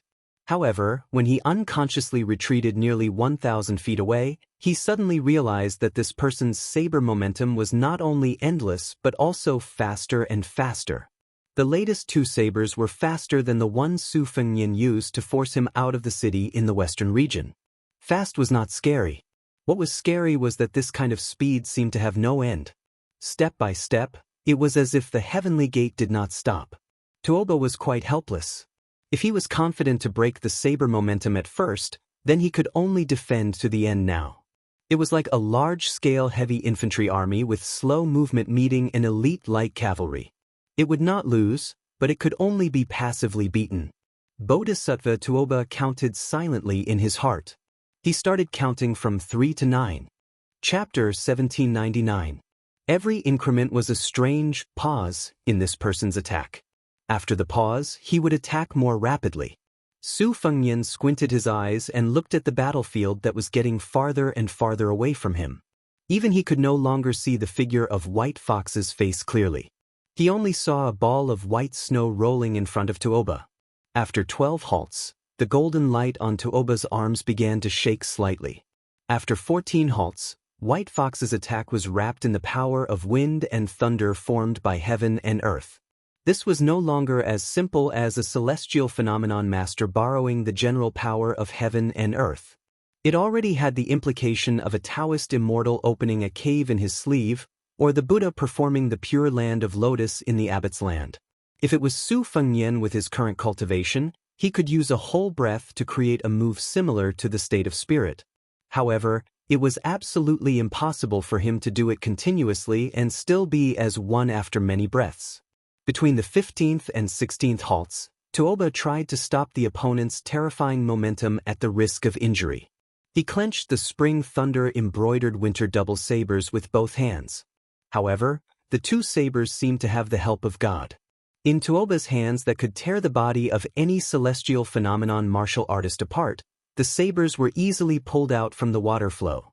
This was simply beyond Tuoba's imagination. However, the truth that really made Tuoba feel uneasy was that perhaps after 17 or at most 18 halts, this person would really be able to gain the upper hand. This person's attack did not have any gorgeous colors, but it was fast. It did not have the majestic momentum of Li Chuangong's green-sleeved snake, nor did it have the instantaneous power of Gu Jiantong's thunder of mind, nor did it have the wanton ocean of Dong Tai's immortal sword. This man's strikes were like that of a diligent old farmer, day after day, year after year, relying on his old skills, quietly waiting for the predictable harvest. This was the most terrifying part. It was not that Tuoba did not have a backup plan, and his intuition told him that the line of victory was around 18 halts. However, today was not the battle between him and this person. There was a young vassal standing 150 feet away who definitely had a backup plan. 16 stops. Tuoba opened his eyes wide, allowing the long saber to strike his chest like rolling thunder, and the short saber to hang on his shoulder like a dragonfly skimming the surface of the water. The stumbling Beimeng god of war's feet left the ground for the first time, and for the first time, he had to use the momentum to speed up, just to increase the distance between him and the two sabers. 17 stops. Just as Tuoba gritted his teeth and prepared to use his trump card, Su Fengnian gently pulled out the iron spear from the yellow sand. Xiao Dong slashed down with her saber, and Tuoba was actually struck to the point that his knees touched the ground, and he slid back over 300 feet in a single breath. In the next instant, Tuoba, who shouldn't have retreated so far, had already vanished. White Fox stood at the spot where Tuoba's figure had disappeared. She held spring thunder in one hand and embroidered winter in the other. Her back was facing Su Fengnian. She seemed to be motionless and had no desire to pursue Tuoba. Suddenly, she took a step forward and pointed the tip of embroidered winter in front of her. 18 stops. Tuoba, who had left and returned, suddenly appeared 1,000 feet away. His eyes wandered, and in the end he still chose to go north. Su Fengnian carried the iron spear and walked to White Fox's side. He apologized. "Forgive me, I didn't expect that your saber move would be so." Su Fengnian hesitated for a long time, but still couldn't think of how to describe White Fox's saber move. In the end, he could only use a catchphrase resentfully, "Such a technical skill."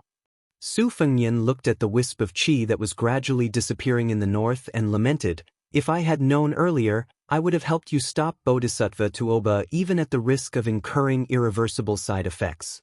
Perhaps I could have really killed him. In my current bleak situation, I can still give him 2 or 3 moves even if I have to sacrifice half of my life." White Fox's face slowly put her saber back into the sheath and said coldly, 6 stops to kill level 2. 9 stops to kill Mysterious Finger. 12 stops to kill Celestial Phenomenon. 16 stops to break through Buddhism's Great Vajra, and the celestial being's physique is as white as paper. After 18 stops, there won't be any land immortals in front of me. As long as I succeed in making the first move, no matter if it's Wang Xianji or Qi Xuanzhen, I'll be invincible. At the very least, I can exchange my life for theirs. Su Fengnian walked to White Fox's side and stopped. He said helplessly, "Don't talk about such a domineering thing in such a casual tone, okay?" White Fox's face was silent. Su Fengnian didn't turn to look at White Fox's face. He said softly, "Quickly wipe the blood off your face. Don't just put on the airs of a master. There are no outsiders here." White Fox's face lifted her trembling arm and wiped her face. Only then did Su Fengnian turn his head and stare at the beautiful face that seemed to be neither familiar nor unfamiliar to him. He smiled and said, "When I fought with Han Shengxian and Wang Xianji, I was beaten to a pulp every time. Last time, I was able to block Qi Jiajie's sword. It wasn't easy for me to pretend to be a master from the beginning to the end." White Fox's face said coldly, "Li Yishan asked me to save you once before he died. Now we're even." Su Fengnian said, "Yes, we're even." White Fox's face suddenly frowned and said, "Why are you pretending? Both of your legs are swaying." Su Fengnian, who was punched in the back by Tuoba's fists with full force, grinned and said, If I'm not wrong, you can only use 17 stops now. You're still a little short of your so-called invincible first move. Your posture with your hands behind your back is handsome, but it's not easy. It's a little hard. Both of them fell into silence. In the end, Su Fengnian was defeated. Who's going to carry who? Of course, I want to carry you, but I'm afraid you won't like it. So you have the final say. Thus, a funny scene appeared in the yellow sand of the desert. White Fox's face was wearing a white robe and carrying a young vassal on her back. The young vassal was dragging the iron spear in his hand. White Fox's face complained, "You're worse than a woman." The young vassal, who was living under someone else's roof, said helplessly, "Whatever you say. By the way, White Fox's face, do you still remember the first time we met?" White Fox's eyes were in a trance, but she deliberately said in a cold tone, "I don't remember." "I still remember. At that time, I only thought you were a real master in Jianghu. You were so cool and powerful." The young vassal, who was holding White Fox's neck with one hand and dragging the spear with the other, was rambling. His words became more and more muffled, and he fell asleep without anyone noticing. With her back facing Su Fengnian, White Fox waited for him to fall into a deep slumber before she muttered to herself, "Actually, I once thought that I would bring you with me to travel the Jianghu after I've taken my revenge. The world is so big, we can go anywhere from Jiangnan to Jiangbei." In his sleep, Su Fengnian would occasionally call White Fox's face, and the latter would respond softly. White Fox's face did not tell him that she could use 19 stops at most today, which was enough for her to perish together with Tuoba. She was not afraid of death, but she was unwilling to die. The price of being unwilling to die was that she would never be able to recover to the peak of 19 stops in her life. White Fox's face thought for a while. Since revenge was a big joke, it did not matter whether she would be number one in the world in the future. In the end, Su Fengnian, who was in a coma, softly muttered names one by one in his sleep. His ravings were indecipherable. He vaguely mentioned Sweet Potato and Dunhuang City. Bai Hu only knew that when he mentioned the name of Kedangwo, he was crying uncontrollably. Perhaps he only dared to do it in his dreams. Bai Hu could not figure out what kind of mental journey he had to go through to turn such a sloppy young man into the current prince of northern Liang. He was now an idiot who was confined to a circle. She also could not understand. Did she like the smooth-talking young man more, or did she like the current guy who did not even dare to let go of the broken spear in his sleep more? Nangong Push, who had always regarded himself as a man from the bottom of his heart, suddenly shouted angrily, "Su Fengnian!" Su Fengnian, who had just woken up, suddenly shuddered. Lying on White Fox's back, he said with a face full of fear, "What happened? Did I touch your breasts?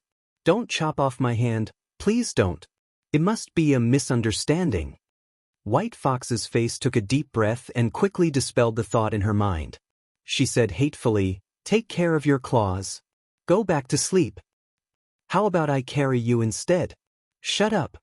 Su Fengnian, who was really exhausted, replied with an "oh," and went back to sleep. At this time, the two of them did not expect that many years later, the new King Liang, who was also as meritorious as Su Shao, would go to the city alone. The new emperor of Liang did not show up. Therefore, what greeted this official who deserved to be called the most meritorious official in the imperial court was not a warm scene of brothers reuniting after a long separation, nor was it a romantic story of a new emperor and official. Instead, it was a situation where he was surrounded by enemies. At that time, it was still White Fox's face that appeared by his side in time. This person named Nangong Push gave the Liang imperial court, or more accurately, the real unification of the world, an absurd answer. "I'm here to pick up my wife." White Fox's face was probably the only person in the world who could treat Su Fengnian as his own woman and like him. And he did not care whether the world liked him or not. Chapter 1800. Happy New Year. In the evening, there was a chapter titled, "A Stick of Plum Wine, White Clothes Return to Baoyang." When Su Fengnian woke up, he opened his eyes and turned his head to look. He discovered that the sun was shining brightly outside the window. Under the illumination of the light, the dust near the window could be seen clearly, but the room was somewhat dim. Su Fengnian retracted his gaze from a distance and saw a fat man sitting on the edge of the bed like a small mountain, Beiliang's Protector General Chu Lushan. So it was this fellow's existence that blocked out the sunlight. Chu Lushan, whose back was facing the sunlight, said in a somewhat hoarse voice, "After Sir Nangong brought your highness to Huayang Pass, he left without saying goodbye. I couldn't stop him." Su Fengnian, whose lips were dry, slowly sat up. His breathing was not smooth. A person's back was actually very thin, and the so-called heart of the back was extremely close to the heart. After being hammered by Tuobo with all his strength, it was naturally not as simple as injuring his muscles and bones. Fortunately, Su Fengnian was far too familiar with injuries. After being sick for a long time, he became a doctor. Following the Wudang De Huang Ting Heart Sutra, he looked inside himself and roughly understood the extent of his recovery. He opened his mouth and asked, "Where's the iron spear?" Chu Lushan softly said, "It's in the coffin." Su Fengnian nodded. "Tell second brother Yuan to have the banner of the Great Snow Dragon Cavalry take down and send it here. As for the Great Snow Dragon Cavalry, tell them that they need a new banner. If someone tries to stop them, there's no need to act forcefully. When the time comes, I'll personally explain to those cavalry generals." Chu Lushan said, "Reporting to your highness, Yuan Baixiong has left for Yozhou's Calabash Mouth. As for the matter of changing the banner, your highness need not worry too much. Old Qi was originally an old member of the Great Snow Dragon Cavalry. Now that the spy report of Old Qi's death in battle has already spread throughout the border army, I believe that no one will say anything." Su Fengnian crossed his hands over his abdomen, not looking at Chu Lushan.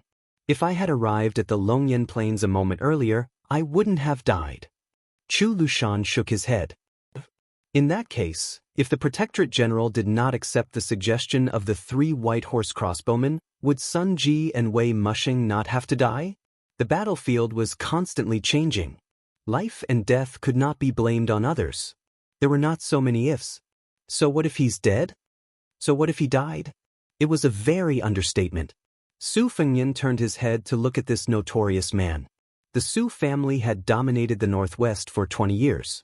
What else could it be if it wasn't a military town? Chu Lushan had a notorious record and held a high position in Beiliang. The historians of the future would certainly not be stingy with their penmanship to condemn him.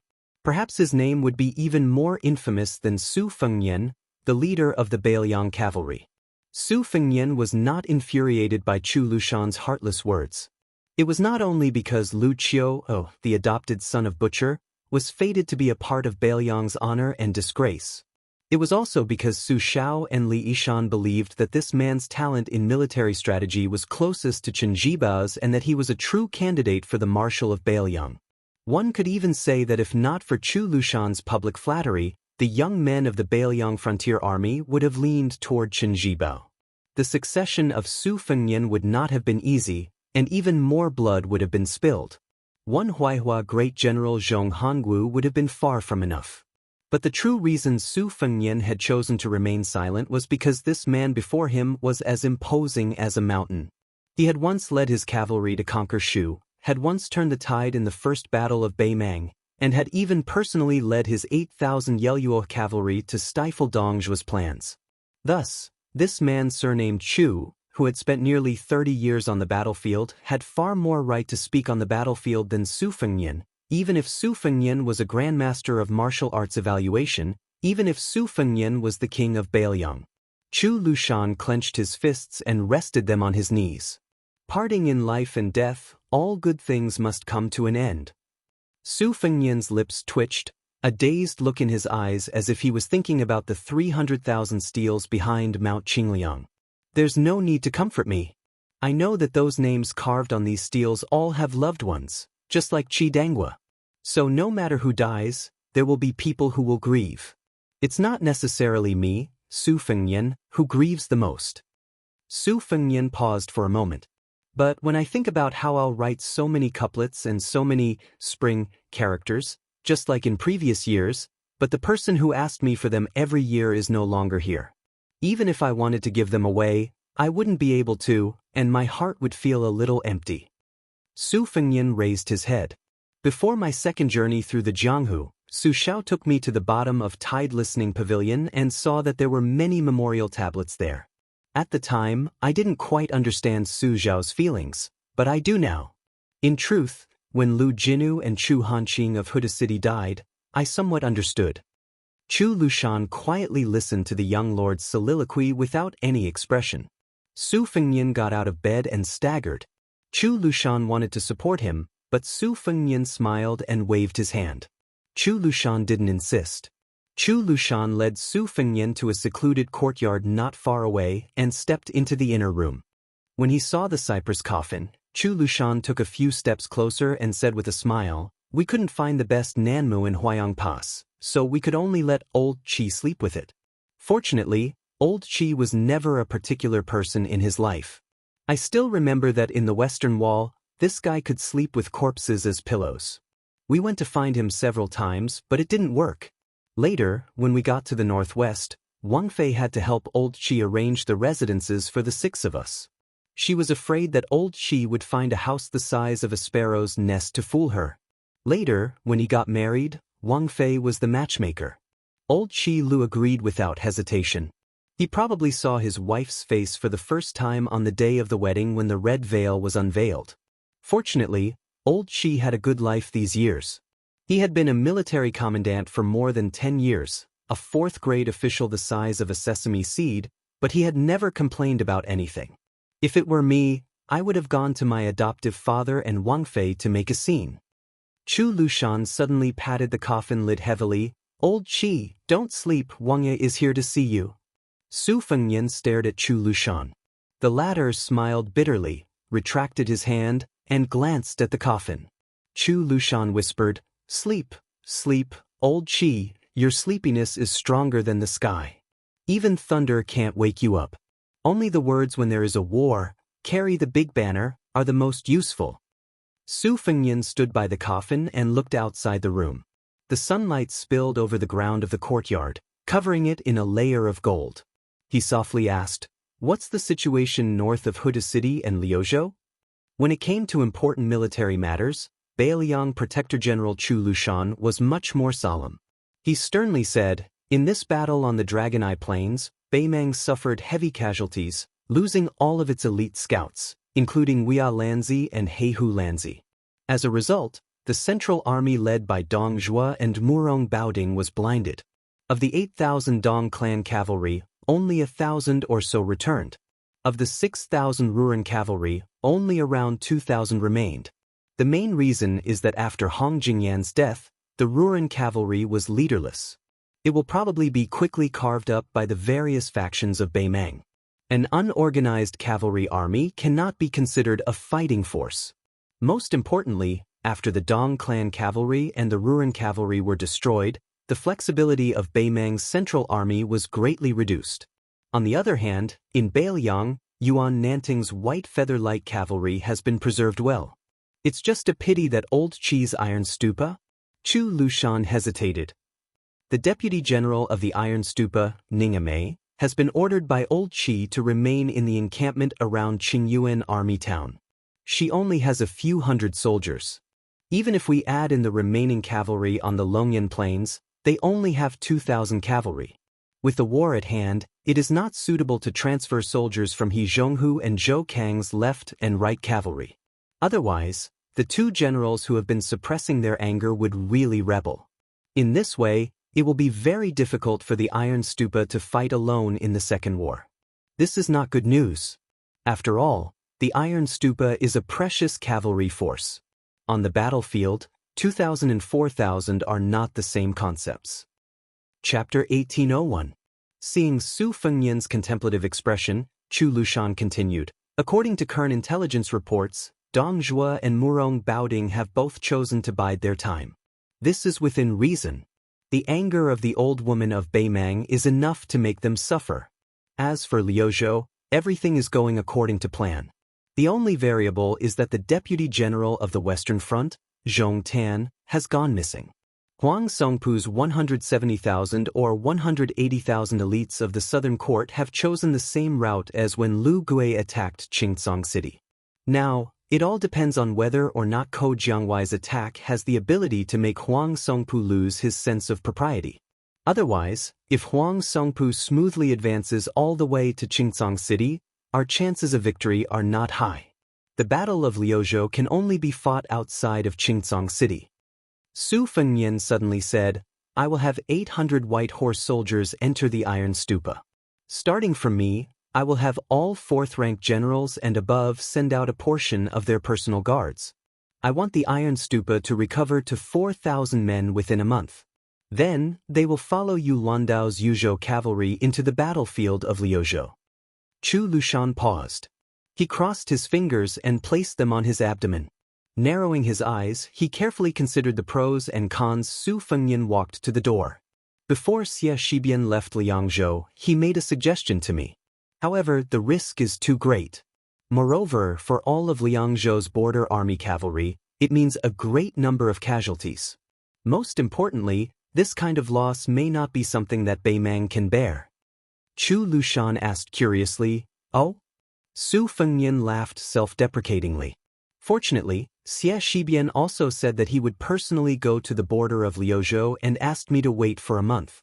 He also said that perhaps by then he would overturn that suggestion himself. Chu Lushan laughed. Actually, when Your Highness made the decision to secretly send 10,000 Yuzhou cavalry into Liuzhou, you already approved of Xie Shibian's strategy of Liuzhou, right? Su Fengnian nodded. I think it's better to take a big gamble than to wait helplessly for Bei Mang to push forward. Chu Lushan leaned against the door and sighed inexplicably. De Chu's double walls, Ko Jianghuai, Xie Shibian, and Yu Landao, 3 young foreigners. Su Fengnian's face darkened. Isn't that too rash? Chu Lushan gave a vague answer. It's hard to say. Su Fengnian did not leave the courtyard. Instead, he sat on the doorstep. Chu Lushan looked a little embarrassed. He didn't know whether to sit or stand. After all, the threshold was only a small space. With his body size, he estimated that if he sat down, the young king would be squeezed out. So, he had to think of a compromise. After crossing the threshold, he sat on the doorstep. Su Fengnian asked, Lu Qiuwa, if Xie Shibian really did what he said, would your group of Bailiang elders be angry? Chu Lushan, who had his back to the young vassal king, didn't answer the question. I remember that under Li Yishan's plan, the local forces in Bailiang were turned upside down and moved to what is now Liuzhou as a sinner. The Su family army finally took root in this strange land and gained a firm foothold. At that time, there was a celebratory feast on Mount Qingliang.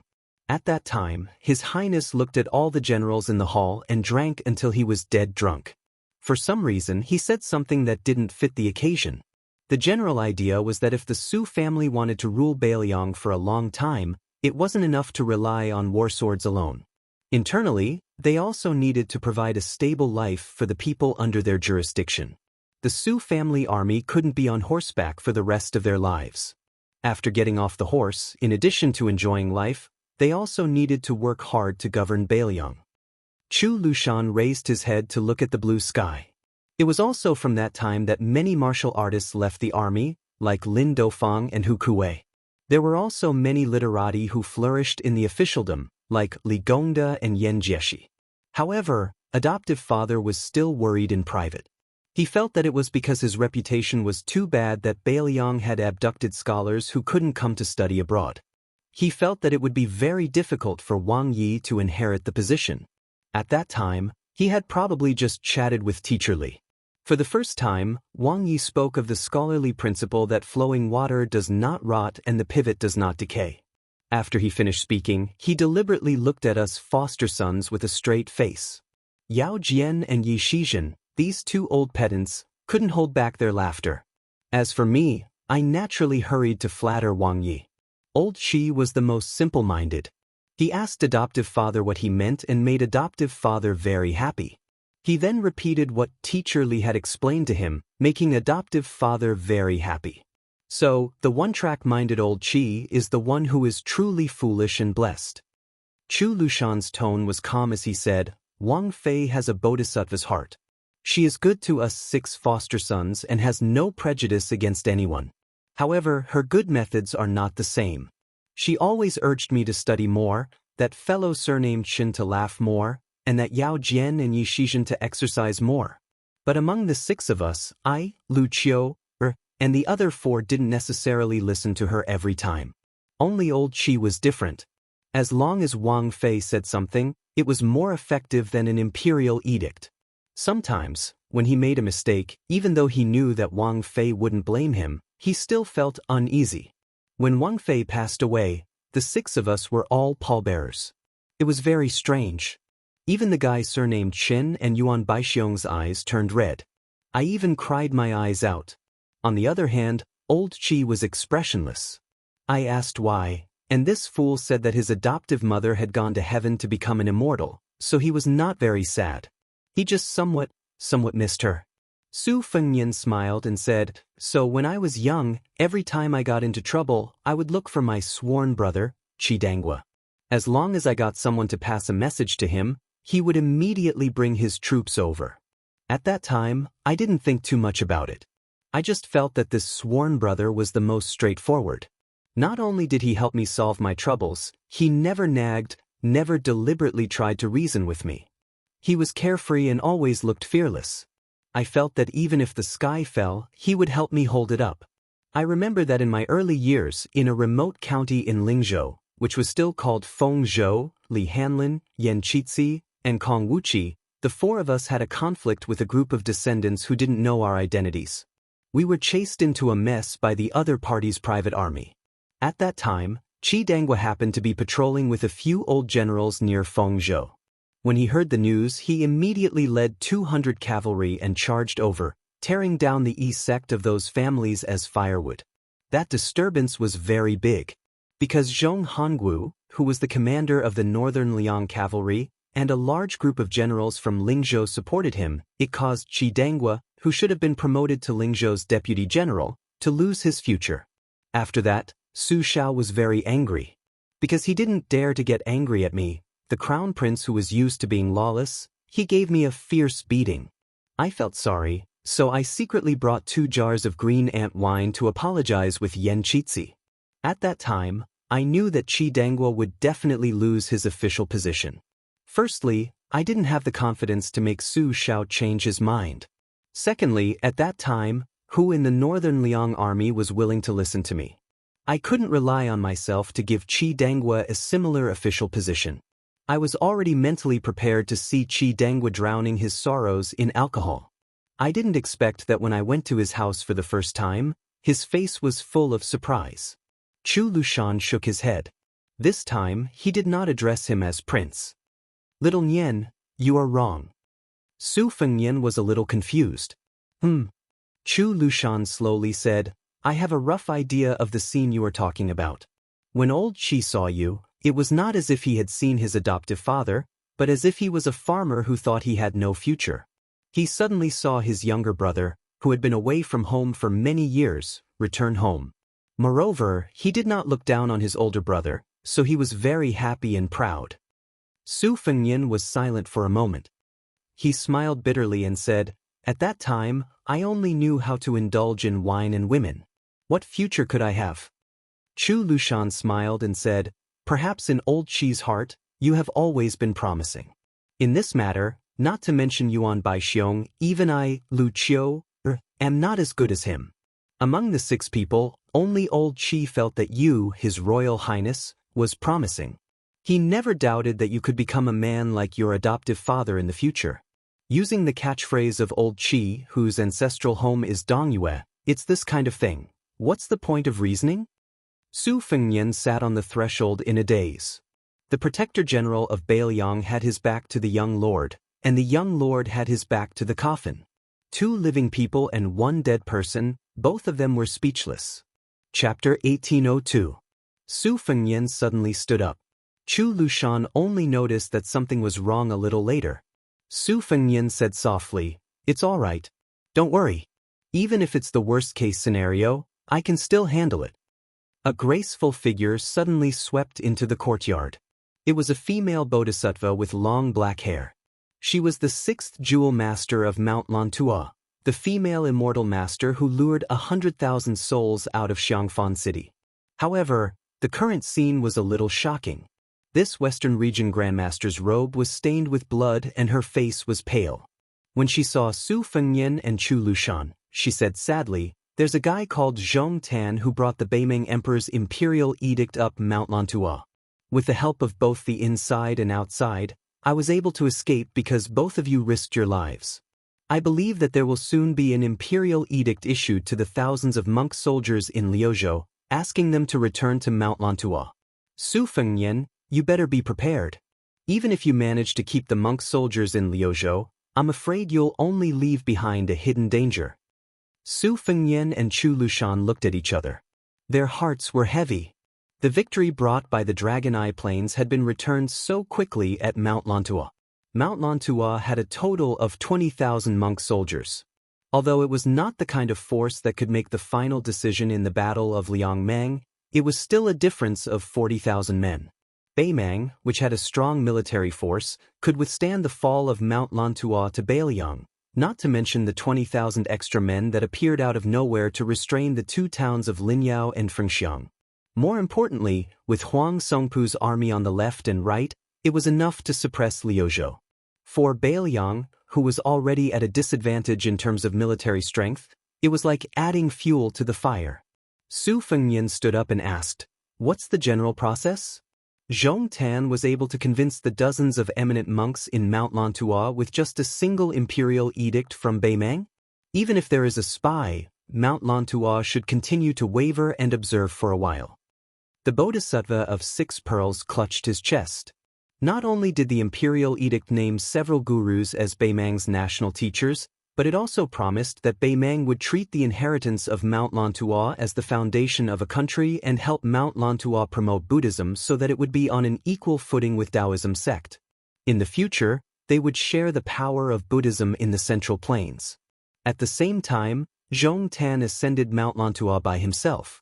One had to know that there were 10,000 Beimeng cavalry at the foot of the mountain. If he agreed, the host and guest would be happy. If he didn't, then after Zhong Tan's death, both sides would perish together. Su Fengnian, do you think Mount Lantua will agree? Originally, I wanted to kill Zhong Tan so that I could have no way out. Unexpectedly, the 2 monks who were spies of Beimeng risked their lives to stop me. Now, they are still on the side of the eminent monks of Mount Lantua from Bailiang. She pointed at herself with a bitter smile. Then I'm the only one left. Su Fengnian thought for a moment and let the Bodhisattva of 6 pearls, who had fled thousands of miles away, rest in peace. Then he turned to Chu Lushan and said, "We can't trust Kai Anshan, the governor of Linyao City, and Ma Lioka, the deputy general of Liuzhou who is stationed in the military town of Fengxiang. Both of them aren't people who can rest easily. Send a secret letter to the governor's mansion of Liuzhou with 600 miles of urgent cavalry and let Xie Shibian replace Kai Anshan as the head of Linyao military town. Although Ma Lioka has been taken over, his prestige among his former subordinates is still there. Let Qingsong City send troops to escort him to Qingyuan military town of Liangzhou. At the same time, let Xie Shibian and Ko Jianghuai have the authority to do whatever they want in the western region and Liuzhou." Chu Lushan nodded and said, "Apart from that, Yu Luandao's 10,000 secluded cavalry is not enough to rush to Liuzhou. Even with Ningamei's 4,000 iron stupas, it's still the same. I'm afraid we'll have to let Shifu, the new general of Liangzhou, take action." Su Fengnian was a little helpless. If that's the case, Xie Shibian's suggestion will temporarily become a major strategy for Bailiang. Chu Lushan smiled and said, "Fighting on the battlefield is not an imperial examination. Cramming at the last minute is often very useful." The Bodhisattva of 6 pearls was not in a hurry to leave the small courtyard. She listened to the two's undisguised conversation as if she was listening to a heavenly book. Su Fengnian had Chu Lushan bring the Bodhisattva of 6 pearls to a secluded place to recuperate while he stayed in the small courtyard alone. Then a familiar white robe appeared at the door. It was the face of White Fox who had returned. Her hands were pressed on the embroidered winter spring thunder at her waist. Although her expression was indifferent, there was no doubt that she was facing a great enemy. This grandmaster of martial arts, who had no one in front of him after the 18 halt, was treated so seriously and cautiously by this person. Naturally, this person was not Su Fengnian, who was on good terms with him. Su Fengnian took a deep breath and turned around. He saw a slender figure standing beside the coffin in silence. The man who was dressed in white like White Fox seemed to be casually carrying 2 cloth bags of different sizes. One of them contained the shaft of a spear, the other the head of the spear. The name of the spear was plum wine. The man in white put his hand on the coffin and seemed to be talking to himself. Before Qi Dangua led the army to battle, he wrote me a letter. He said that if he died in battle, I should find time to return to Bailiang. In the letter, he even stupidly hoped that I could serve Bailiang. He said that as a brother, there was no threshold to cross. After I received the letter, I knew that Qi Dangua's what-if would most likely come true. Therefore, I made an exception and returned here, hoping that I could save his life. I didn't expect that you, Su Fengnian, have been keeping a low profile for so many years. You've finally become a grandmaster of martial arts evaluation, but you're still useless. You can't even save one person on the battlefield. Whether it was in the army of the Su family during the Spring and Autumn War, in Bailiang where he had been the governor for more than 10 years, or in Shishu where he had been bestowed the title of king, the man in white who had always been taciturn spoke a lot today. White Fox pushed the embroidered winter-spring thunder out of the scabbard by an inch with both thumbs. Su Fengnian stood in the doorway between the 2 men in white. At the same time, the 6-pearl bodhisattva also stood outside the courtyard. The entire Huayang Pass also began to move. The clanking of iron armor resounded through the streets. Chen Jibao, who had returned to Bailiang with the plum wine, turned around and asked directly, "Who killed Qi Dangua?" Su Fengnian answered, "Hong Jingyan." Chen Jibao asked in return, "Did Tuoba attack Qi Dangua?" Su Fengnian did not continue to answer. He and the war sage in white who had submitted to the Liang imperial court did not have much to talk about. It was the same when the war sage in white sent his royal highness away from Liangzhou. It was the same when they met again on the Guangling River. Chu Lushan strode into the small courtyard under the escort of a dense mass of armored soldiers. He walked up to Su Fengnian's side and tossed the pot of wine in his hand high into the air. He said exasperatedly, "Chen, stop making sarcastic remarks here. Drink for old Qi and get the hell out of here." Chen Jibao raised his hand and caught the pot of green ant wine. He squatted in front of the coffin, opened the pot and slowly poured the wine on the ground. No one knew that the person who Chen Jibao truly regarded as a friend and a brother in this life was not Yuan Zuozong, who was also Su Zhao's adopted son and was famous in the Central Plains, nor was it Chu Lushan, who was evil but overflowing with talent, nor was it Shi Fu, the current general of Liangzhou who had highly praised him. It was Qi Dangua who was lying in the coffin, a man who was not famous in Bailiang, Liang or Beimeng.